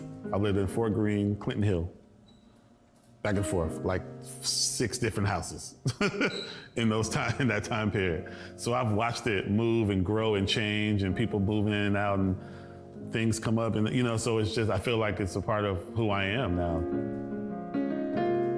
Brooklyn already has a very rich musical history, so I feel like I'm a part of that.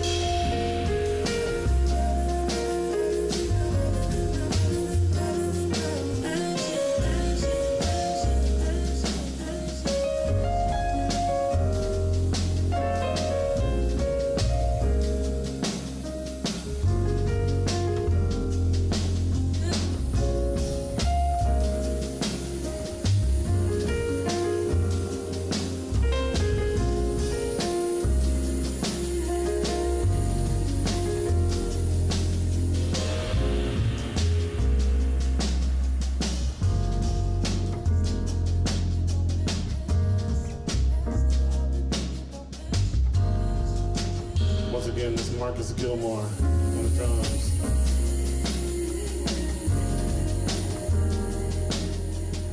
That's Vicente Archer at the bass.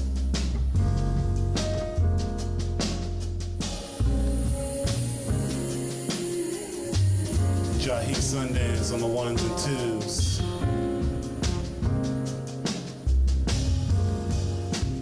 This is my latest single, Better Than I Imagined, which features her and another BRIC Jazz Festival headliner, my sister, Miss Michelle Degiocello. Thank y'all so much for tuning in, hanging out with us. Really appreciate it. Thank you, BRIC, for having us. Hopefully we'll do this again soon. Thank y'all.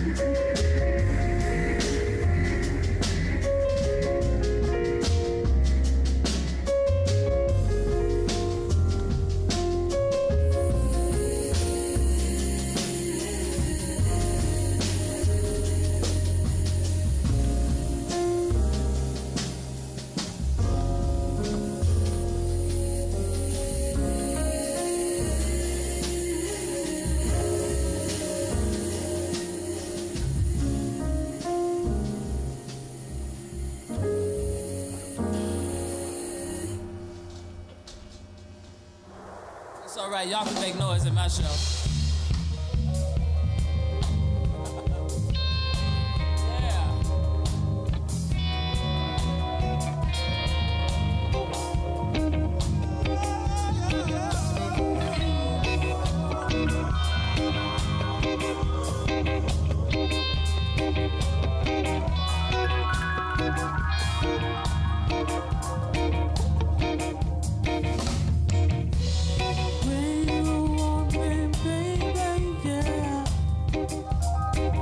Just call me, just call. When you need me, baby, yeah. Just call me, just call. Call me, just call.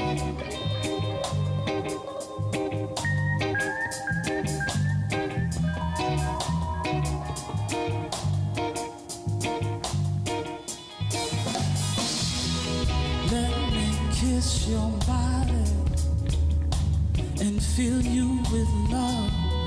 Let me feed your body and fill you with love. I can't sleep when I ain't close to you. I cry. Let me feel your body. This is love. This is how I love you.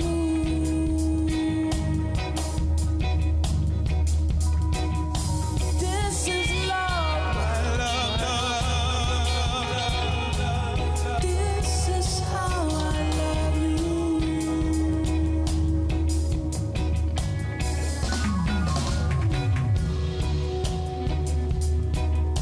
Yes, I adore you.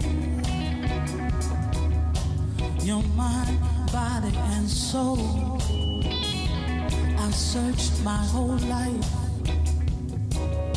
for you, baby. It's deeper than blood, deeper than blood. This is love.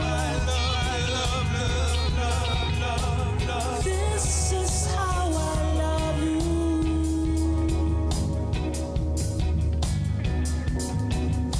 This is love. This is how I love you.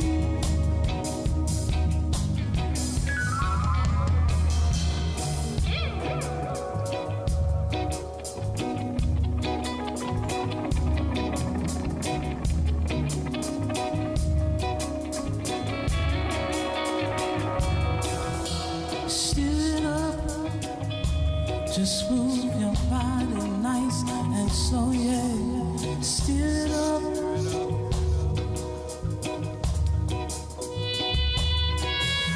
Stir it up. Just move your body nice and slow, yeah. Stir it up.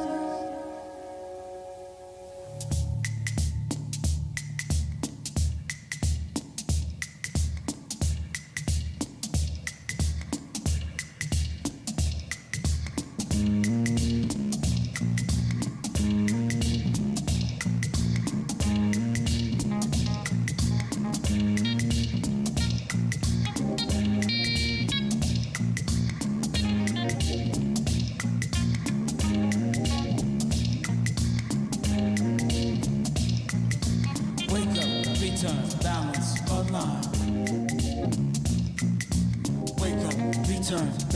align. Wake up, return, balance, align. Wake up, return, balance, align. Wake up, return, balance, align. Wake up, return, balance, align. Wake up, return, balance, align. Wake up, return, balance, align.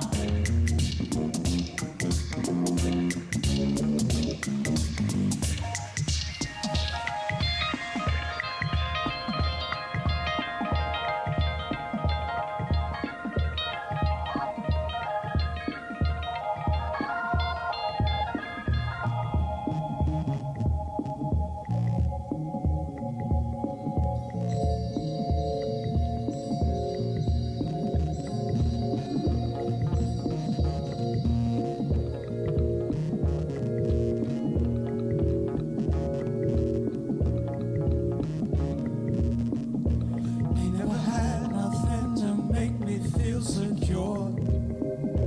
Ain't never had nothing to make me feel for sure that I'm loved.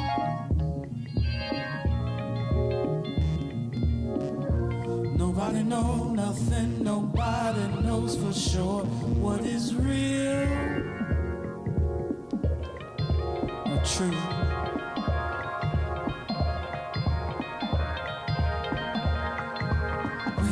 Return to balance, align, wake up, return to balance, align, wake up, return to balance, align, wake up, return to balance, align, wake up, return to balance, align, wake up, return to balance, align, wake up, return to balance, align, wake up, return to balance, align.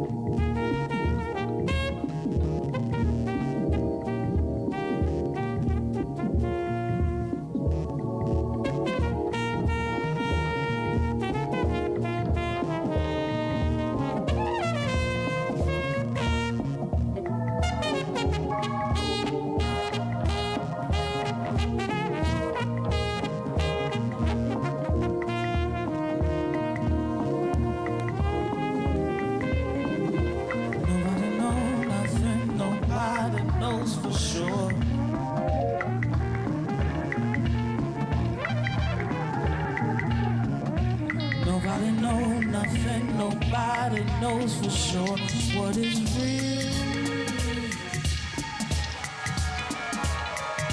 or true.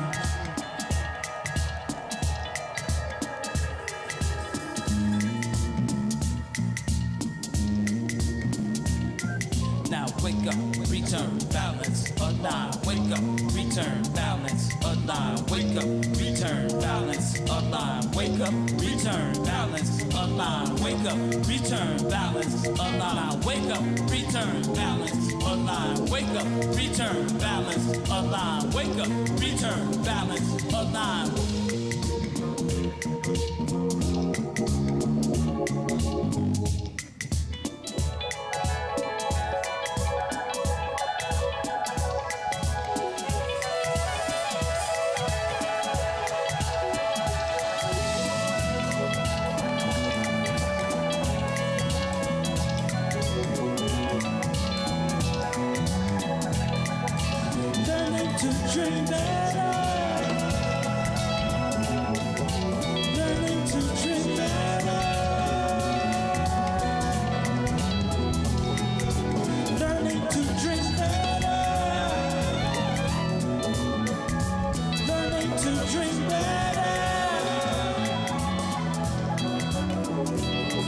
Please thank Mark Kelly.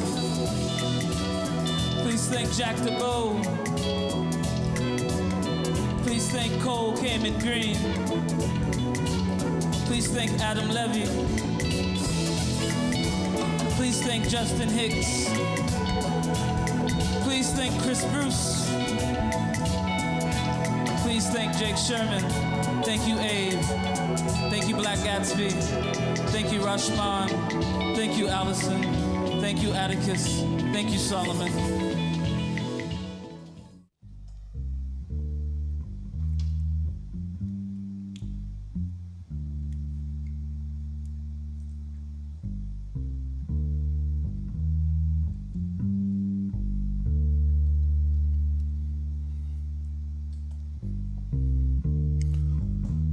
I have to introduce this next song because it's very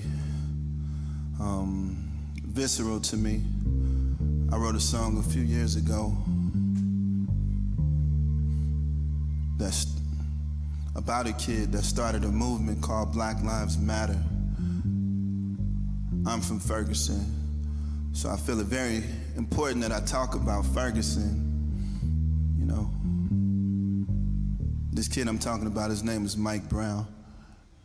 And he was killed by law enforcement for no good reason. So I wrote this song to lament him.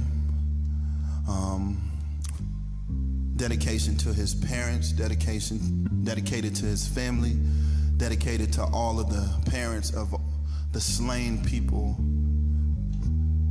the Garners, the Ahmaud Arbery's, the Breonna Taylors. I wrote the song, it was called MB Lament, but I had to change the title to When Will It Stop? When will the violence stop? When will the racism stop? I'm playing this song for the first time in a long time. Since then, you know, my family has been,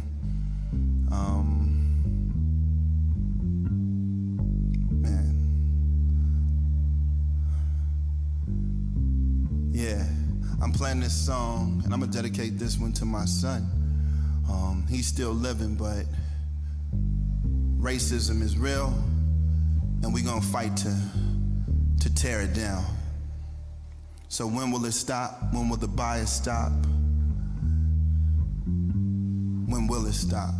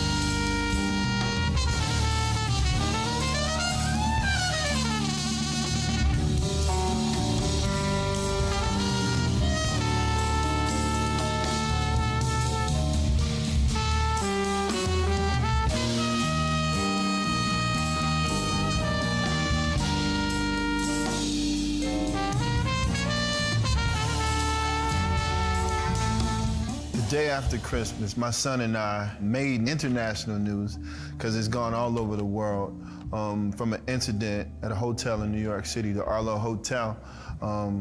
My son was accosted, attacked, and racially profiled. Something that needs to change immediately. You know, we're on the front lines of bringing about change to stop this racial profiling right now. We're in a war.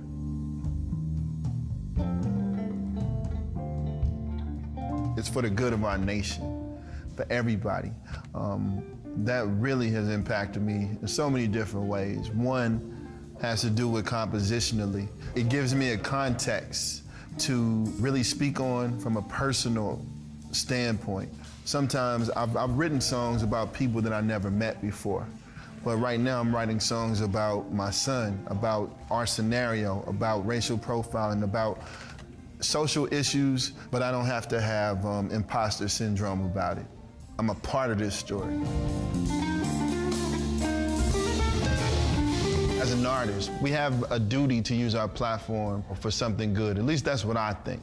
That's what Nina Simone said, and many other artists have stood on their platform and used it for change, for social justice and everything else. I'm no different in that. I believe that music can be a force for good. Music can be a force and a conduit for change. And I don't take that for granted. So my entire walk at this point has to do with, you know, speaking for the voiceless and using myself as a change agent, using myself, using my story as a way to actually bring change for the people who aren't even thought of yet, the kids who don't have a voice.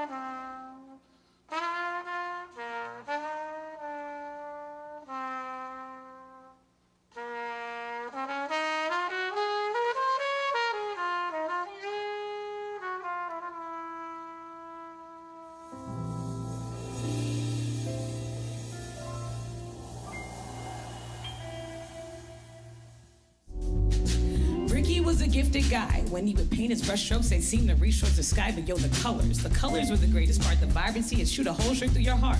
Like, am I looking at God? His mama did what she could for him. She worked a couple jobs to support him. She bought him new kicks if she could afford him. She loved the baby, but he needed to make some paper if he was ever gonna make it. She was screaming at him. So we got this dead end 9 to 5, this next security gig at night, and he would count the hours one by one, and as his soul was slowly slipping to space, he knew it had to be another way. And yeah, he had to get that paper made. And now the benefits weren't that great. Sell a couple bricks and he like, yo, we could be straight. It could always be the wrong night. Run into the wrong guys. Had to keep the peace on them. There's a couple of A's and there's some leaf on them. Never been a gangster, just a dude that likes to doodle ruthless. The truth is, he didn't have a legal tendency. Stop rushing all this paper, Ricky. Brushes on the paper, Ricky. Too bad, but he could open in the gallery. The red and blue would shoot a multiplication over his cell phone. Another black man stole or didn't. They look into his pockets, they figured his vision. A bloodstained fist with an eye drawn on some loose leaf. Photo went viral on Newsweek. Dear Ricky, you should have done the impossible. Your decision to stay true to your art was honorable. We love you, we miss you. Just try to understand that the odds are stacked against you are a black man.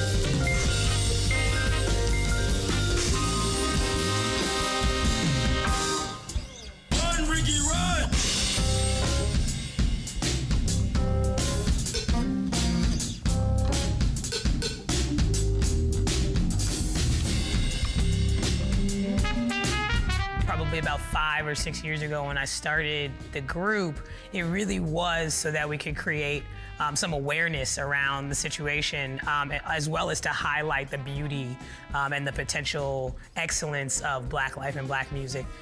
So I really do feel like I have completed some goals, because since then, Black Wall Street's been televised. I've had many people come up to me and say, I had no idea about it, and then I saw it in this TV show, and then I saw it in this TV show. Why aren't we talking about it? So I think it is really, really important, especially for young people and people in general, to realize why the world looks the way it does. Many of us, as we're growing, we're not taught about the systemic racism that changes the way that our lives look and feel, and the segregation that we see just on an everyday basis. I think it's really important to speak about these pieces of history, because I think that they will help us to understand the bigger picture.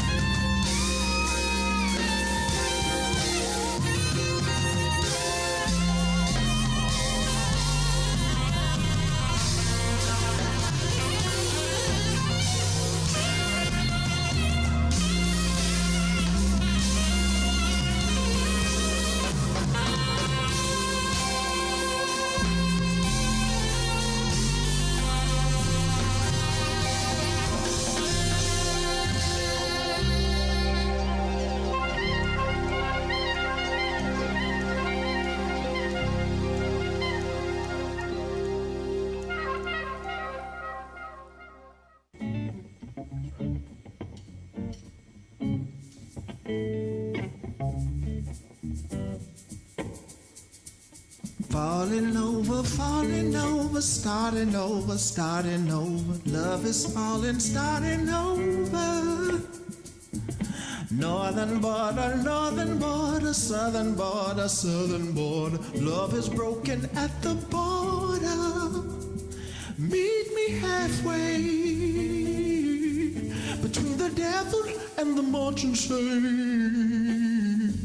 Halfway, halfway between now and then. I'm on the mend, on the mend. What you said about what I said about our love is written in the air. What you said it all true. What you said about what I said about our love is written in the air. It's what we said it all true. If love won't forgive, if love won't, can we forgive ourselves? Can we forgive ourselves? If love won't forgive, if love won't, can we forgive ourselves?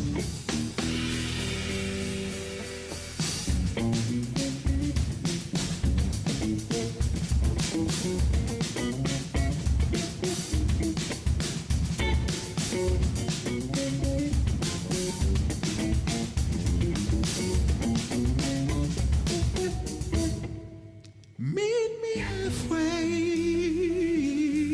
between the devil and the marching saints. Halfway, halfway between now and then. I'm on the mend, on the mend. What you said about what I said about our love is written in the air. Is what you said it all true. What you said about what I said about our love is written in the air. Is it all true? Can we forgive her if love won't? If love won't forgive, if love won't, can we forgive ourselves? Can we forgive ourselves? If love won't forgive, if love won't, can we forgive ourselves? Can we forgive ourselves?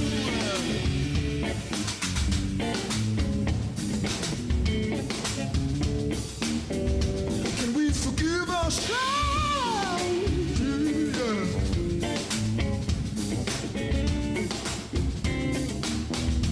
we forgive ourselves?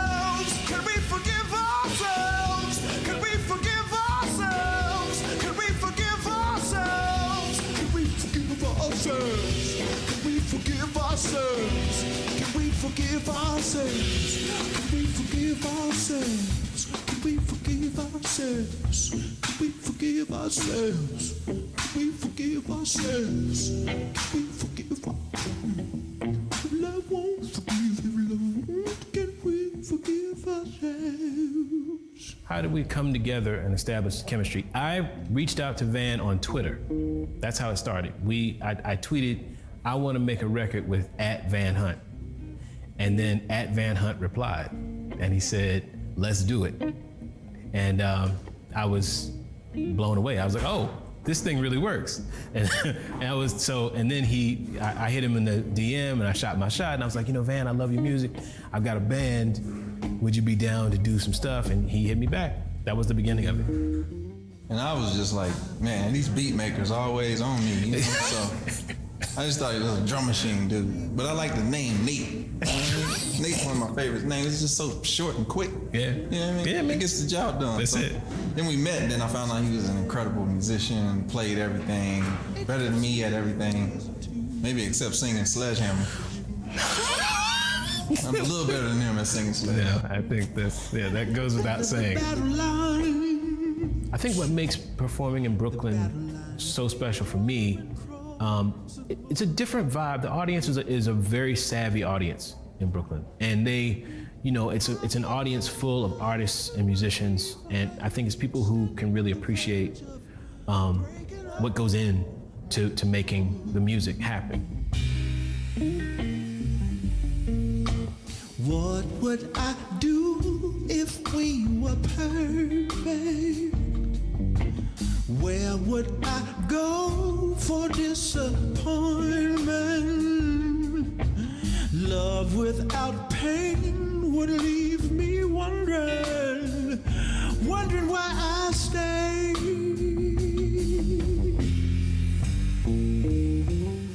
I think of saving myself, but with nothing to complain about up in heaven, what would I do? Saving myself, ooh, but I really want to work it out down here in hell with you. Wanna make you feel the fire, wanna burn you with my bad days. Ooh, I wanna be unsatisfied so you can feel the heat coming from me, lady, lady, lady. What would I do if we were perfect? Where would I go for disappointment? Words without hate would leave me nothing left to say.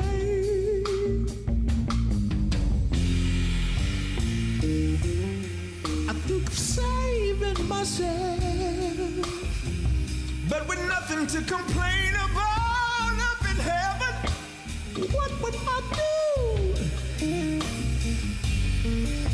Saving myself, ooh, I really want to work it out down here in hell with you.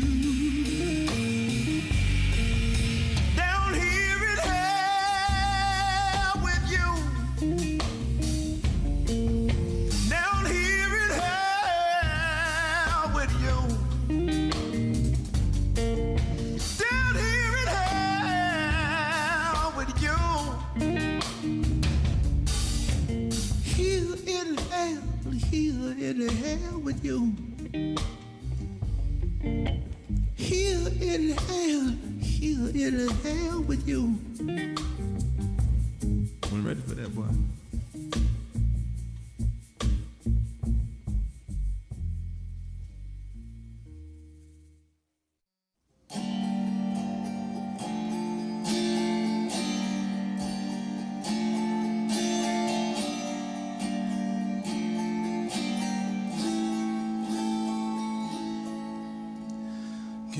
Gaze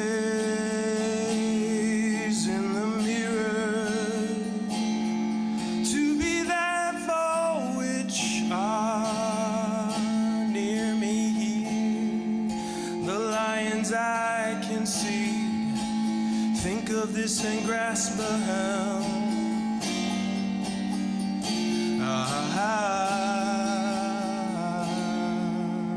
If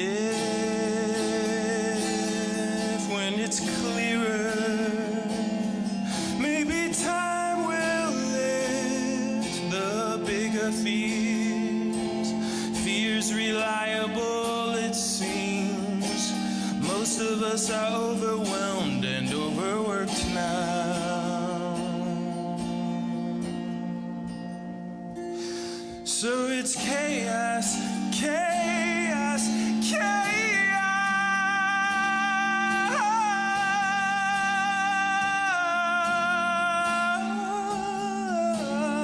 Yeah, it's chaos, chaos, chaos.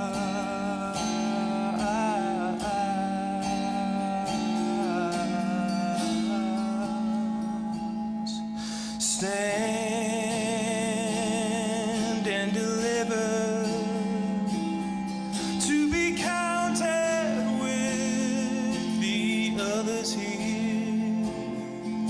The riots I've seen, people can't control themselves, they're wilding out now.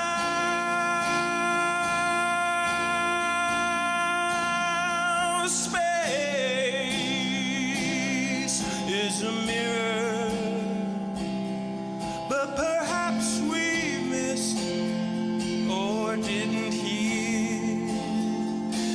As I recall, it seems people are just underwhelmed. They'll never see that far. In the chaos, chaos, chaos.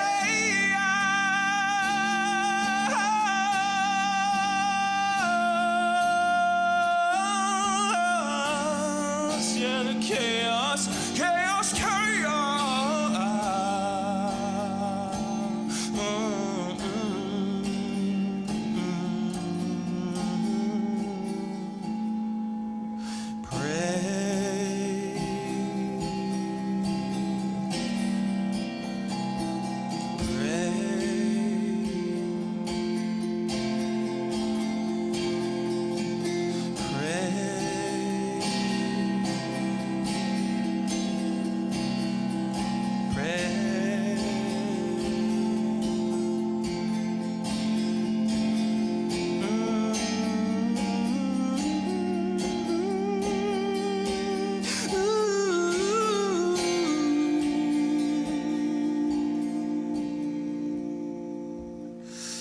Gaze in the mirror to be that for which I near me. The riots I've seen, think of this and grasp the helm. You're on the clock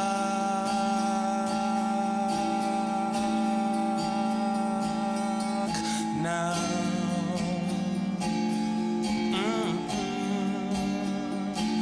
You're on the clock now.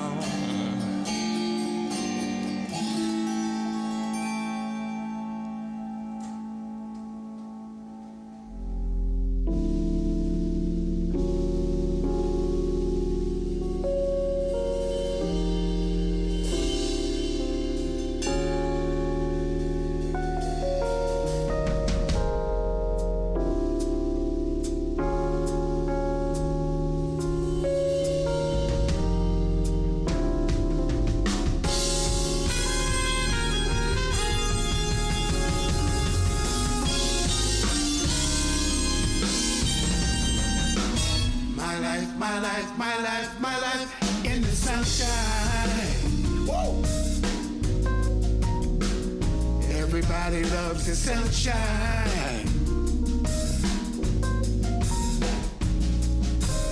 Sunshine. Everybody loves the sunshine. Woo! Sunshine. Get down in the sunshine.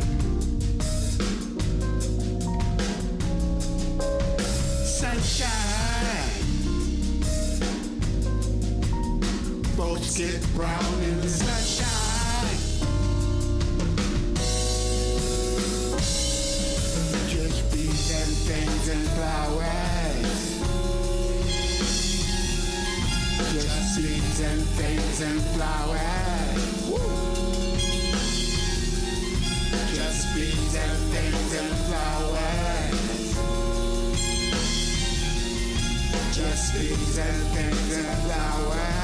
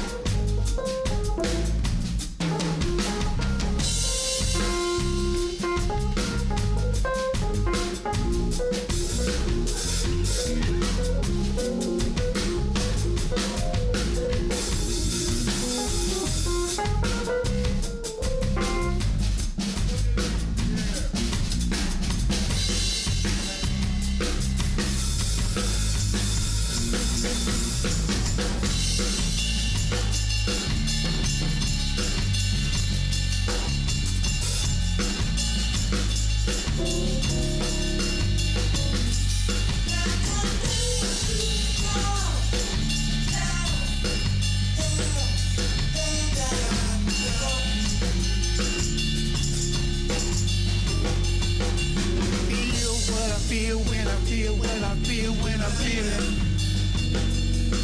In the sunshine.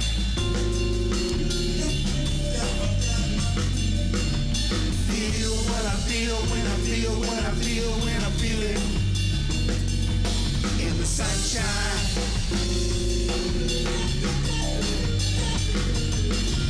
Feel what I feel, when I feel, what I feel, when I feel it. In the sunshine.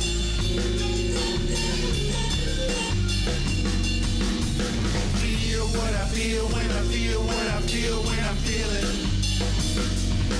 In the sunshine.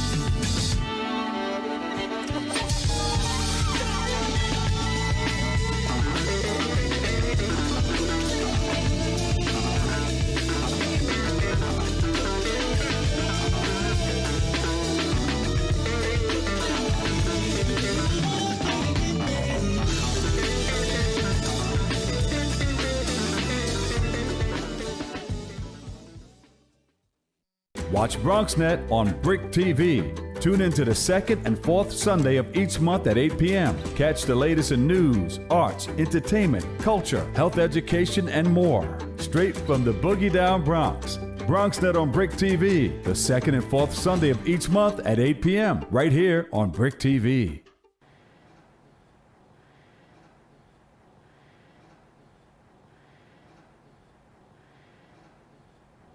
Do I feel complete? Wow. Yeah, I feel fulfilled. I think that if you're an artist, if you're not doing art, you kind of feel a space. It's, I can tell from when I wasn't doing art, and having that kind of conflict of, well, what do I want to do? I'm working at this place and that, and I'm not. That felt confusing. So now that I have, I feel like I have a purpose, I guess is what I'm trying to say.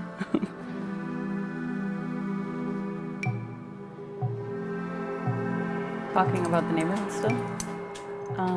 It's very friendly. There's a lot of families and a lot of kids. I think it has a reputation of being dangerous, but I've always felt pretty safe and people are very friendly. So I like to do a lot of people watching, and what I think is really great about fashion is that it can allow you to express yourself authentically every day.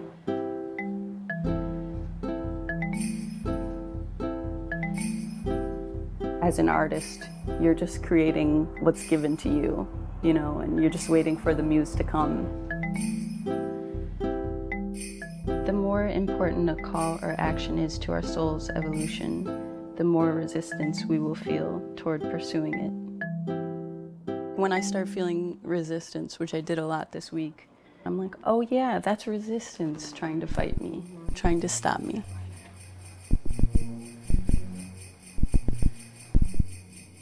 And I think what the quote is saying is, if you feel a strong calling towards something, you're gonna also feel a strong amount of resistance fighting back.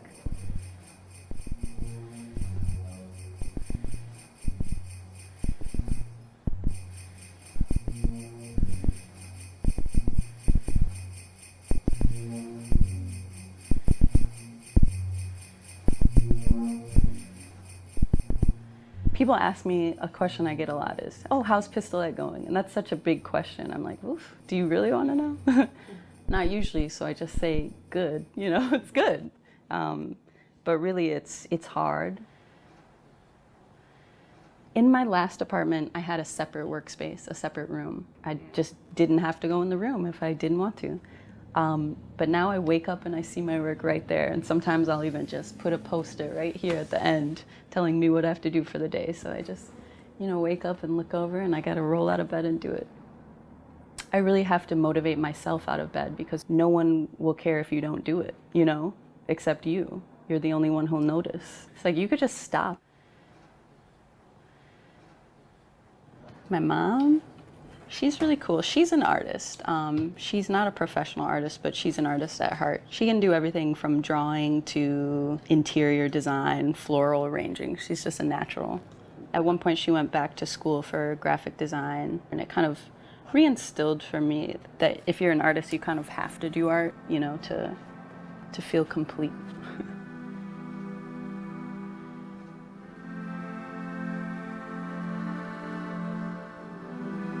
It's always challenging, but it's always fulfilling too. Like we were talking about earlier, it's like just when it starts getting really hard and really, really trying, you have a breakthrough and it just feels worth it.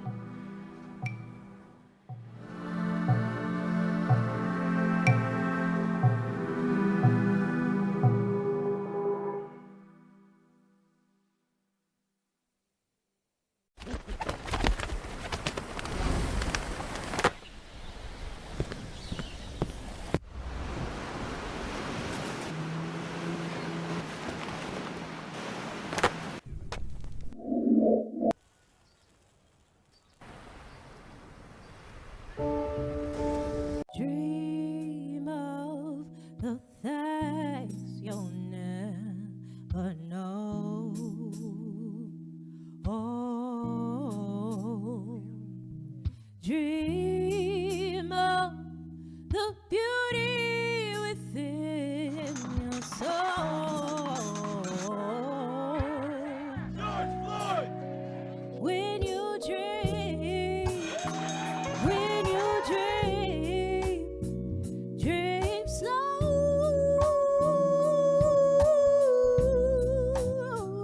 Take the time to let dreams grow.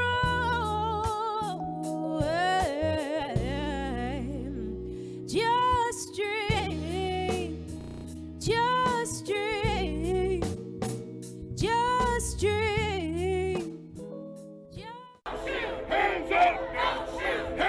For a blink moment in time, people are aware of what they're feeling every day.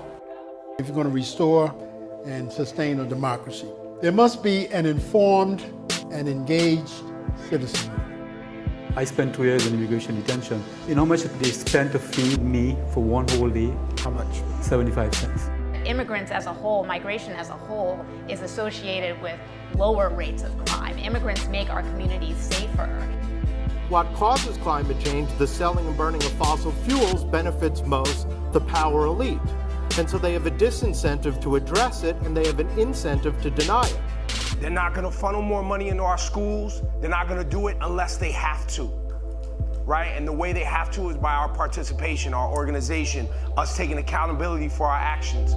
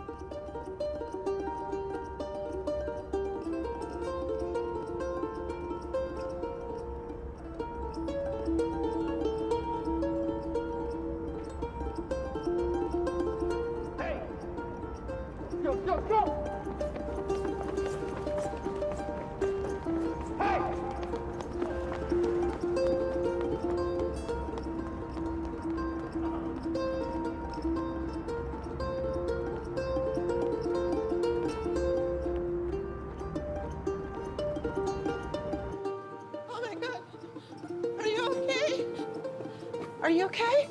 I'm calling. Come sit. Are you hurt? How? Hi, I'm reporting a robbery. What happened? Crescent Street and 31st You okay? Ave.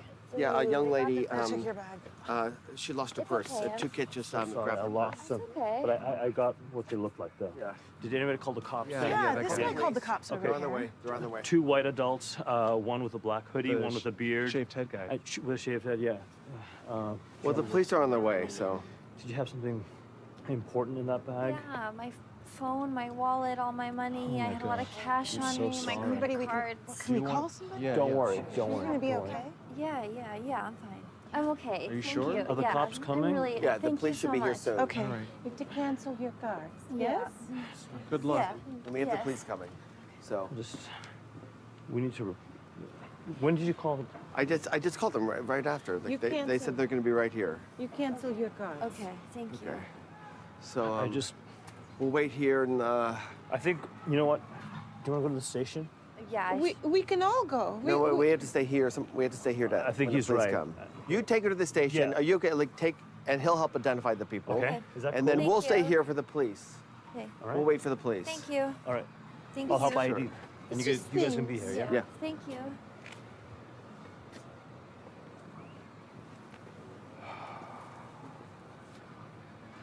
Don't believe this. It's kids. Poor girl.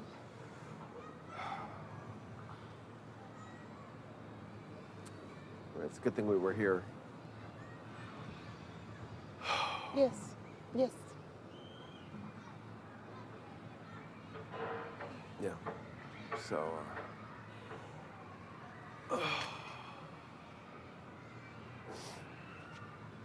Are you in a rush? Oh no. I'm just going home. Oh, okay, because I have a doctor's appointment and I think I can still make it. It's just that my foot really hurts. And, yeah, so, I mean, if you could wait for the police to get here, if you don't mind. No, I I no, just would go. hate to Oh my come back God, out here no. again because it's really hard to get this appointment. Yeah, with this no, I'm doctor. so sorry. Go. I wait. You don't mind? Okay. Thank you. If you're okay with that. Yeah. What a world.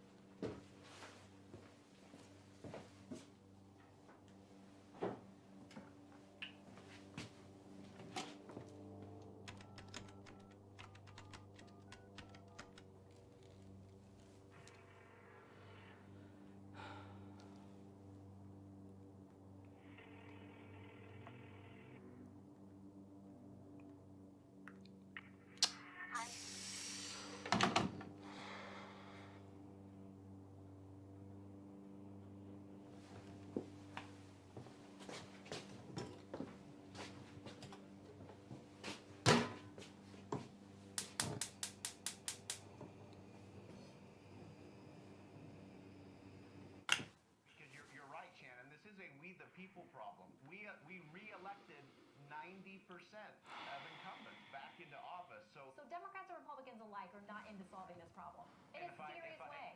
And if I can finish what I was going to say, and as we know, there are 750,000 cases right now in backlog of asylum seekers. Tom, that has been a problem that has been building for the Bottom line is your last speaker is just wrong. I mean, the data speaks for itself.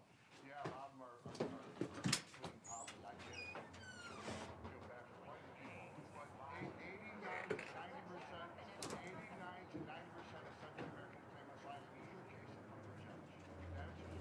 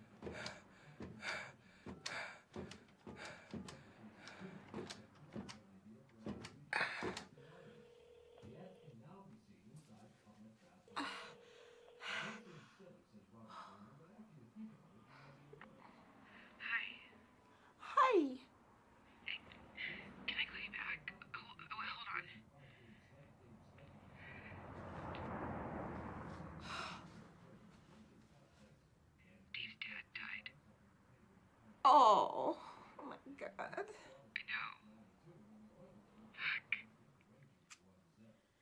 Honey, I'm so sorry. You want me to come? No. He's gonna be home soon. I have to go. Okay. Call me back. Yeah, okay. Bye.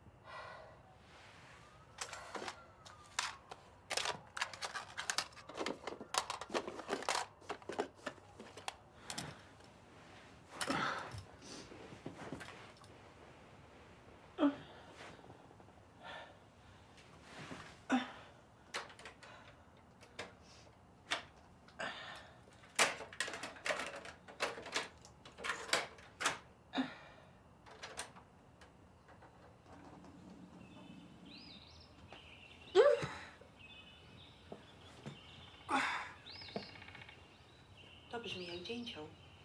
Twój ulubieniec mówi cześć. Tęskni za tobą. A teraz? Wiesława i Beata Szkada zabrały mnie ze sobą do Gdyni.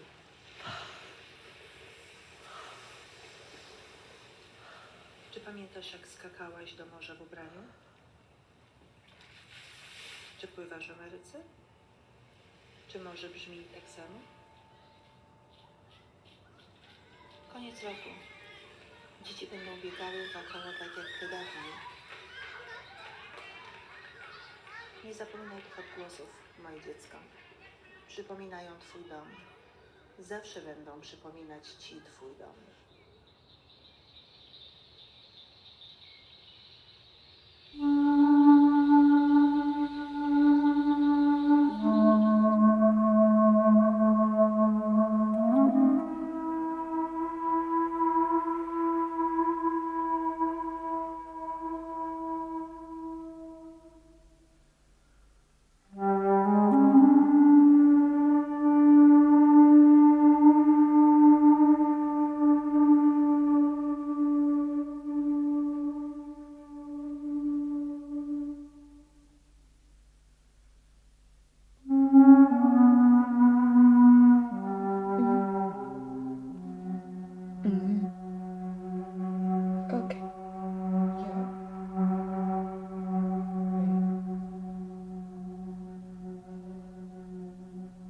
Okay.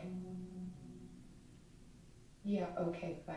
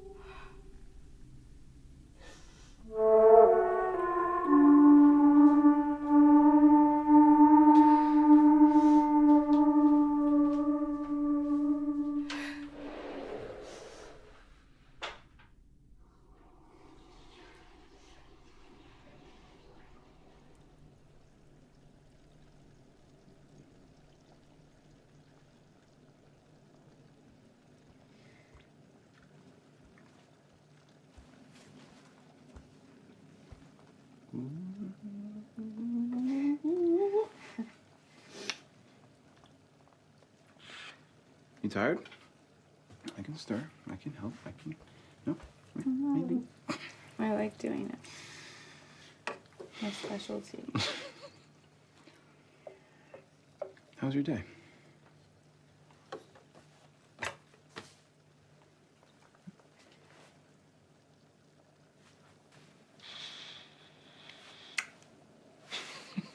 Baby. You okay? Yeah, yeah.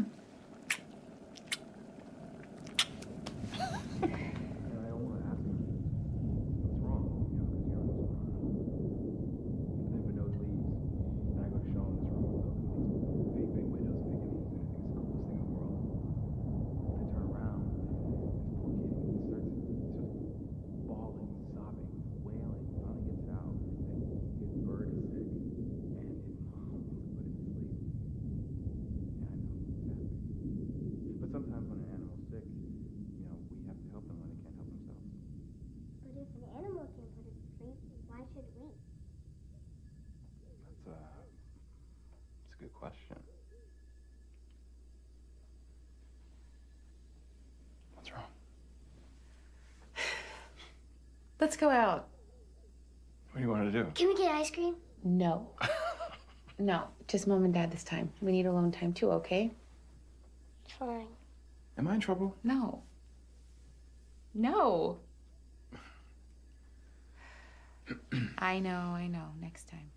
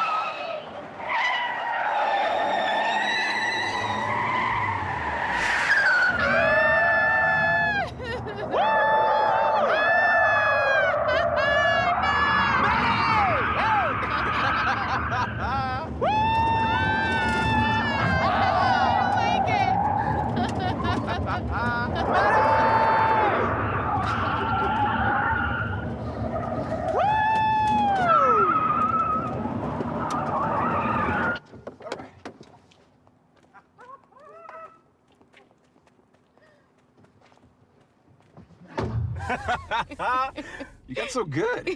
I don't know. Oh, thank you. Thank you, baby.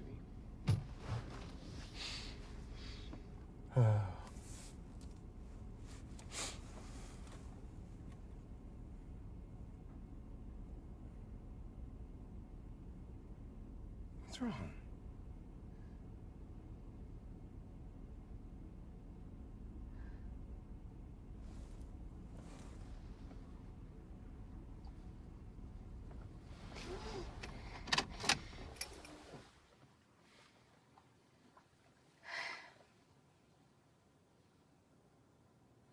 Maddie. Baby. Your dad died.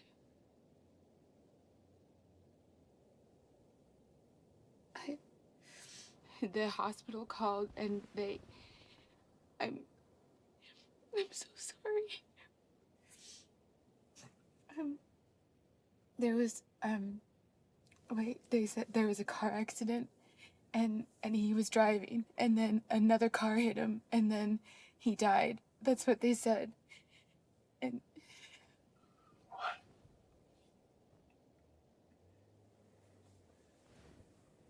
I'm so sorry. Why? What are we doing here, Maddie? I don't know.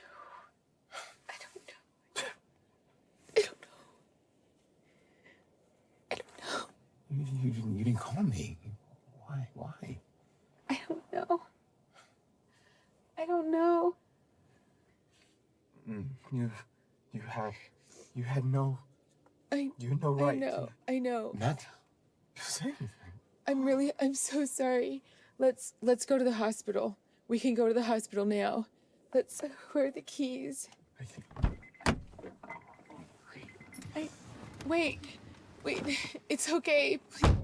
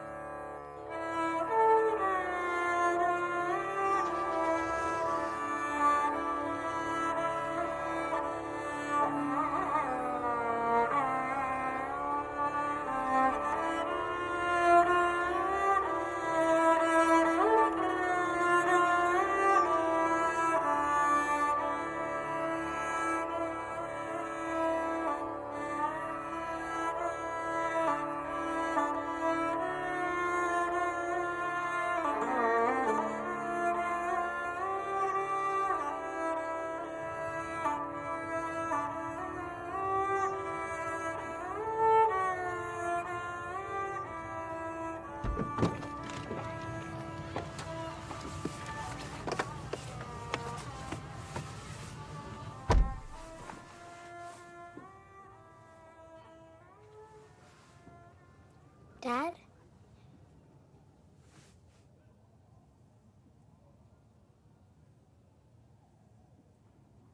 Dad?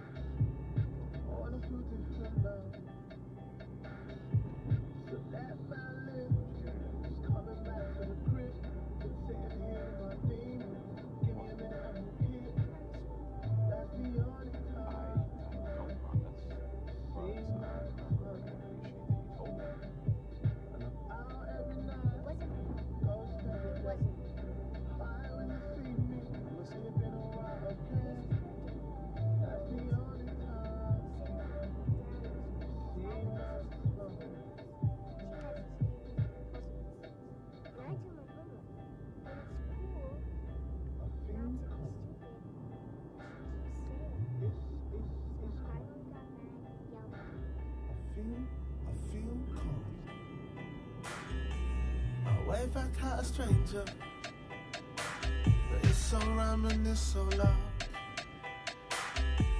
I wonder if they feel like this as well. I hate getting pushed around, hate getting pushed around, hate getting pushed to us, still I'm having a good time.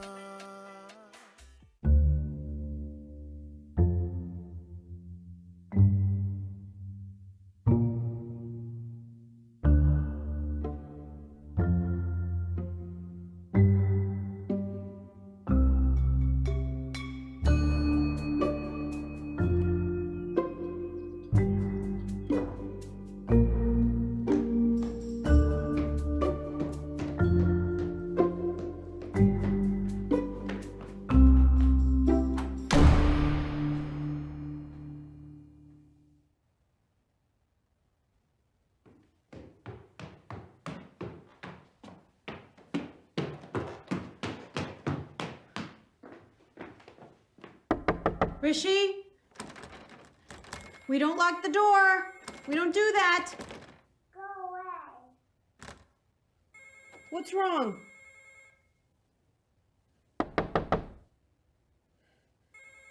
I'm not leaving until you talk to me. Hey, you can close it, but we don't lock it.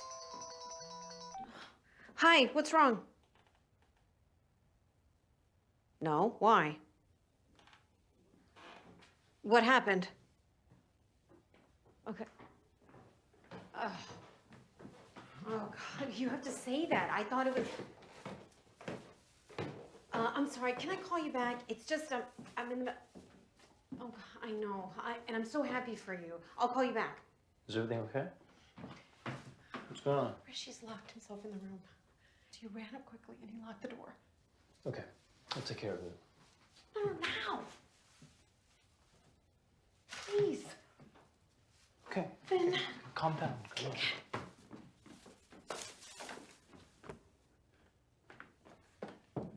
Hi, Rishi, it's Papa. You want to talk? Hey, Mama's not mad at you. We just want to talk to you, beta. Rishi? That's enough, Rishi. He's been in there for 10 minutes. Beta, listen, we're not mad at you, okay, beta? Oh, he knows we're not mad at him. I think he's fine. Just freaking out again. I'm not freaking out. He gets nervous when you do this. Well, what do you want me to do? Shut myself in the kitchen and let someone else take over?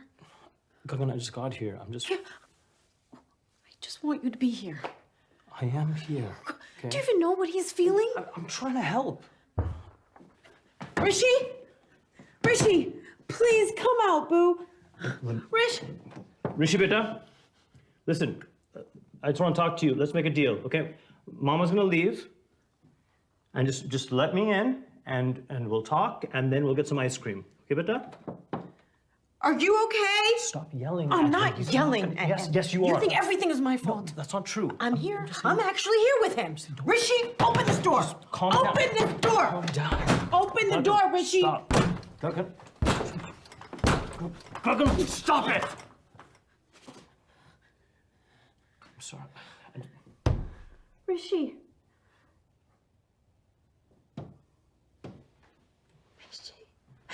Rishi.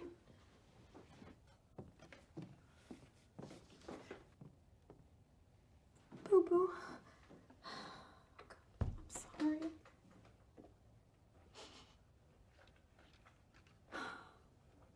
Rish?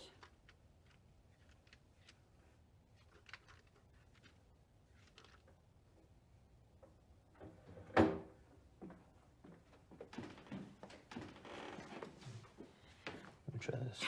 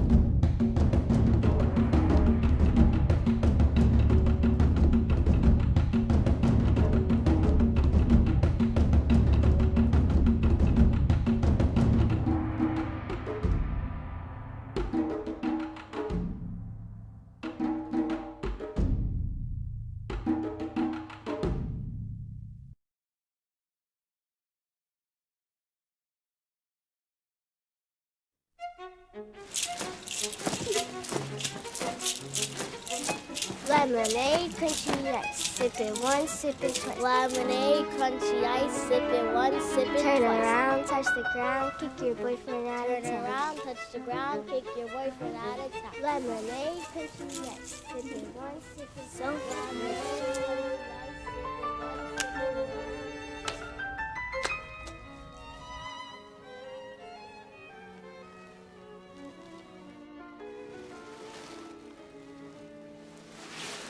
Did you know when you die, you pee yourself? What? Yeah. You can't hold it because you're dead. I'm ticklish.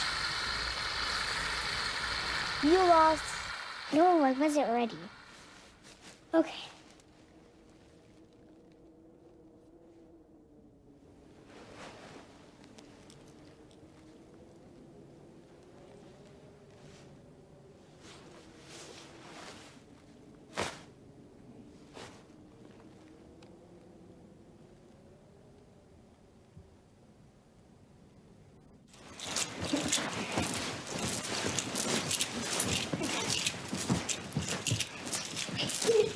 Pretend you're dead. Close your eyes. If you move, you lose. I don't want to play this. Come on, it's fine. Close your eyes.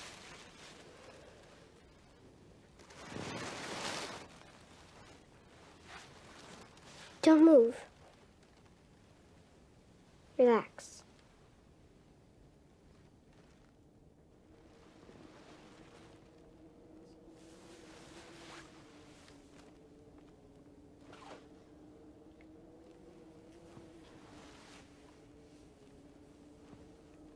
Ava.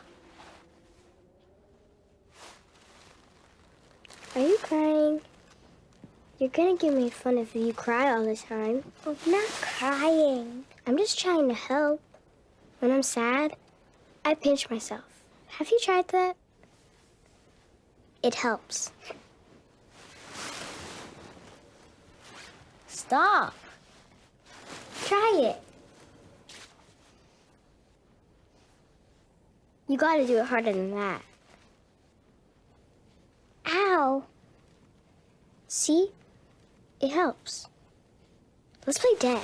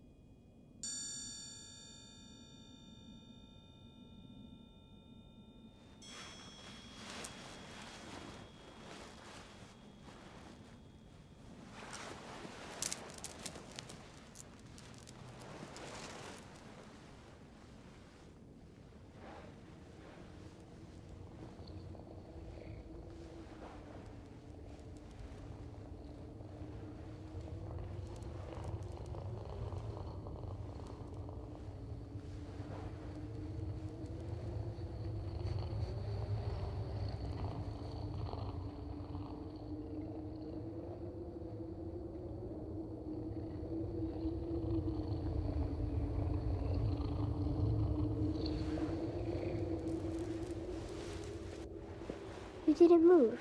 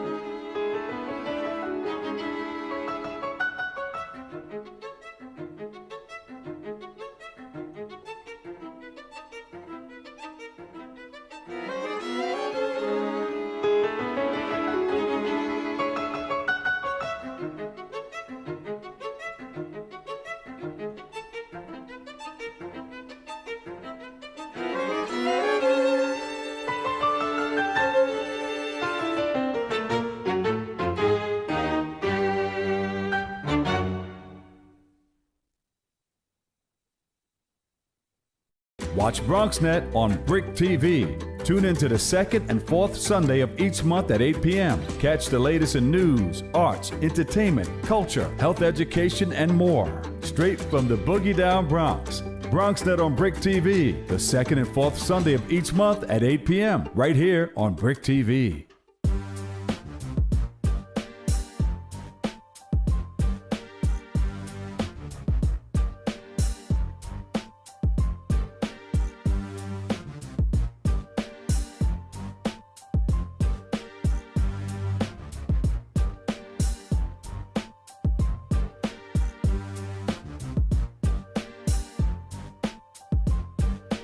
It's your boy Ray DeJean, host, producer of Lapaholics Live. Guess what? It's season number 7, and we got a brand new episode coming at you. And I'm gonna step to the side. I've been hosting too much. I want to let my comedian comrade friends take over the show.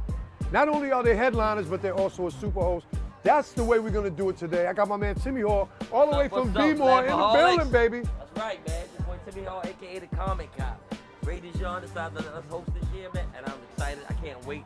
It's gonna be a great time. We're gonna have a good time. We got some great comics in the building. And man, this is the one. Oh my God, I cannot wait to tear this show down. And I am telling you, and I'm guaranteeing 100%, I put all my money on it. It is going to be awesome. It's Lapaholics Live Season 7. Let's go. All right, guys, welcome out to a brand new episode of Lapaholics Live. Give yourselves a round of applause for coming out. Give it up for my DJ in the corner, DJ Barry Blends. Give it up for Barry Blends. Man, when I tell you we got a super show for you tonight, it is going to be incredible. Now, I'm stepping aside. I'm bringing what I call my headliner, my super host for this evening. I'm going to allow him to take over the show. Is that okay with you guys?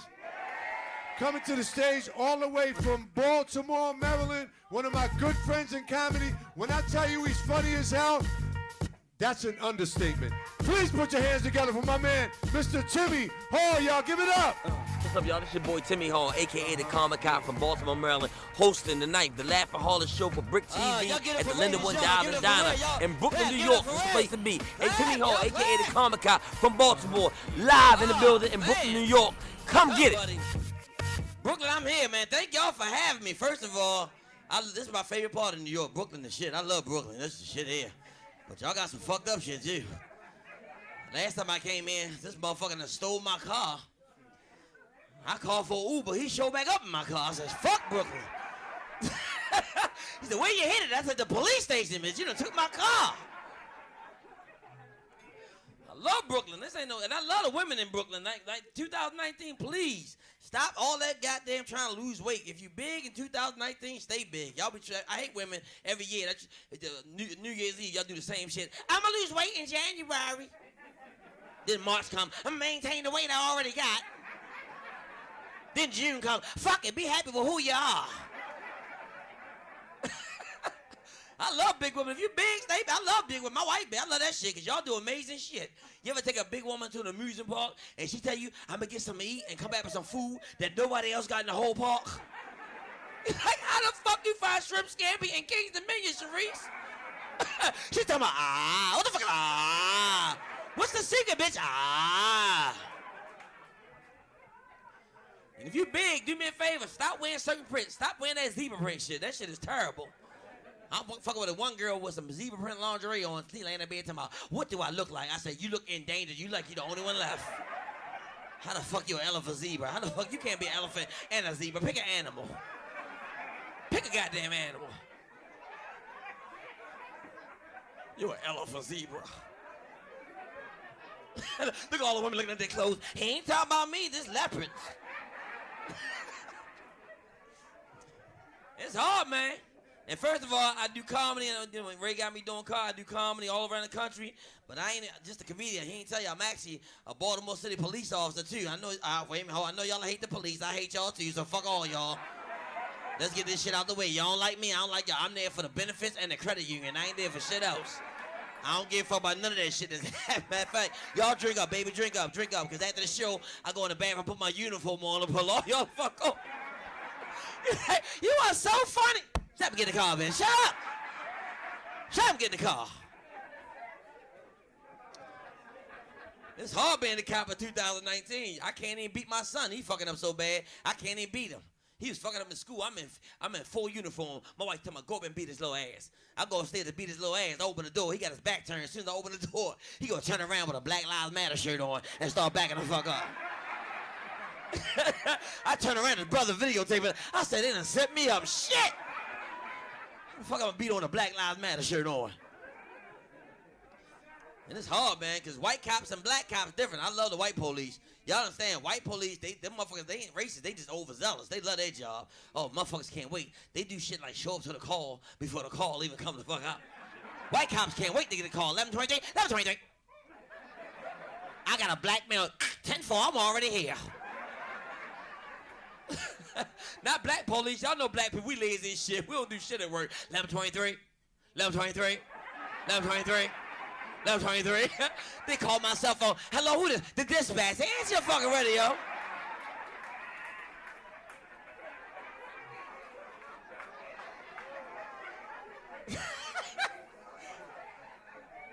And I ain't no racist cop. I hate racism. But I ain't gonna lie. If you black, I don't pull you over if you black. I refuse to pull you over if you black. I ain't doing that shit. But if you white, I'll pull you over all fucking day. Oh, not because I'm racist. Let me tell you why. White people got something that black people don't have. Their registration. I don't know what y'all motherfuckers do with y'all. You ever ask a black person for a car registration? They look at you like you asked for a credit report. I asked one girl for registration. She done fucked around and popped the trunk. Why you pop the fucking trunk? Why is your shit in the trunk? I asked one guy, I said, license registration. I want a lawyer. For your registration? I want a lawyer.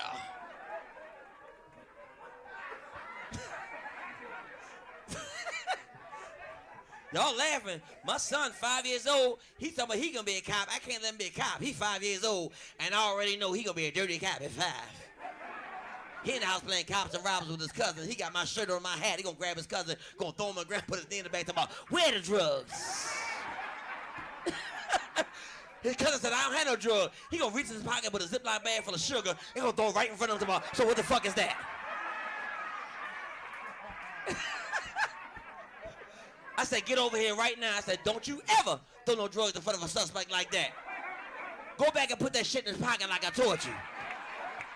Fuck is wrong with you? You gonna fuck around and get us both caught.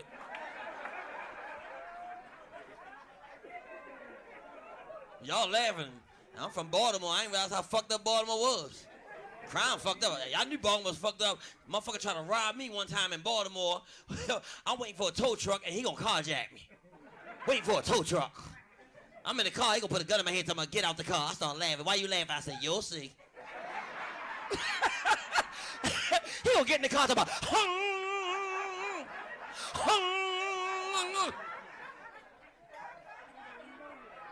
fuck you, a carjack, wait for a tow truck.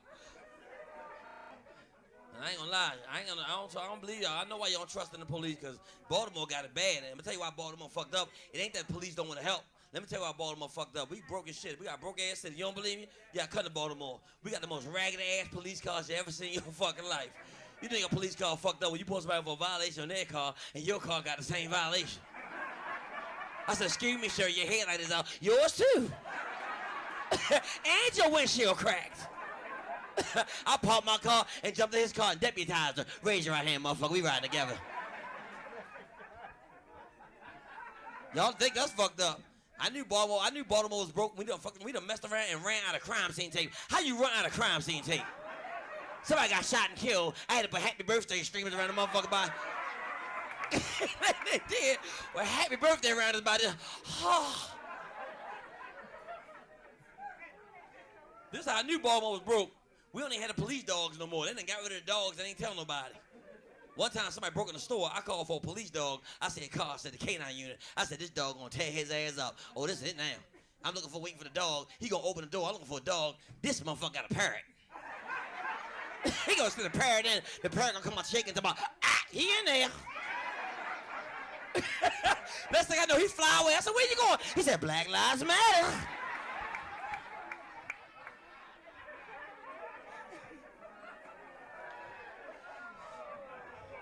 And I ain't gonna lie, it's fucked up. This is my last year being a cop. This is it. I'm gonna do comedy full time because I gotta quit. I got medical problems. I can't, fuck that. I got allergies. You a cop taking Benadryl. I chased the motherfucker last week. He gonna run through some fresh cut grass. I just looked at him. My sergeant said, you better get him. I said, you don't see all that piling out there. I'll catch his ass in the fall. I don't like to fight anyway. First of all, you gotta learn how to fight to be a cop. I can't fight for shit. I'm a punk bitch. I get my ass beat up. Anybody ever get beat up before? You ever get beat up, then go home and practice the moves you should have done? Nigga beat the shit out of me. I said, damn, I knew I should have grabbed his pinky when he choked me. Nigga beat the shit out of me. I got beat up 2 weeks ago in full uniform. He gonna beat my ass. They gonna grab my radio, talking about officer down. They said, where the suspect? He said, I'm still here. Run! Why you still here?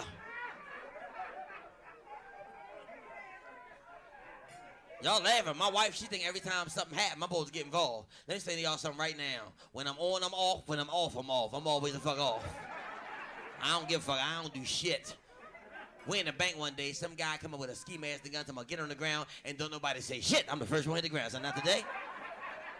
She gonna tap me, get up and do something. You're a police officer. I said, you know what, baby, you're right. I said, excuse me, sir. She talking. I bet you shut the fuck up now. She talks too fucking much. That's why I don't take my wife to no clubs. Stop taking your woman to clubs. Man, stop taking your wife out. Because first of all, women, y'all don't know when to shut the hell up. You ever take a woman to a club and she get involved in an argument with somebody bigger than you and they gonna look at you like you supposed to help? My wife's staring at me. I'm staring. We having a staring contest. I'm just looking at her. He said, Timmy, that guy trying to get my phone number. I said, girl, you better give it to him. He cute. He fine as shit. Don't you let him go. Look how fine he is. He is fine. All of a sudden, she gonna try to hurt my feelings, trying to be a man. Talking about, won't you be a man for a change? I'm laughing. Said, why you laughing? I said, because I ain't been a man all this time. Why am I start today? Won't he do it? Yes, he will, bitch.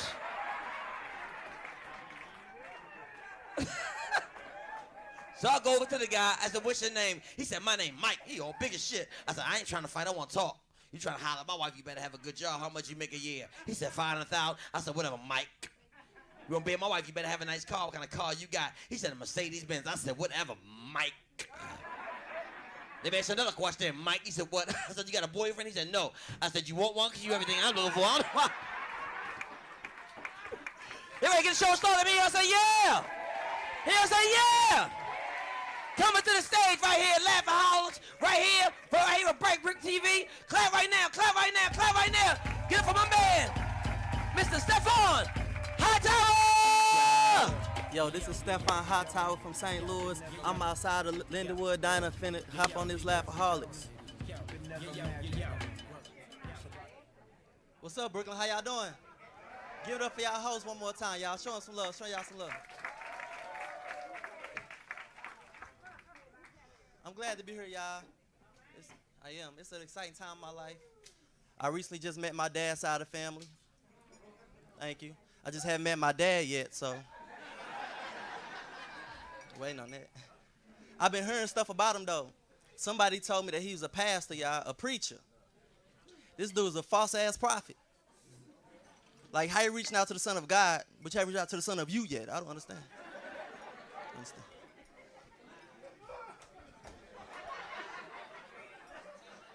They caught y'all back there late. It's cool.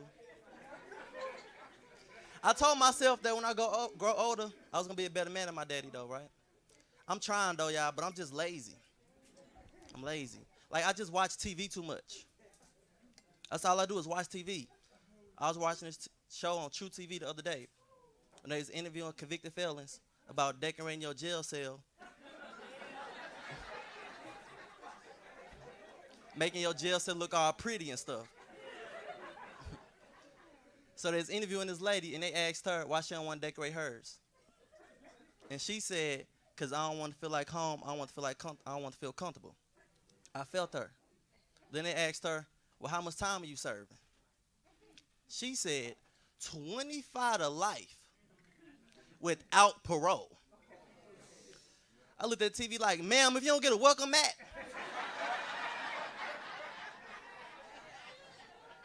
Put some curtains up, that's home sweet home. a lot of TV, man. I seen this other show on MTV called Dating Naked. Yeah, I must have seen this show. Now, if you haven't, I'm explaining it to you. You go on a blind date with somebody you never met, butt naked.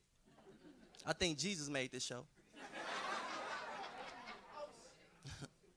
But the fact that it's on TV, they can't show you being naked. So what they do is they put blurs to cover up your private parts. You know, the women, the man. But I thought to myself, me personally, if I was on this TV show, y'all, I wouldn't want no small little blur. Don't give me no small blur. I want a long blur.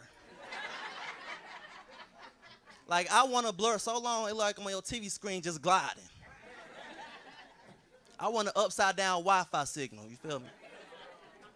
And I ain't even saying I need a long blur. I just think it make good TV. Straight up, man. I feel like family is the fakest people in our lives.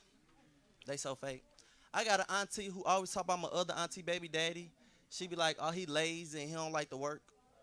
This is the thing though, y'all. He been shot 3 times. He's on disability. He gets paid not to work. I'm tired of punching the clock. I'm thinking about shooting myself in the foot. Family too fake, man. Family will talk stuff behind your back all year long and then see you at the family reunion and ask you to be their spades partner.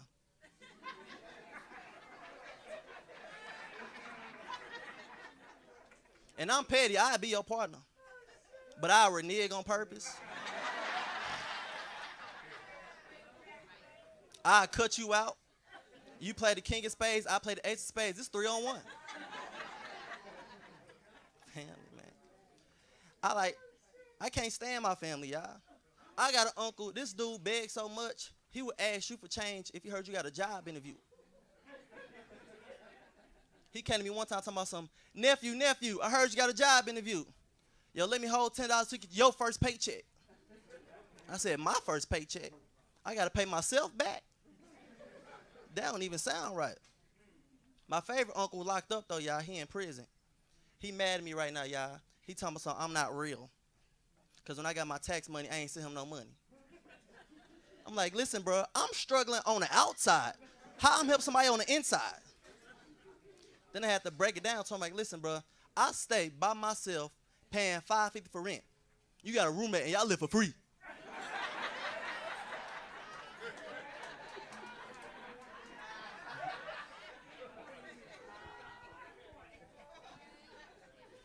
You get 3 guaranteed meals a day. I work in fast food. I got to hide to eat my burger so I won't get fired.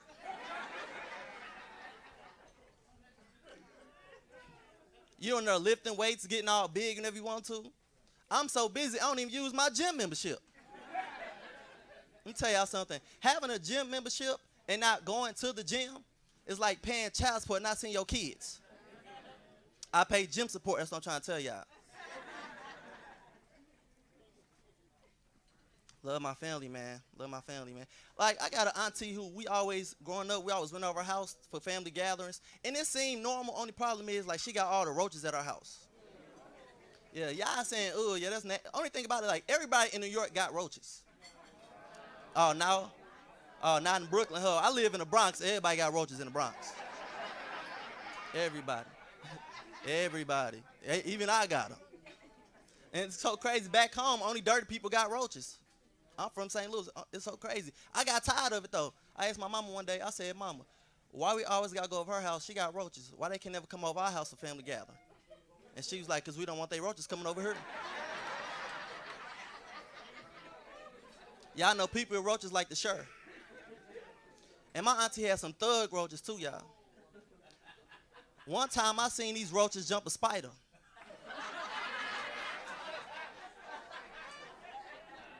They stole the spider web, tied it on top of the kitchen counter, and used it to budget jump cord into the macaroni and cheese. Y'all been over somebody else so nasty you have to start bringing your own dishes over there? When it's dinner time, you go into the car, you leave it, no, I left my bowl and my plate in the car. Don't let you leave your dishes over there neither. You left your cup over here, no, that's your cup now.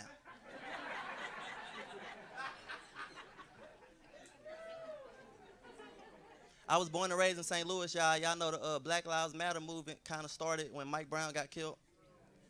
I was out there. We was protesting. They gave us the 12 o'clock curfew and told us as long as we was peaceful, we can protest. But that's not what happened. It got dark like around 9 o'clock.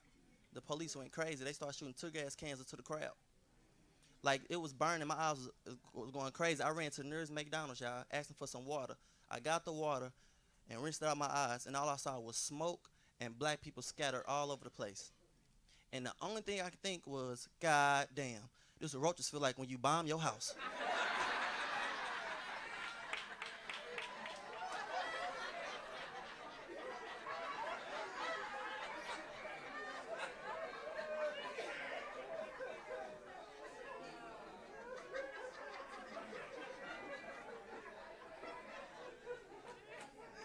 Whole time I thought I was protesting. Turns out I was at my auntie's house.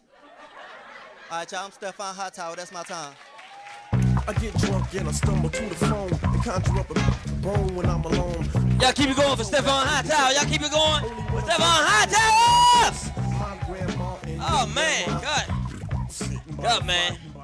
Y'all get up on the man talking about roaches. Just get the shit out of me. Make sure you don't fuck around and take one of some St. Louis roaches on fucking with him. Bitch, that go Nelly. Oh, man. And like I said, man, I love people, black, white, shit, but I love everybody, man. I don't care if you gay or straight, but I ain't gonna lie. Is it me or gay people every fucking way?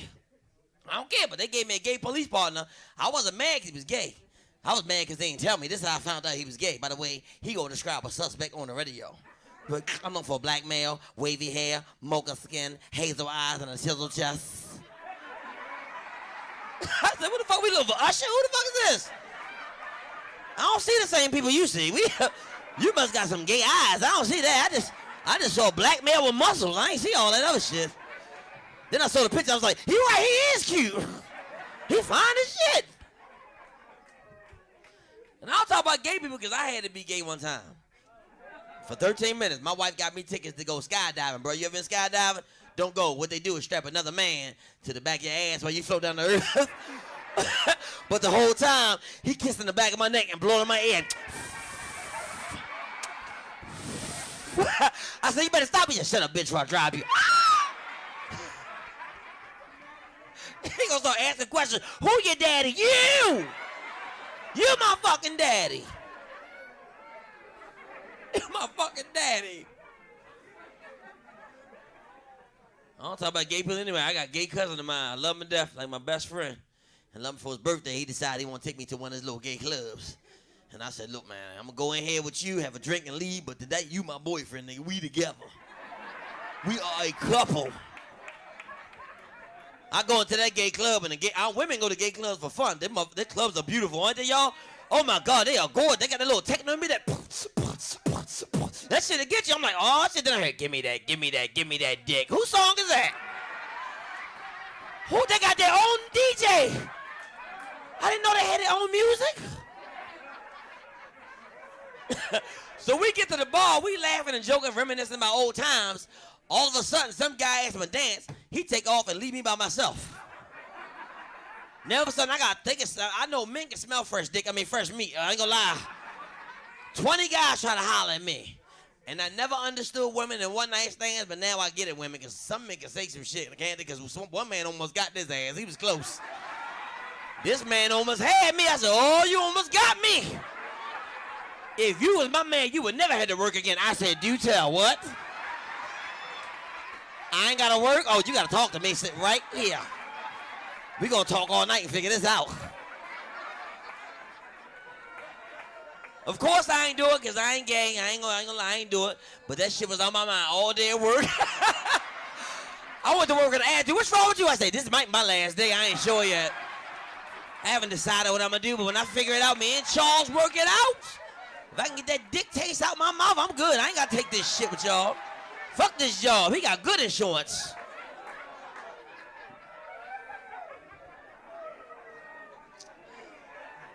I ain't gonna lie. I'm just joking around. I ain't gay, man. I'm married now. It's hard being married 2019. Because first of all, y'all women, y'all play too much. My wife gonna text me one time. I can't wait to make love to you tonight. It's gonna be the best sex we ever had. I text her back. I can't wait, Diva. She gonna text back, disregard that last text, that wasn't for you, LOL. So I texted back the letters H-U-C-K. She'll call, what's H-U-C-K? What's huck? I said, that's the sound of me choking you, bitch.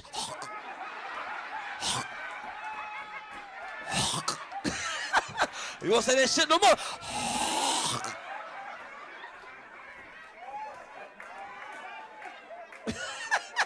Look at all the men writing that down. H-U-C-K. You gonna fucking choke the shit out of you. Go out tonight if you want to.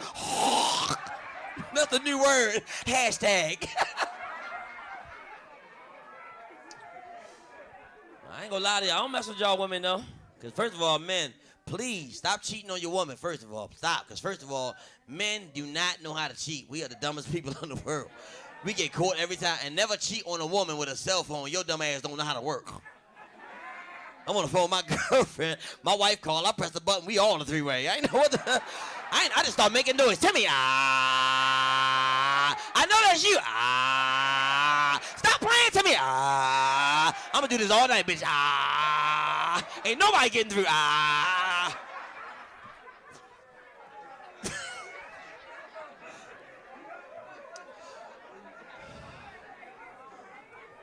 And I ain't gonna lie. Certain women I don't mess with. I don't mess with married women no more. I had a married woman break my heart. She gonna come to the club with another guy, wasn't even her husband. I called her husband right up. I said, man, your wife is down here cheating on you. So who the fuck is this? I said, this is her boyfriend. Now get down here. Because we are losing her. This ain't fair to us. What we do to her? We treat her well. But I tell you this much, women. I tell you this much for a fact. But men, you gotta understand something. Women are very vindictive. Women that get your ass back. They love you, but they'll get you back. When women hurt, oh man, women that get you back and hurt you even worse. I'm telling you. I ain't gonna lie, because I found out my wife was going out with another guy one time because she got tired of my shit. I said, I'm not gonna say nothing. What I'm gonna do is follow her ass around and catch her and act like I got your ass and be done with her. I followed my wife around with another guy. I couldn't even say shit. He would treat my wife better than I could ever treat her. I said, shit. I was surprised she stayed this long. What the fuck you wasting your time with me for? I ain't shit. He's so good to my wife, I came home, had my pajamas on. She walked in the house. I wasn't even mad. I was like one of her girlfriends. So, girl, how was he? Girl, you look so happy. Fuck you with me for? You are happy. You can't even walk straight.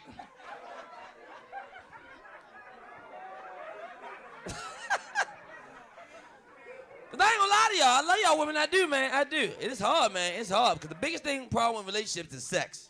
Biggest problem with sex. Man, we gotta start learning how to put it down in the bedroom and do better shit. I ain't gonna lie to y'all, because we get complacent and don't want to do certain shit. So for Halloween, I did something sexy for my wife. I said, for Halloween, I'm gonna do the role playing. I had my full police uniform on and kicked the door in and did a role playing shit and made love to my wife. The whole time I'm making love to my wife with my uniform on, she's shaking her ass off. I said, oh, Timmy, you wearing her out tonight?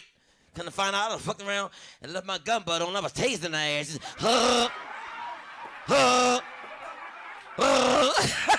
almost got her. I looked at that shit like, almost killed her ass. Almost killed my wife. Almost went to jail.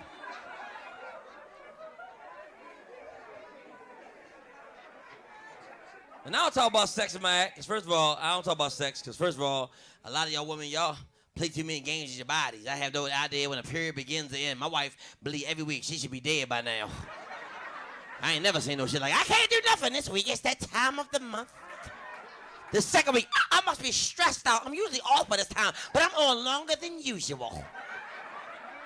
The third week, I'm talking, can we do something tonight? You know what, Timmy? I got a toothache. I think it's pulling on my uterus, causing me to bleed. The fourth week, her birthday week, and where are we going for my birthday? I said, the blood bank, bitch. You been bleeding for 3 fucking weeks. But I should kill you, bitch. You need some Gatorade and get your electrolytes up. Fuck you bleed that long, you still living, bitch. You a vampire. That's why they call them pad always, bitch, because you always bleed. I don't talk about sex, man, because first of all, y'all women out here, I don't talk about no sex. I'm 47 years old, some little young girl, 22 years old, gonna try to holler at me the other day. Talking about, what would you do if I gave you all this? I said, disappoint you, bitch, I'm 47 years old. I got asthma and eczema. Like, bro, I can't even pee without farting first. What the fuck you around me for? I'm 47. Get your ass away from me. Talking about, you can be my sugar daddy. I'm like, bitch, I got diabetes. I'm everybody's sugar daddy. So you can't give me nothing. I can give you an STD. A STD? Some terrible dick. I'm 47 years old. Get away from me. I don't need no girlfriend, bitch. I need a nurse. Get your ass away from me. Y'all ready for the next comment? Let me hear y'all say, oh yeah. I hear y'all say, oh yeah. Y'all in for a treat. This is one of my favorite comics right here from New York, man. This guy been on HBO. He's been on BET. Clap right now. Clap right now. Brooklyn. Laugh at home. Give it up for my man, Kareem Green. My name is Kareem Green, Mr. Must See, and I'm here at the Laughaholics Comedy Club, and we about to tape this show and do our damn thing. Hey! Cut it off, DJ. What's up, y'all? All right. This is different. Yeah, this is different, man. I'm used to running from the police, and I just got brought up by the police. This is different. Okay, what was I thinking about? So, you know what? So they say Jeffrey Epstein killed himself. Don't nobody believe that shit. Don't nobody believe Jeffrey killed himself. Let me tell you something. When you have connections to high-profile politicians like, you know, Clinton, and who else? Trump, a phone call goes out. As soon as he got caught, Clinton called. He's like, Trump, they caught Jeffrey. I think he can't handle the pressure and he might kill himself. Trump was like, I agree. I'll send out the tweet. Send out the tweet. Don't tweet. I'll handle it. I have Hillary handle it. Don't do it. How the fuck?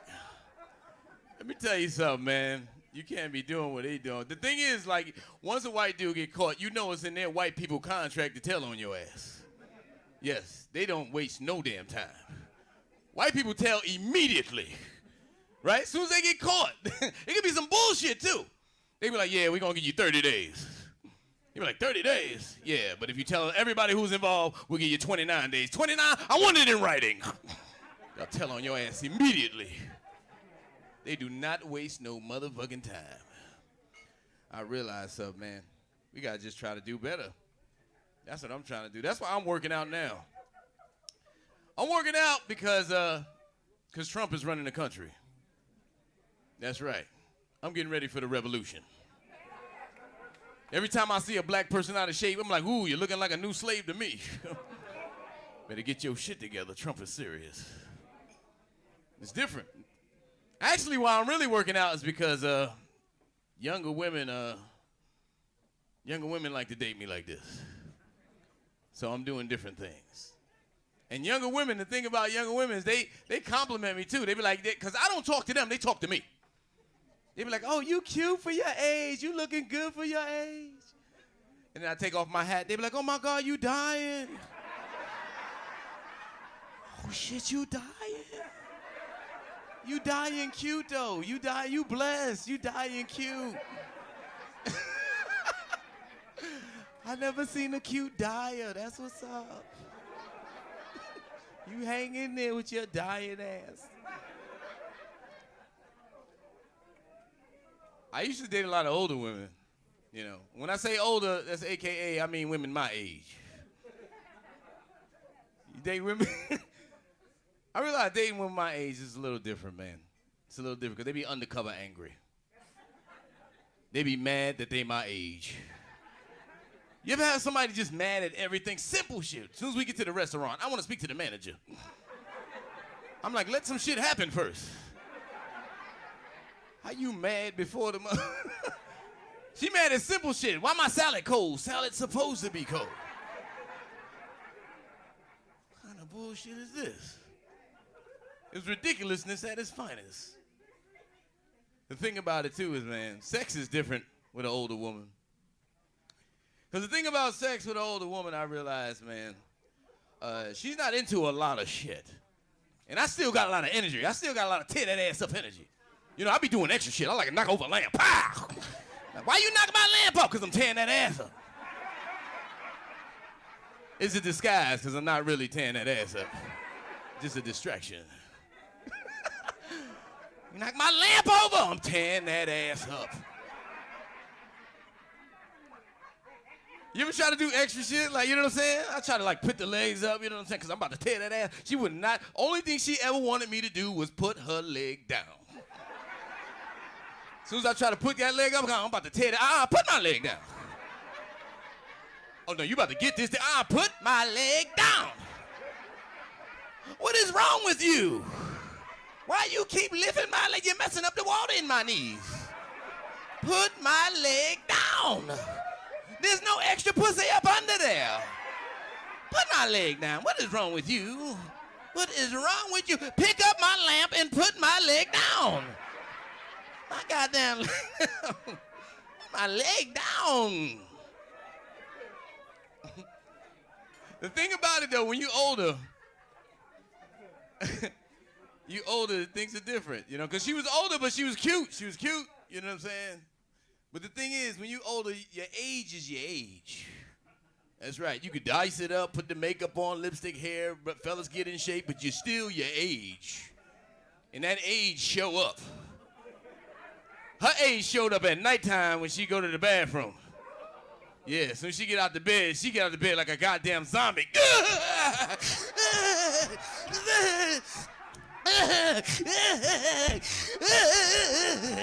Like, goddamn. Guess her body stiffened up in her sleep. That's why she want me to put her leg down. Let me pick this damn lamp up. That was disrespectful. Oh my God, she dying. That shit was scary.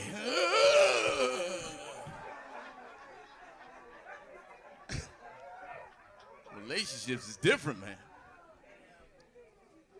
Relationships are tough for everybody. I think the toughest part of a relationship for a man is being faithful. A lot of us fall short of glory when it comes to that. It's sad. You know the thing is, though?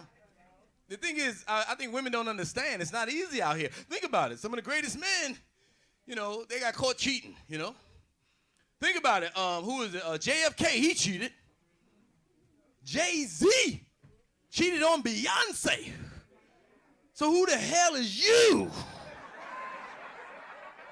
to think you ain't supposed to get some cheating on?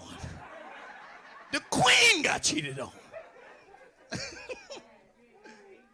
One of the greatest men in the world, Reverend Dr. Martin Luther King. Clap your hands if you know who that is. Clap your hands. He got caught cheating on his lady. Yeah. And the thing is, I realized he was a regular dude.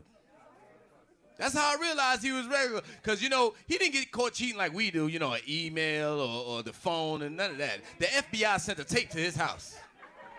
You know what I'm saying? That's top level. And the thing is, they was listening to the tape, him and his wife. And this one, I realized he was a regular dude. They listened to the tape. She was mad as hell. Right? And he got up and did some regular dude shit. He walked up, looked her dead in the face and said, "Coretta, that ain't me. That ain't me, Coretta. That ain't me. That ain't me." That's some regular shit, right? That's some shit me and you say. That ain't me. If I was Dr. King, I would do the speech. I'd have walked out like, "Honey, I'm out here marching to change your life. It wasn't me in the hotel laying the pipe. It wasn't me. It wasn't me." I know how you sound, Martin. I was rooting for him, too. The only thing is, you know, I heard the tape. You could hear the tape, and it didn't sound good. I never heard Dr. King have sex, but it was incriminating, because all you heard was, She was like, "Give it to me, doctor. I know you done marching, but you better march up in this pussy, Dr. King. Like, damn, Dr. King, tearing that ass up. I know you got a dream, but you gonna wake up in this pussy, Dr. King.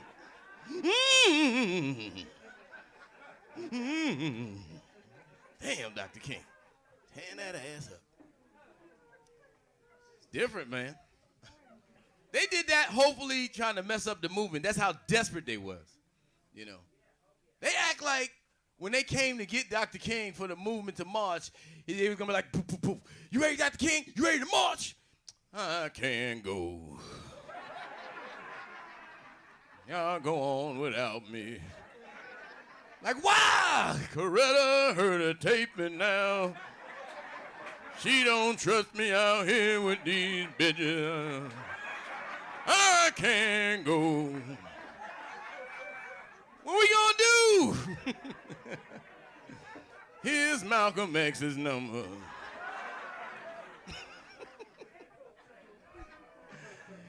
You ain't shit.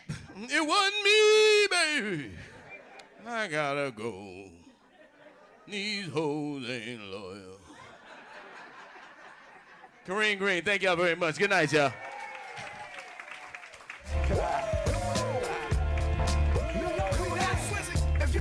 Y'all keep it going for my man, Mr. Kareem Green. Clap, clap, clap. Give it up for him. Oh, man, God. God, man, love y'all women, man. Like I said, I love y'all women. But first of all, I know one thing about women. Y'all women don't need no man for sex. Tell the truth. Tell y'all, Neil. Clap if you don't need no man for sex. Y'all don't. All the toys y'all got.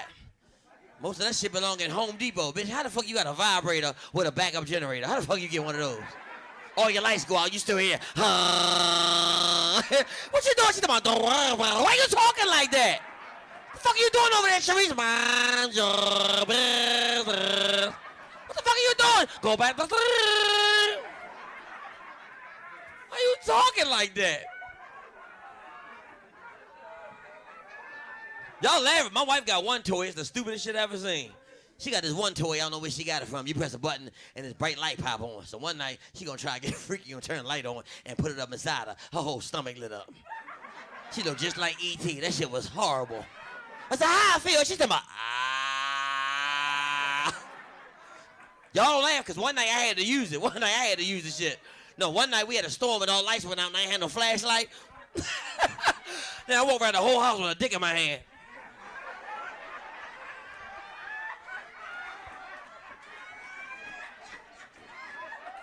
My son said, Daddy, what's that? You can't tell your son it's a Star Wars lifesaver. The next day he butt naked in the mirror about. He's stabbing it. Stop stabbing yourself.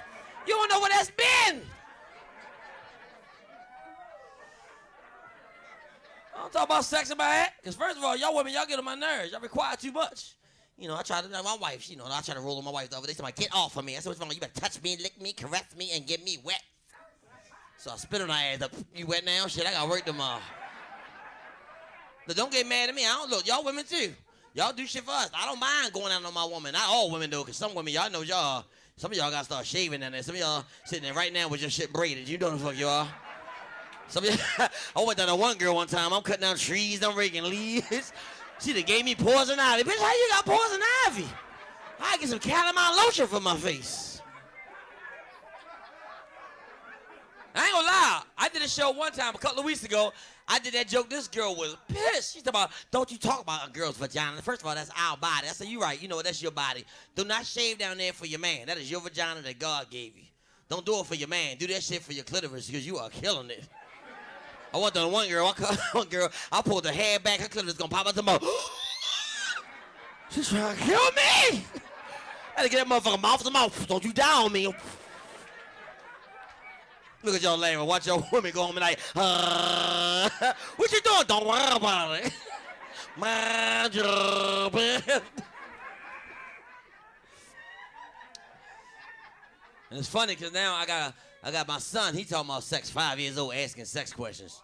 Over there, he told my daddy, where do babies come from? I said, babies come from Hennessy and Coke.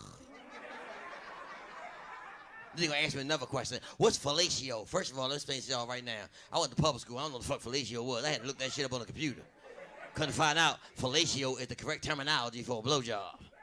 I ain't know that shit. I had to tell him, but I couldn't tell him. I had to make up something. He said, what's fellatio? I said, that's one of the Ninja Turtles. It's Michelangelo, it's Donatello, and fellatio.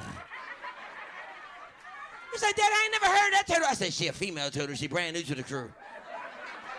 He said, can she fight? I said, no, she sucks. Then he said, what's an orgasm? I said, ask your mother. He said, Mom, what's an orgasm? She gonna look at me and shake her head. I'm like, I have no idea. Now, I ain't never seen one of them before. I don't know. And I got a wife, man. My wife is a school teacher in Baltimore City.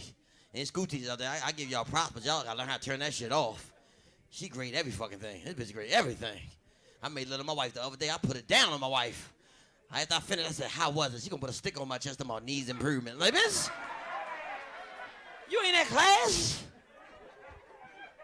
And do me a favor, I talk about kids in my act. Beat your kids in 2019. Fuck all that. Go old school, because you gotta beat your kids, because these kids are tore up.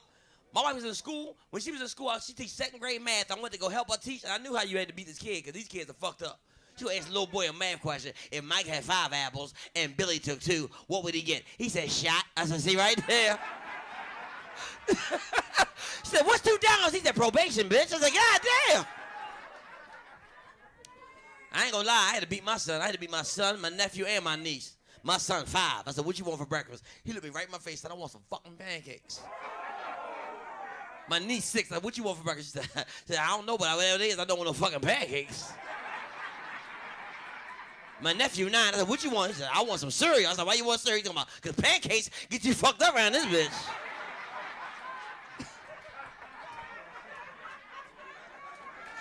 Had to beat a little ass. And watch what you say around your kids. Kids like little tape recorders. Kids hear everything. Don't talk around your kids. You don't want to hear shit. My 5-year-old son, I love him to death. He stay around me all day. My niece and nephew over my house one day. My nephew called my niece a bitch. I said, get over here right now. I said, what? I said, don't you ever call her a bitch again. He said, why? I said, because I said so. He said, what does it mean? I said, well, bitch is a female dog. Now, mind you, my 5-year-old heard the whole conversation. I take my 5-year-old, get a dog 2 days later. I say, man, you pick any dog you want. He said, I want that bitch right there. And I can't beat him because he used the word correctly. I said, which one? He said, the white bitch. That's a good choice. Daddy want a white bitch? So you just don't know. I'll take a white bitch and fuck our credit up. Give me a white bitch.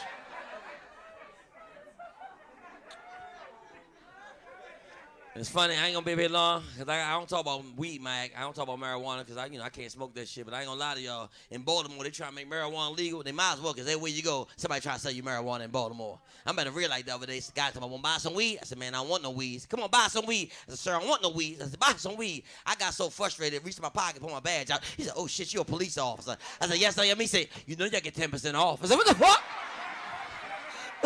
So I had to buy 2 bags.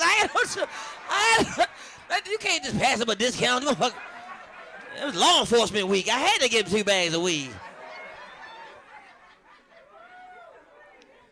And I don't talk about weed, man, because I ain't gonna lie. I like the smell of weed. My father smoked weed all my life. Oh, I love that smell. I pulled the car the other day. This motherfucker had weed smoke all in the car.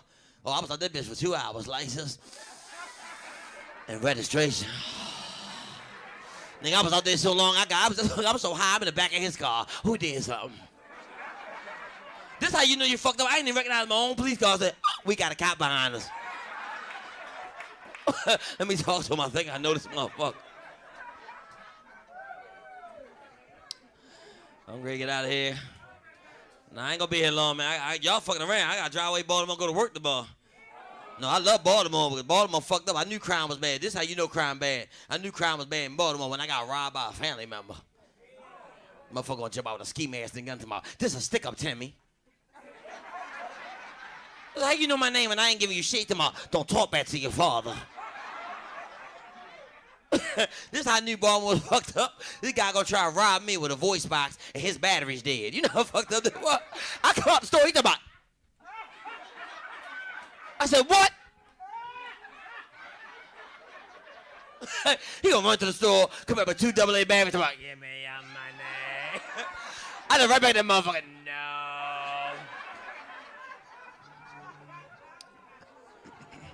And somebody gonna like this next joke, but I'm gonna do it real before I get out of here. I got robbed by a retarded thug. That shit wasn't fun. I don't mean to take off. I'm gonna just tell you what happened. I went down the street, motherfucker bumped into me. I said, what's wrong with you? He said, this is a stick.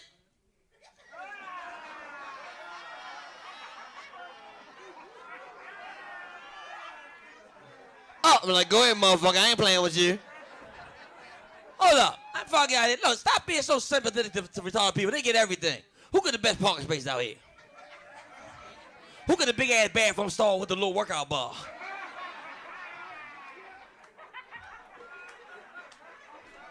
That's their shit. I know you be in there stretching and shit. I'm gonna tear this bitch up today. Let me tell you what happened to me. I ain't gonna lie to y'all folk out here. I've not caught the bus in Baltimore in like 10 years. I catch the bus the other day, bus packed. They got the seats all packed, but they got one seat in the front of the bus with a sign. This seat is reserved for the elderly, handicapped, or disabled, but you must give up your seat when the people get on the bus. I sit in the seat. I said, fuck that. I'm Rosa Parks. Ain't nobody get me out this motherfucker. 2 stops down the road, but lady about 95 years old gonna look around for a seat on the bus, and she can't find one, so she gonna lock eyes with me. So y'all would have got up. Y'all stupid. Fuck her. She old. She about to die tomorrow. I still got some life left. Fuck her. So I had to get smart. She gonna look at me. I look right back at this bitch.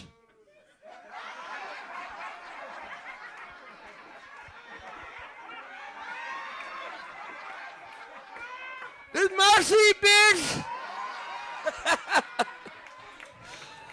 Y'all get up for the show tonight. Y'all get up for the show tonight. All right, man, I want to bring back the comics, man. I'm bringing back the comics tonight, man. Right now, I'm bringing back my comics, man. Right now, man, y'all clap right now for Mr. Stefan. High Tower! Get up, clap!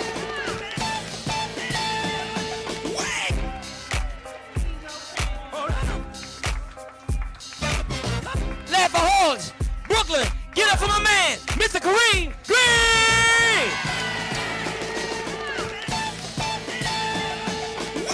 Last but not least, the man that put us all together. Y'all clap for my mentor, a good friend of mine right here from New York, Ray Dijon. Come on, y'all enjoy the show tonight. Make some noise, baby. Kareem Green, Stefan Hightower, and of course the headliner, super host, Timmy Hall from B-More. We appreciate you guys, and thank you for enjoying another episode of Laughaholics Live. Y'all get home safe, y'all.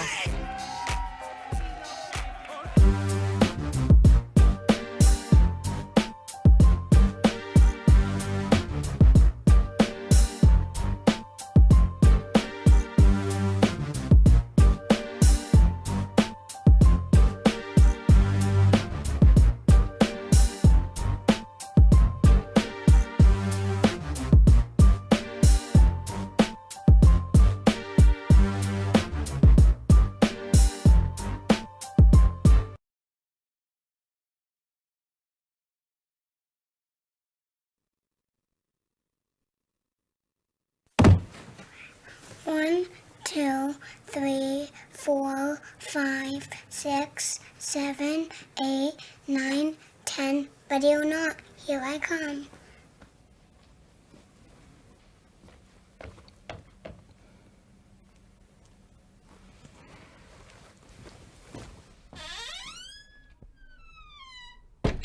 So Ashley and I start meeting at my office every day during her lunch break, and we basically just make out. I'm totally into her, and she seems pretty into me. I'm so in love with you. So basically her heart is wide open, and then I get this email inviting me to tell a story at this live storytelling event. And the guy who invited me wanted to rehearse together, so he came over to my apartment with this woman named Elise, who was in charge of clicking through the slides during my story. And the guy was being kind of mean to her. Like at one point I asked her, "Do you have any suggestions for making this better?" And he was like, Kaveh, I don't want to hear her ideas. and I was like, why is he being so mean to her? So I was trying to compensate by being like extra nice to her. And then she wrote me this really touching email. And I wasn't that wonderful. I was just not mean. But then I was like, does she like me? Is she attracted to me? I mean, it was a very intense email. So I'm thinking, Elise, if she's attracted to me, then maybe I'm attracted to her too. Plus, Ashley was always saying, I don't want to commit to anything. I want to see other people, and you should see other people too. and then I get another email from Elise. And Ashley's like, You should ask her out. I'm not gonna ask her out, but I could use some help on the show. So Elise comes over, and she's super helpful. I mean, she's a sound designer, so she has really great sound ideas. I think you could have some sex sounds in the background. And at one point, I'm like, I'm really tempted to kiss her, but I don't know if she feels the same way. Plus, I didn't want to sacrifice her help on the show by freaking her out. But I tell Ashley, I was tempted to kiss her. And Ashley gives me this look. So I ask her why she's so upset, and she says, I'm not upset because you were tempted to kiss her. I'm upset because a woman that you were tempted to kiss was allowed into your house, and I'm not. So when Ashley had originally offered to help out on the show, I'd asked her what exactly she had in mind. And she had said, Craft services? So here's the thing. Her job was serving food at a post-production house to editors. So she always thought of herself as like beneath editors and didn't feel that she was worthy of helping me to edit. Well, if you'd asked me to edit, you could have edited. That would have been fine. So a few days earlier, Ashley and I had watched outtakes from the video she had sent me. I can't do this. Do it. You can do this. I can't do Do this. this. We're I rolling. can't Please do do it. this. Please. All you have to do is read I don't the know what questions. I'm doing. All you have to do is read the questions. And I was surprised to discover that Robert had helped her shoot it. Please just do it. Okay, then don't do it. And I was kind of shocked by how mean she was being to him off camera. Okay, well, how the fuck am I gonna read them if I'm Are you kidding me? gonna put them down? Are you kidding me? And she was really embarrassed by it. Are you gonna love me less now? Well, if I love you less, that's okay, because I love you so much that loving you less is probably the right amount. But she was really hurt by that. I felt really bad. So I was like, of course I don't love you less. It makes me love you even more. But she didn't really buy it. So when I said, well, if you'd asked me to edit, you could have edited. That would have been fine. She went to a really dark place. I am so stupid. I'm just a stupid slut. What are you talking about? The only thing I'm good for is sex, and the only reason that you wanted to see me was to have sex with me, and I didn't have the confidence enough just to say. Could I help you edit? I just really wanted you to like me, and I wanted to edit at your house. That was all that I wanted. I didn't want to have sex with you. Really? No, I just wanted to edit. So let's edit. No, I want to edit at your house. And instead, this other woman is editing at your house, and you want to kiss her, and she's at your house. I didn't totally understand why it was so important for Ashley to be able to edit at my house, but Mandy made it really clear that this was not going to happen. I will stab that fucking bitch if she comes over. I will kill her. So anyway, I made plans to see Ashley again the next night. But then Mandy said, Oh no. You've got to spend time with me. so I spent that night with Mandy, even though I'd rather be with Ashley. And I figured now that I've spent the night with Mandy, I'll be allowed to see Ashley the next night. And then Ashley texts me. So I tell Mandy, and Mandy just starts crying. And she's like going into a dark place. And I'm trying to stay there, and I'm holding her foot and thinking, okay, I'm just gonna make you feel better, and then I'm gonna go. But she's just getting worse and worse and more upset. And she says finally, Just go, okay? Just go. Just get out of here. but like, I don't like being told what to do, so I'm like, well, I'm not gonna go if you tell me to go. I'm gonna stay if you tell me to go. Just go! Just get out of here! I'm not gonna leave you. Get out! You can't just talk to me like Get out! I can't go if you talk to me that way. Out! Just I'm not. get out! I'm not. Just go! Get out of here! You want all the time. Get out of here! I'm not. Ah! And she's like freaking out. Ah! Ah! Fine! If you won't go, I'll get out of here. I'll go. Wait, when are you coming back? I have to go see Ashley. But she won't tell me and just leaves. And she's done this like before, and she's often gone for like hours. So I'm waiting for like 20 minutes, and then she finally comes back and says, Okay, get out right now. okay, What are you doing? Get out! my socks on. Put your socks on outside. So she throws my shoes outside, pushes me out the door, and locks it with a lock that I don't have the key for, so I can't get back in. And she says, Don't come back! Ever! Not tomorrow, not the next day, never! Mandy, we have children. This doesn't make any sense. I don't care! Get out! But she won't like open the door. And so I'm like, okay, I'm gonna leave, but I don't have my phone. Mandy, I need my phone. And then she finally like opens the door, throws me my phone, and slams it again. But she didn't give me my earbuds. Mandy, I need my earbuds. Just go around the block. I'm too upset. So I go around the block, and I'm like, why am I walking around the block so she can give me my earbuds? So finally, I just go back. Mandy, can I have my earbuds now? Mandy?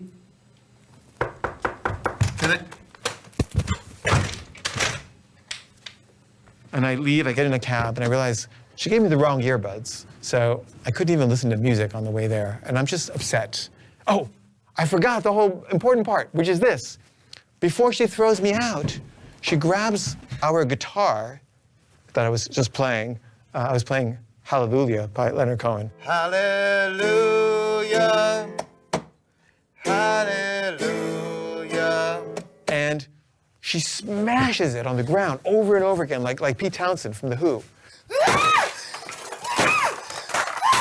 And it's her guitar, but it's like a really nice guitar, and she loves this guitar, and she breaks it into like 1,000 pieces. And also the kids are sleeping, and it's making like the loudest sound imaginable. And she's screaming. And I'm like, Mandy, you'll wake the kids up. She's like, I don't care. I don't care about anything anymore. and then she's just screaming, not even screaming at me, just screaming like this. And it's like 11 at night, and the neighbors, I can hear them all opening their doors, and they're coming down the stairs, and what's going on, and it sounds like someone's being murdered. I'm like, Mandy, stop screaming. Someone's gonna call the police. She's like, I don't care! I don't care! Ah! Ah! So that's when she throws me out, and I leave. And I go to Ashley's, and I'm really shaken. And Ashley is drunk and stoned, and I don't like drunk people. Because I always find that they're a little unavailable emotionally when they're drunk. They're like remote, and I just need people to be present for my feelings. So I'm kind of a little alienated, and I'm trying to tell her what happened, and she's kind of like far away and out of it. And then she tells me, Fuck this. This just isn't worth it. what are you talking about? It's just not worth it. It's too upsetting to Mandy. It's upsetting to Robert. Like, no, I think we should just stop seeing each other. Seriously? Yes, it's not good for me. It's not good for my skin. So while Ashley was in Georgia, she got a really bad case of acne. And she felt really, really bad about how she looked. And, you know, I don't care. I'm just in love with her. I'm in love with her spirit, her soul, her mind. I don't care. But she cares. I think it's because of the stress of the relationship and the show. I don't know. I don't know why she has acne. Maybe it is because of the show. I don't want to talk about this anymore. I'm tired and I need to go to bed. I've got to get up early tomorrow. What are you saying? You want me to leave? Yes, I want you to leave. Okay. I guess I'll leave. And I'm just like, oh my God, like, I thought this was gonna save me. It's clearly not. And I get a cab and I go home, and Mandy's unlocked the door so I can get in. And I go to bed. And the next morning I wake up and Mandy says, It's over, Kaveh. It's time to move out. The marriage is over. And I'm so mad. And there's my guitar sitting there that he's been playing, like he's like practicing songs to sing with Ashley. And I'm just like, you know what? Fuck you, guitar. And I took the guitar and I just fucking smashed it on the ground. I was like, poof, and it felt great. I was like, yeah.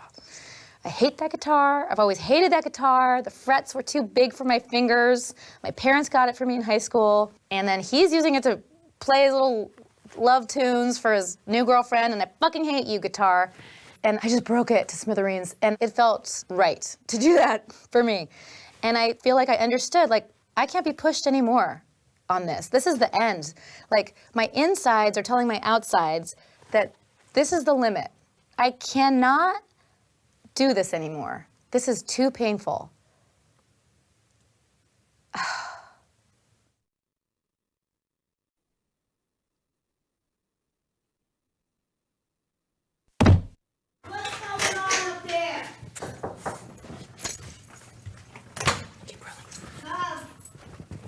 we're just shooting a scene, Grace. But you gotta break my damn door. No, we're done now. That was the last one. This is why you can't stay. I understand. This is why. Do we get that? So, after Mandy said, The marriage is over. I called Ashley and asked her, Do you still want to break up? Yes. But I still needed help on the show. So I asked her, do you still want to edit together? Sure. So later that day, Ashley went to New Jersey for the weekend with Robert. And the plan was that she and I would edit together at my office when she got back. But while she's there, she starts texting me. So that was confusing. But she gets back from New Jersey, and we meet in my office, and before you know it, we're making out. And we make out for a long time, and then we finally start editing, and within a few minutes, there's a knock at the door. The building's closing. What? I thought it was open till midnight. No, that's regular school hours. This is summer hours. It closes at 7. So we can't edit. What do you want to do? I don't know. You want to go to my place? We could get stoned. And I'm like, okay. So we go to Ashley's place, and we get stoned, and we make out some more.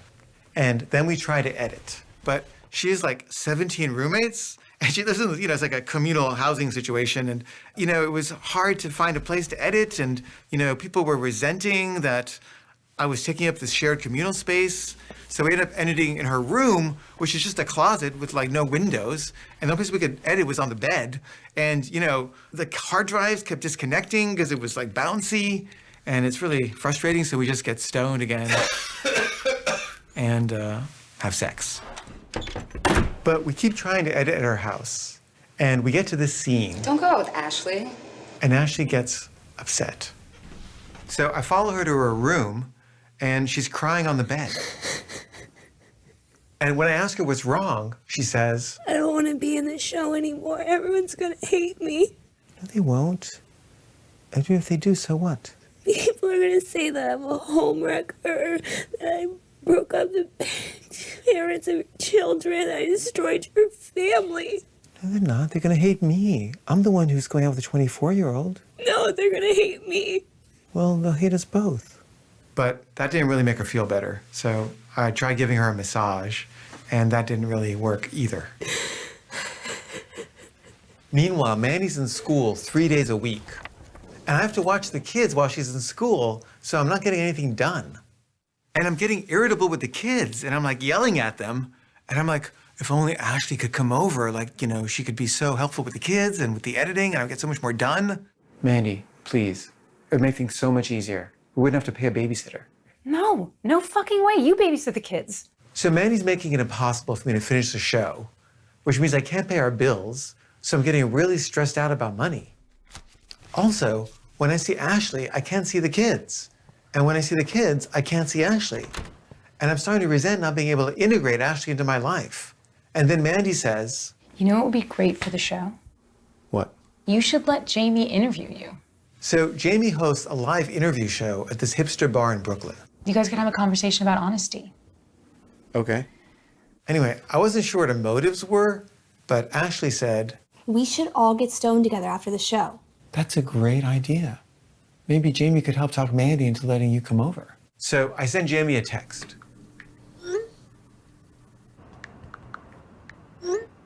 And also, Ashley really wanted Robert to come because she thought it would be healing. She'd been trying to get him to meet me ever since we started seeing each other. And his response was always, but Ashley was finally able to talk him into it. And so I meet him for the first time. Hey, you're really tall. Oh, not that tall, really. So here's the thing. Robert was the one who had introduced Ashley to my work. It's not that I'm only jealous of you being with her. I'm also jealous of her being with you because I love your work. Oh, and thank you. I've been a fan for a long time. Oh, so thanks. it was kind of weird to have her hanging out with you. And I'm like, where am I? I don't get to hang out either. Oh, It's like you yeah. guys are hanging out. I'm just out on the side. Like, what? I mean, Yeah. this is really strange. and I'm bizarre. sorry. It is what it is. So he's really sweet. And then we do the show, and Jamie's being kind of hostile. One of the questions I have about your show is that it imposes your ethic on other people in an almost imperial manner. And he's not really interviewing me so much as trying to prove that being honest is like unethical. You've said in a couple interviews that you think truth can create a lot of pain, right? And Mandy's there, and she's like loving it, and she's like egging him on. To be fair, she's a pretty long-suffering person at this point in terms of putting her life under your umbrella in terms of being in films, and I'm thinking going all the way back to, you know, In the Bathtub of the World and your marriage being on I'm a Sex Addict, and, you know, she's been there throughout and obviously has hit a point where she can no longer ascribe to what you want from her. But what he's not telling the audience is that he's sleeping with Mandy. So I tell them. And then she had sex with you. Right. And That's the reveal. and I. And what did that? But what got unleashed from that? I mean, that loosened a bunch of stuff in your relationship, Yeah, right? it was great. It was great. It was helpful. Yeah. So after the live interview thing, we go to this community garden that Jamie's a member of to get stoned. But Mandy has gotten really drunk. And when people are drunk, they're not nearly as peaceful and loving as when they're stoned. Plus, there was barely any pot, so no one got that high. And then Mandy starts yelling at Ashley. You came into my fucking family. I didn't come into your fucking family. I know, you came Mandy. into my fucking family. I'm not trying to come into your fuck family. You. I'm not even trying. Well, you didn't. Maybe you're not trying, but you fucking did. You fucking did. You slept with him. I wasn't even done with him. And you fucking are having like a relationship and you're fucking in love. You were done with him. You're fucking sleeping with his friend. I was not. You were sleeping with his friend. I didn't sleep with him until you slept with his friend. And Robert is alienated, and Jamie is like, It's a beautiful night. Can't we just enjoy the garden and just keep it light and have a nice time, right? and Ashley is like hating Jamie. She still like resents him for the way he treated me during the interview. It reminds me a little bit of a cult, right? And even the way you're dressed right now is like a little culty, and it's nice. It's a nice white culty thing. And Robert's like, what am I even doing here? And I feel bad for him. And finally, him and Ashley leave together, and then Maddie and I leave together. And then in the cab on the way back, Maddie starts being less drunk, and she tells me, All my friends think I'm being really restrained in all this. how are you being restrained? You just yelled at her. You won't let her in the house, and you let her meet the kids. My friends would like kill her. Well, you wanted to kill her too. Also, they're just hearing your side of it. Like, what are you telling them that's making them say that? She's 24. That is so unfair. It's not because of her age. It's not like she's 24, I want to be with her. I just liked her. We fell in love. It's not about age. And we have a really good talk. And then Father's Day's coming up, and I'm like, this is my chance to get Mandy to give in a little. So I say to her, here's what I want for Father's Day. I want to go somewhere with the kids and with Ashley. She's going to meet them soon anyway. You know, as soon as I move out, why can't I just have her meet them before I move out? No fucking way! I'm afraid that I will kill you and I will go to jail if you meet the kids, if you fucking bring Ashley around the kids on Father's Day. How could you even fucking ask me that? And Ashley's like, Don't worry about it. I don't need to meet the kids if it's gonna cause problems between you and Mandy. but I want you to meet the kids. I want them to meet you. Like, I need to integrate you into my life. I can't keep doing this. So Mandy's like, Move out and then you can do whatever you want. but I keep trying to explain to her, we can't afford to move out. We don't have enough money to pay our rent. How are we gonna pay for 2 apartments? When there's a will, there's a way. And she just refuses to work. I'm in school, I can't work. But you have to leave. And she tells me later when she's stoned that one of the reasons she wanted me to move out was because Jamie had said, No one's going to sleep with you until you're not in the show. It's like having an STD. So I'm trying to figure out how I'm gonna be able to pay for 2 apartments.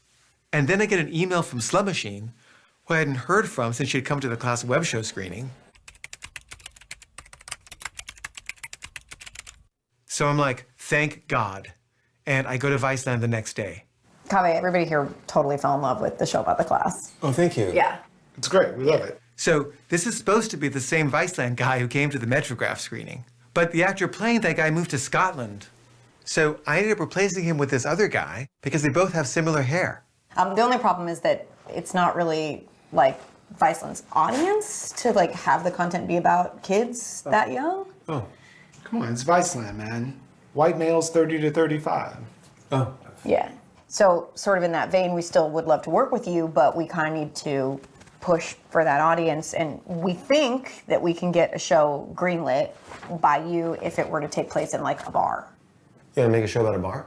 Because our marketing people think a show about a bar would kill. But it's in a bar. Yeah, I mean, I don't drink, I don't go to bars, I don't like bars, but I need money, so I'm breaking up with my wife, so maybe, sure, I'll do it.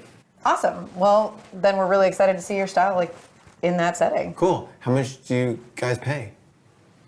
I mean, I don't really know. I don't think it's very much. Yeah, how much? It's not very much. 10,000? Okay, sure. Okay, great. So $10,000 isn't enough to get an apartment in New York and live for a year, but it might be enough to get an office. And maybe I could live at the office. It's not legal, but how would they know? So I find an office that's $1,000 a month, which is enough to live there for a year almost.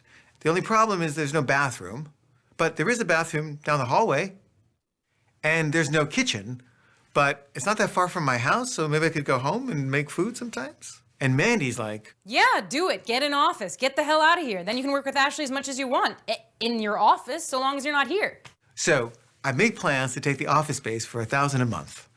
And I'm talking to my sister on the phone, and she's like, What are you talking about? It's illegal. yeah, if they catch me. Well, that's crazy. There's no kitchen, there's no bathroom. Why would you do that? It's a waste of money. Well, I can't afford to get a real apartment. Well, how much does it cost to get a real apartment? I don't know, it's like $2,500 or something. Well, there might be some money from the settlement that you can use. So our stepfather died recently. He died from this kind of cancer that you get from asbestos. And he got it from being in the Navy, where they made him like do all this asbestos stuff. And so the families of people who get cancer from asbestos for being in the Navy, usually they're entitled to a settlement from the government to help pay for all the medical costs and to, compensate the families. It's not a lot, but it might be enough for you to be able to cover the difference between the office amount and the apartment amount. I mean, if it's possible, I'd much rather get an apartment. So I was looking for an apartment that was near the kids, but also big enough to shoot this camera dress. So here's the thing. I was having to shoot these at BRIC, but the TV studio is never available. And it's impossible to set the lights up in the same way each time so that the different camera addresses match. So sometimes it looks like this, sometimes it looks like this, and sometimes it looks like this. And sometimes it sounds like this, sometimes it sounds like this, and sometimes it sounds like this. In short, nothing ever matches. So anyway, I'm trying to find the perfect apartment, and everything sucks. And then I finally find one that seems perfect. 540 square feet. And Mandy says, Great. Get out of here. so I make an offer on the apartment, but the landlord says she wants to meet in person before signing the lease. And she asks me, So how many people are you gonna have over? Well, I have people who help me edit. Well, I wanna meet anybody who comes over. I don't want people coming in and out of my house I don't know. So I thought that was weird, but I said, okay, and I signed the lease. So I start packing up my stuff, and then we start fighting about how we're gonna divide up our possessions. Mandy, I need to take the DSLR because I need to start shooting camera addresses at my new apartment. No, that's my camera. Mandy, it's our camera. You said we could share. I'm not giving up that camera. And we have this huge fight. She's refusing to give me the camera, and she also won't even let me take any dishes or silverware. And I'm like, how am I gonna pay for 2 apartments and all new furniture and all new dishes and silverware? It's like, it's crazy. And then Peter is trying to save our marriage by doing this weird ritual. I'm gonna film you guys watching something that I'm about to play, and then after it's over, I don't want you guys to say anything. And just let me do what I have to do, okay? And he films us watching the footage of our wedding. This is a series of I Remembers for Cave. I remember we met in Melinda Ring's movement workshop. During the break, you asked me what my favorite movies were. I said, Breaking the Waves. And you said, Breaking the Waves is the best movie ever made. And I love that you said that. I remember it felt like an organ had pulled out when you left me in Boston that first time. And then that next time, I was so glad that you missed your plane. I remember the first time in San Francisco, how we slept on the floor because we didn't have any furniture the first night when we moved in together. I remember looking out the window at you reading on the stoop in the sun, and you love sitting in the sun. I remember watching The Daily Show with you and watching you laugh, your wide grinning face. How can I ever describe your face? Your smiling face. I remember you told me as we stood in the corridor of my Boston apartment that God has sent you to me, and I still believe this.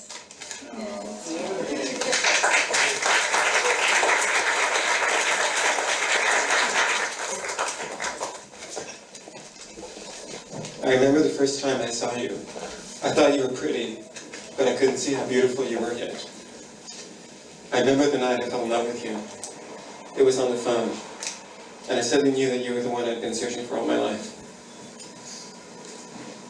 I remember that first summer, how happy I was. I was so happy that I was driving too fast. And when the policeman pulled me over to give me a ticket, I told him I was speeding because I was in love. And that I didn't mind paying the ticket. That's how in love I was. I remember the drive across country. I kept gazing at your face in the car. You told me to stop, but I never loved anyone that much.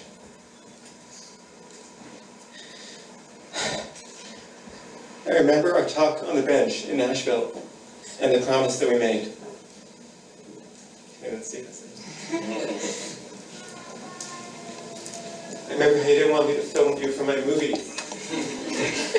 And then how proud you were of your performance. I remember how you said you didn't feel ready to get married. And then one day, you were finally ready. I remember how much I love you. How much I've loved you. And how much I will always love you.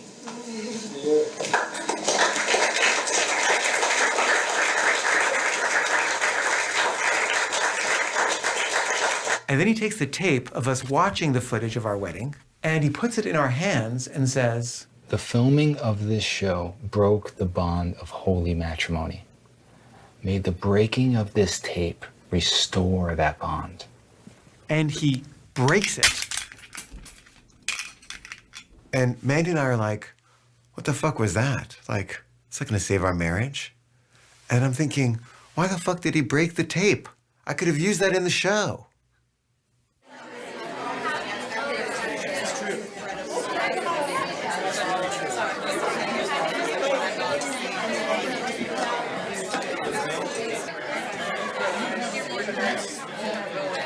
The self-reflexivity is exhausting.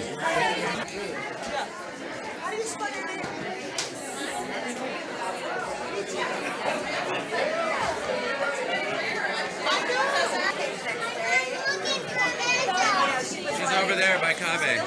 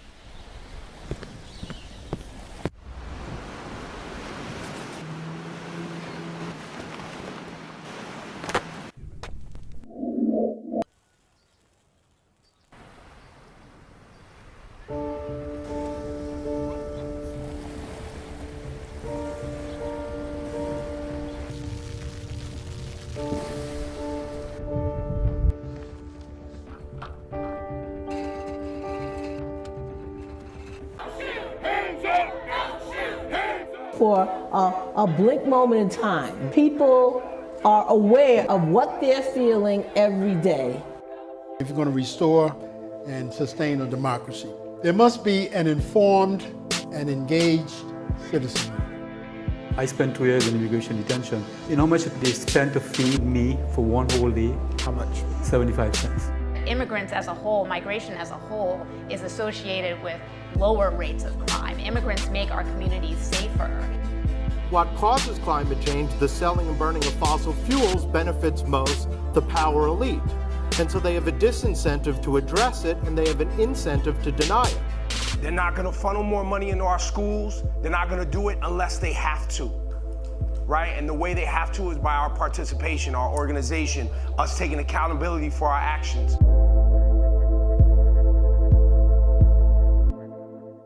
Welcome to East New York. I'm gonna show you the amazing businesses. Let's go say hi to Miguel, the best hot chocolate in East New York. Vito! It's not like a customer, it's like a family to me now. Daniel Travel came to the community with only one little desk, and now he owns the whole building. This is a community of opportunities. Hello! The health of the neighborhood is also places like the Cypress Hill Senior Center. We have a little bit of everything here, and everyone feels like family here. East New York is family to me now.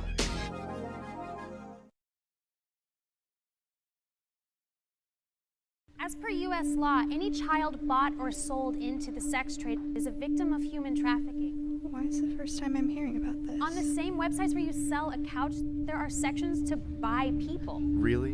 And up to half of these victims are boys. There is no such thing as a child prostitute, only a victim of exploitation. And it could be anyone. She's talking about me.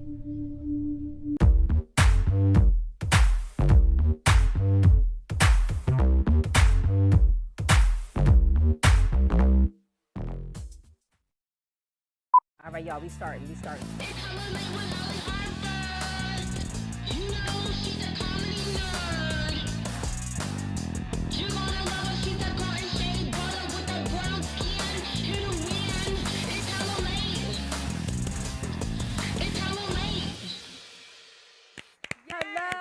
Hello, and welcome to Hella Late with Holly Harper. I am Holly Harper, and I'm here to have a lot of fun and add some color and some curves to late night TV because there's just so many of us, right? There's so many black women.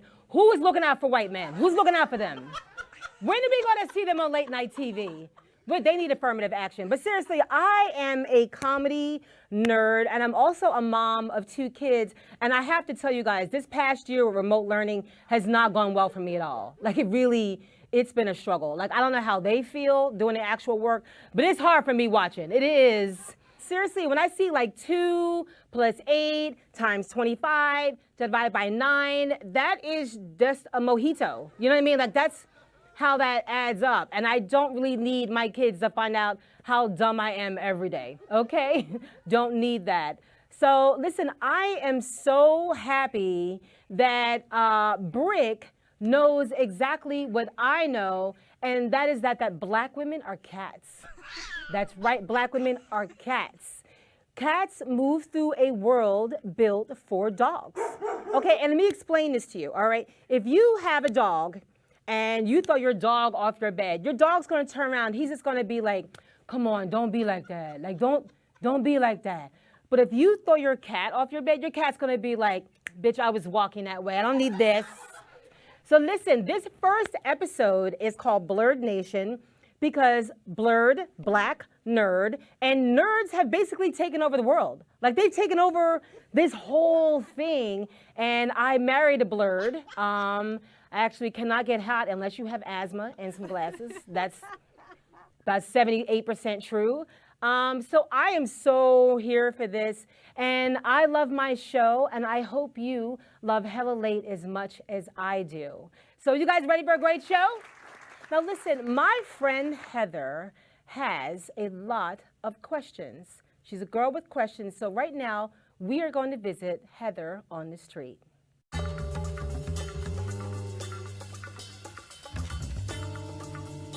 Hello, I am Heather Michelle Harper, Heather on the street for Hella Late with Holly Harper. Now, Heather has questions, and the good people of Brooklyn have answers.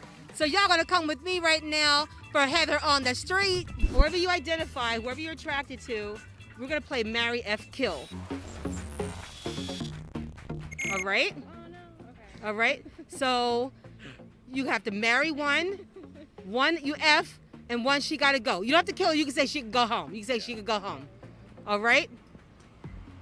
I would marry Issa, F, Janelle, and Ava, no comment.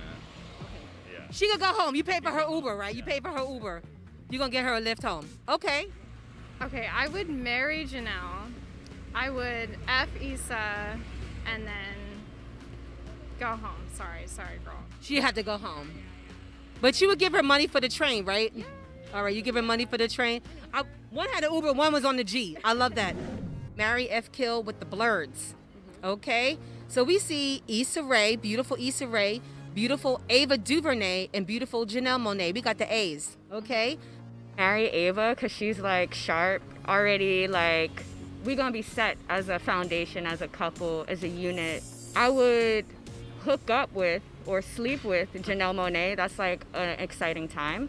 Which one, we're gonna play bestie, heavy, or the plug? Which guy looks like he could be a good best friend? Which guy looks like he would be your heavy, like he'd be good, he would back you up in a conflict? And which one you think would be the plug, like he's the hookup, he's got stuff going on, he can help you? I don't know, they look like average dudes to me. So you ever seen This Is Us? Yeah, I don't deal with men. Okay, so one of them you have to marry. You have to marry one of them. The one on the left. Oh, which one? The one on the left. That's who you would marry. That's Janelle Monáe. She is fine as wine. Okay. No, she isn't. Heather had questions and Brooklyn had answers. Some of them. The answers are the answers, ma'am. Anyway, thank you guys. Bye.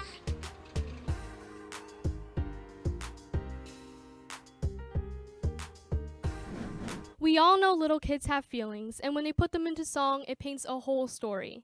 Please welcome this comedy nerd who loves a funny song. Some of you know her as Holly, but I call her Mama. Holly Harper!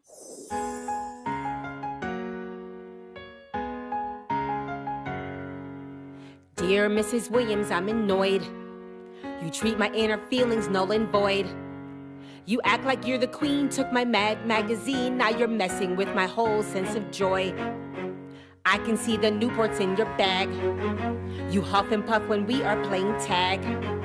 Now I would never say that you smell like an ashtray. I say that Big Tobacco's got you like that. I am 11 and I'm grown. Here's 90 cents plus tax to get a Mad magazine of your own. Damn it! I'm sorry I said damn it, but I'm really kind of famished. It was me who ate your whole bowl of nuts.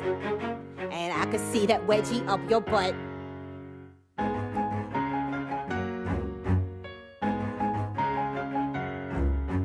Dear Holly Harper, you are toast. Third time this week you've done the most. First you faked that asthma and I really want to grab you. I called 911 for that hoax.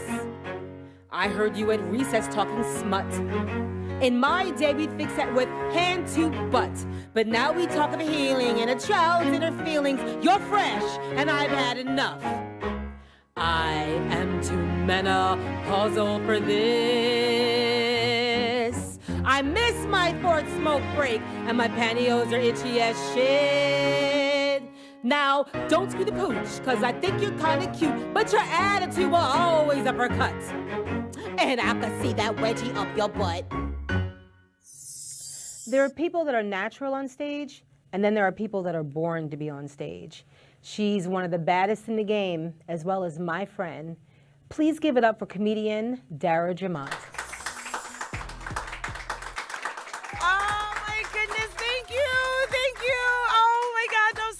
Keep going. My ego needs it. Oh, I'm so lonely. So happy to be here. Oh, I originally am from Teaneck, New Jersey. I like to tell people about my town. Fun facts. It's where Biggie moved when he got money. It's where DMX got kicked out. Apparently having 13 pit bulls in the basement and 14 Lolos outside is frowned upon by the township. Okay, white people out there in BRIC TV land. Lolos, they are cars, okay? Sometimes convertibles, they go up and down because of hydraulics. Might have seen it in a rap video. Yeah?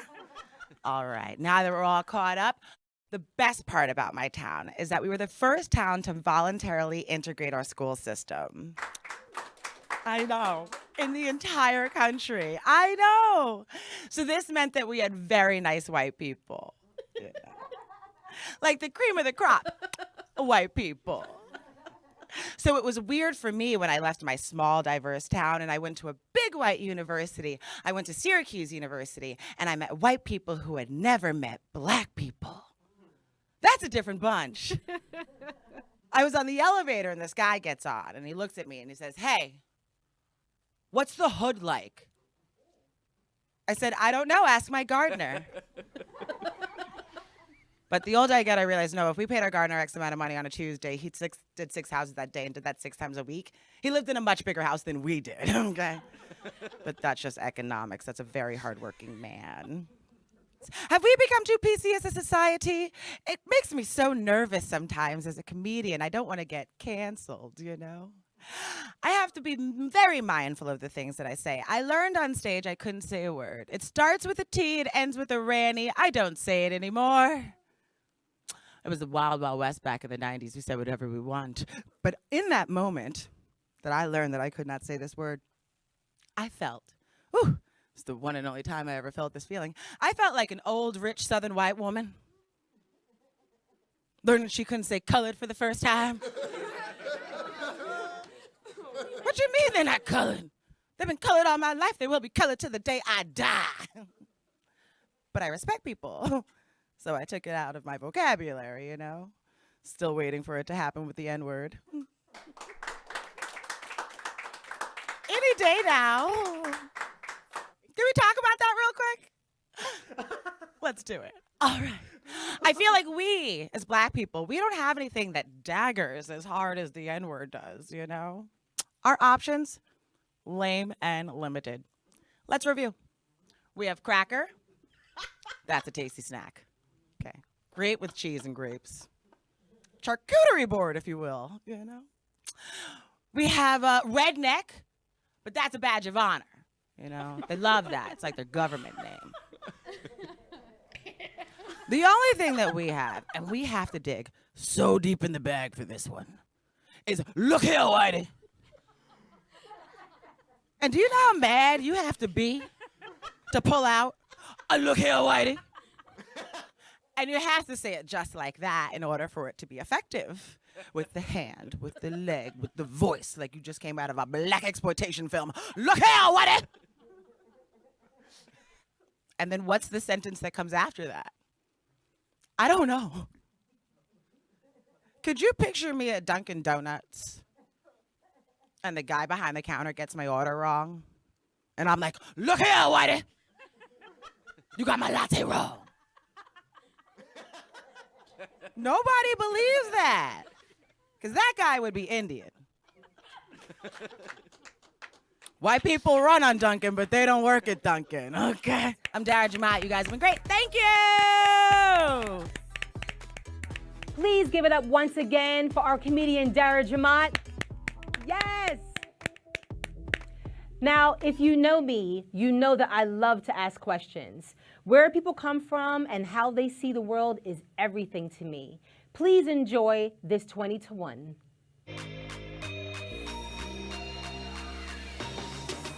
Hey guys, so 20 to 1 is a Q&A thing I do with some very cool people I know. We're basically going to chop it up, and then I'm going to ask a series of 20 questions that they answer in a minute. Actually 2 minutes. I don't like to rush people. So here we go. You look beautiful, absolutely beautiful. You guys, Marina Franklin is like the consummate comedian. She's amazing. She, okay, let me just couple. You may know her from the Stephen Colbert Late Show. You may remember her from Comedy Central's Dave Chappelle Show. She was in the hit movie Trainwreck. You may have seen her in one of her comedy specials. She's on Amazon. She's amazing. And she also has a really incredible podcast, Friends Like Us, that is Oprah Winfrey approved. I've been on it 3 times. You guys, Marina Franklin. I give you Marina Franklin. Like, aw, yes. Thank you so Absolutely. much. You are amazing. So I want to talk about Hysterical because I've been like seeing promos and stuff on it. I'm really excited. Like, what's up with it? What's going on? So Hysterical is a documentary that Jessica Kirson is executive producer of, which is amazing. Wow. When you have a comedian friend who approaches you and says, hey, I want you to be a part of this amazing documentary featuring women in stand-up comedy. It talks about, you know, like what we go through as female comics, and in a way, you know, we have been gaslit for years, and it's finally this time when we can talk about this and feel good and empowered about talking about it. Okay, girl, 20-1. There's 20 questions. We'll answer it. It's supposed to be a minute. It's really gonna be like 2 minutes. What time were you born? I don't know. You don't know? I don't know, but I was born on Christmas Day. That's pretty special. Okay, have you ever helped someone in mortal danger? Ooh, mortal danger. But I was incorrect. No, someone was asking for a homeless shelter, but I thought they were talking about the club. Oh my God. They're like, I need shelter. And you're like, boom, boom, boom, boom, boom. My friend was like, Marina, they're trying to get to the shelter. Oh. All right, would you rather be too hot or too cold? Oof. As a woman going through hot flashes, okay, I would say maybe too cold. What is your least favorite Halloween candy?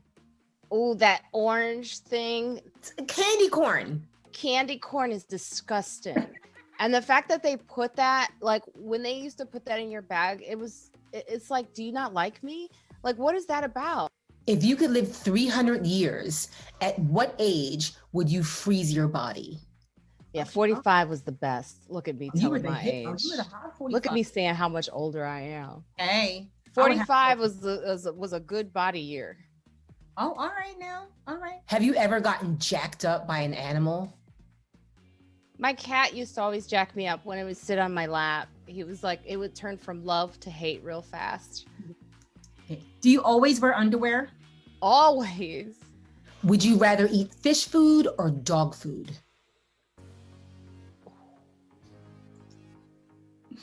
Oh, well, fish food looks like I could tolerate it probably a little bit more. Yeah. I think fish food is tastier. I tried it, but this is back in the 70s, so I don't know. Have you ever been to a shitty wedding? Yes. How old were you when your first kiss? My first kiss was at like 11. And this is the last question. What cartoon character would you date?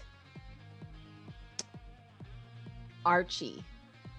Archie. Is that considered a cartoon character? Yeah, like Archie, Jughead, Betty, Veronica. Yeah. Yeah. Archie, well, I mean, he was built kind of nice. I mean, if you want to bring that up, you know.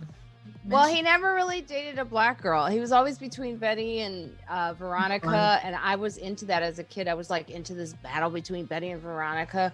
I would love to throw some brown sugar up in that mix. Hey, what's next for you? What is next for you? I'm excited. So, you know, now it's just everything's opening up. So I'm going back to doing stand-up. I'm fully vaccinated.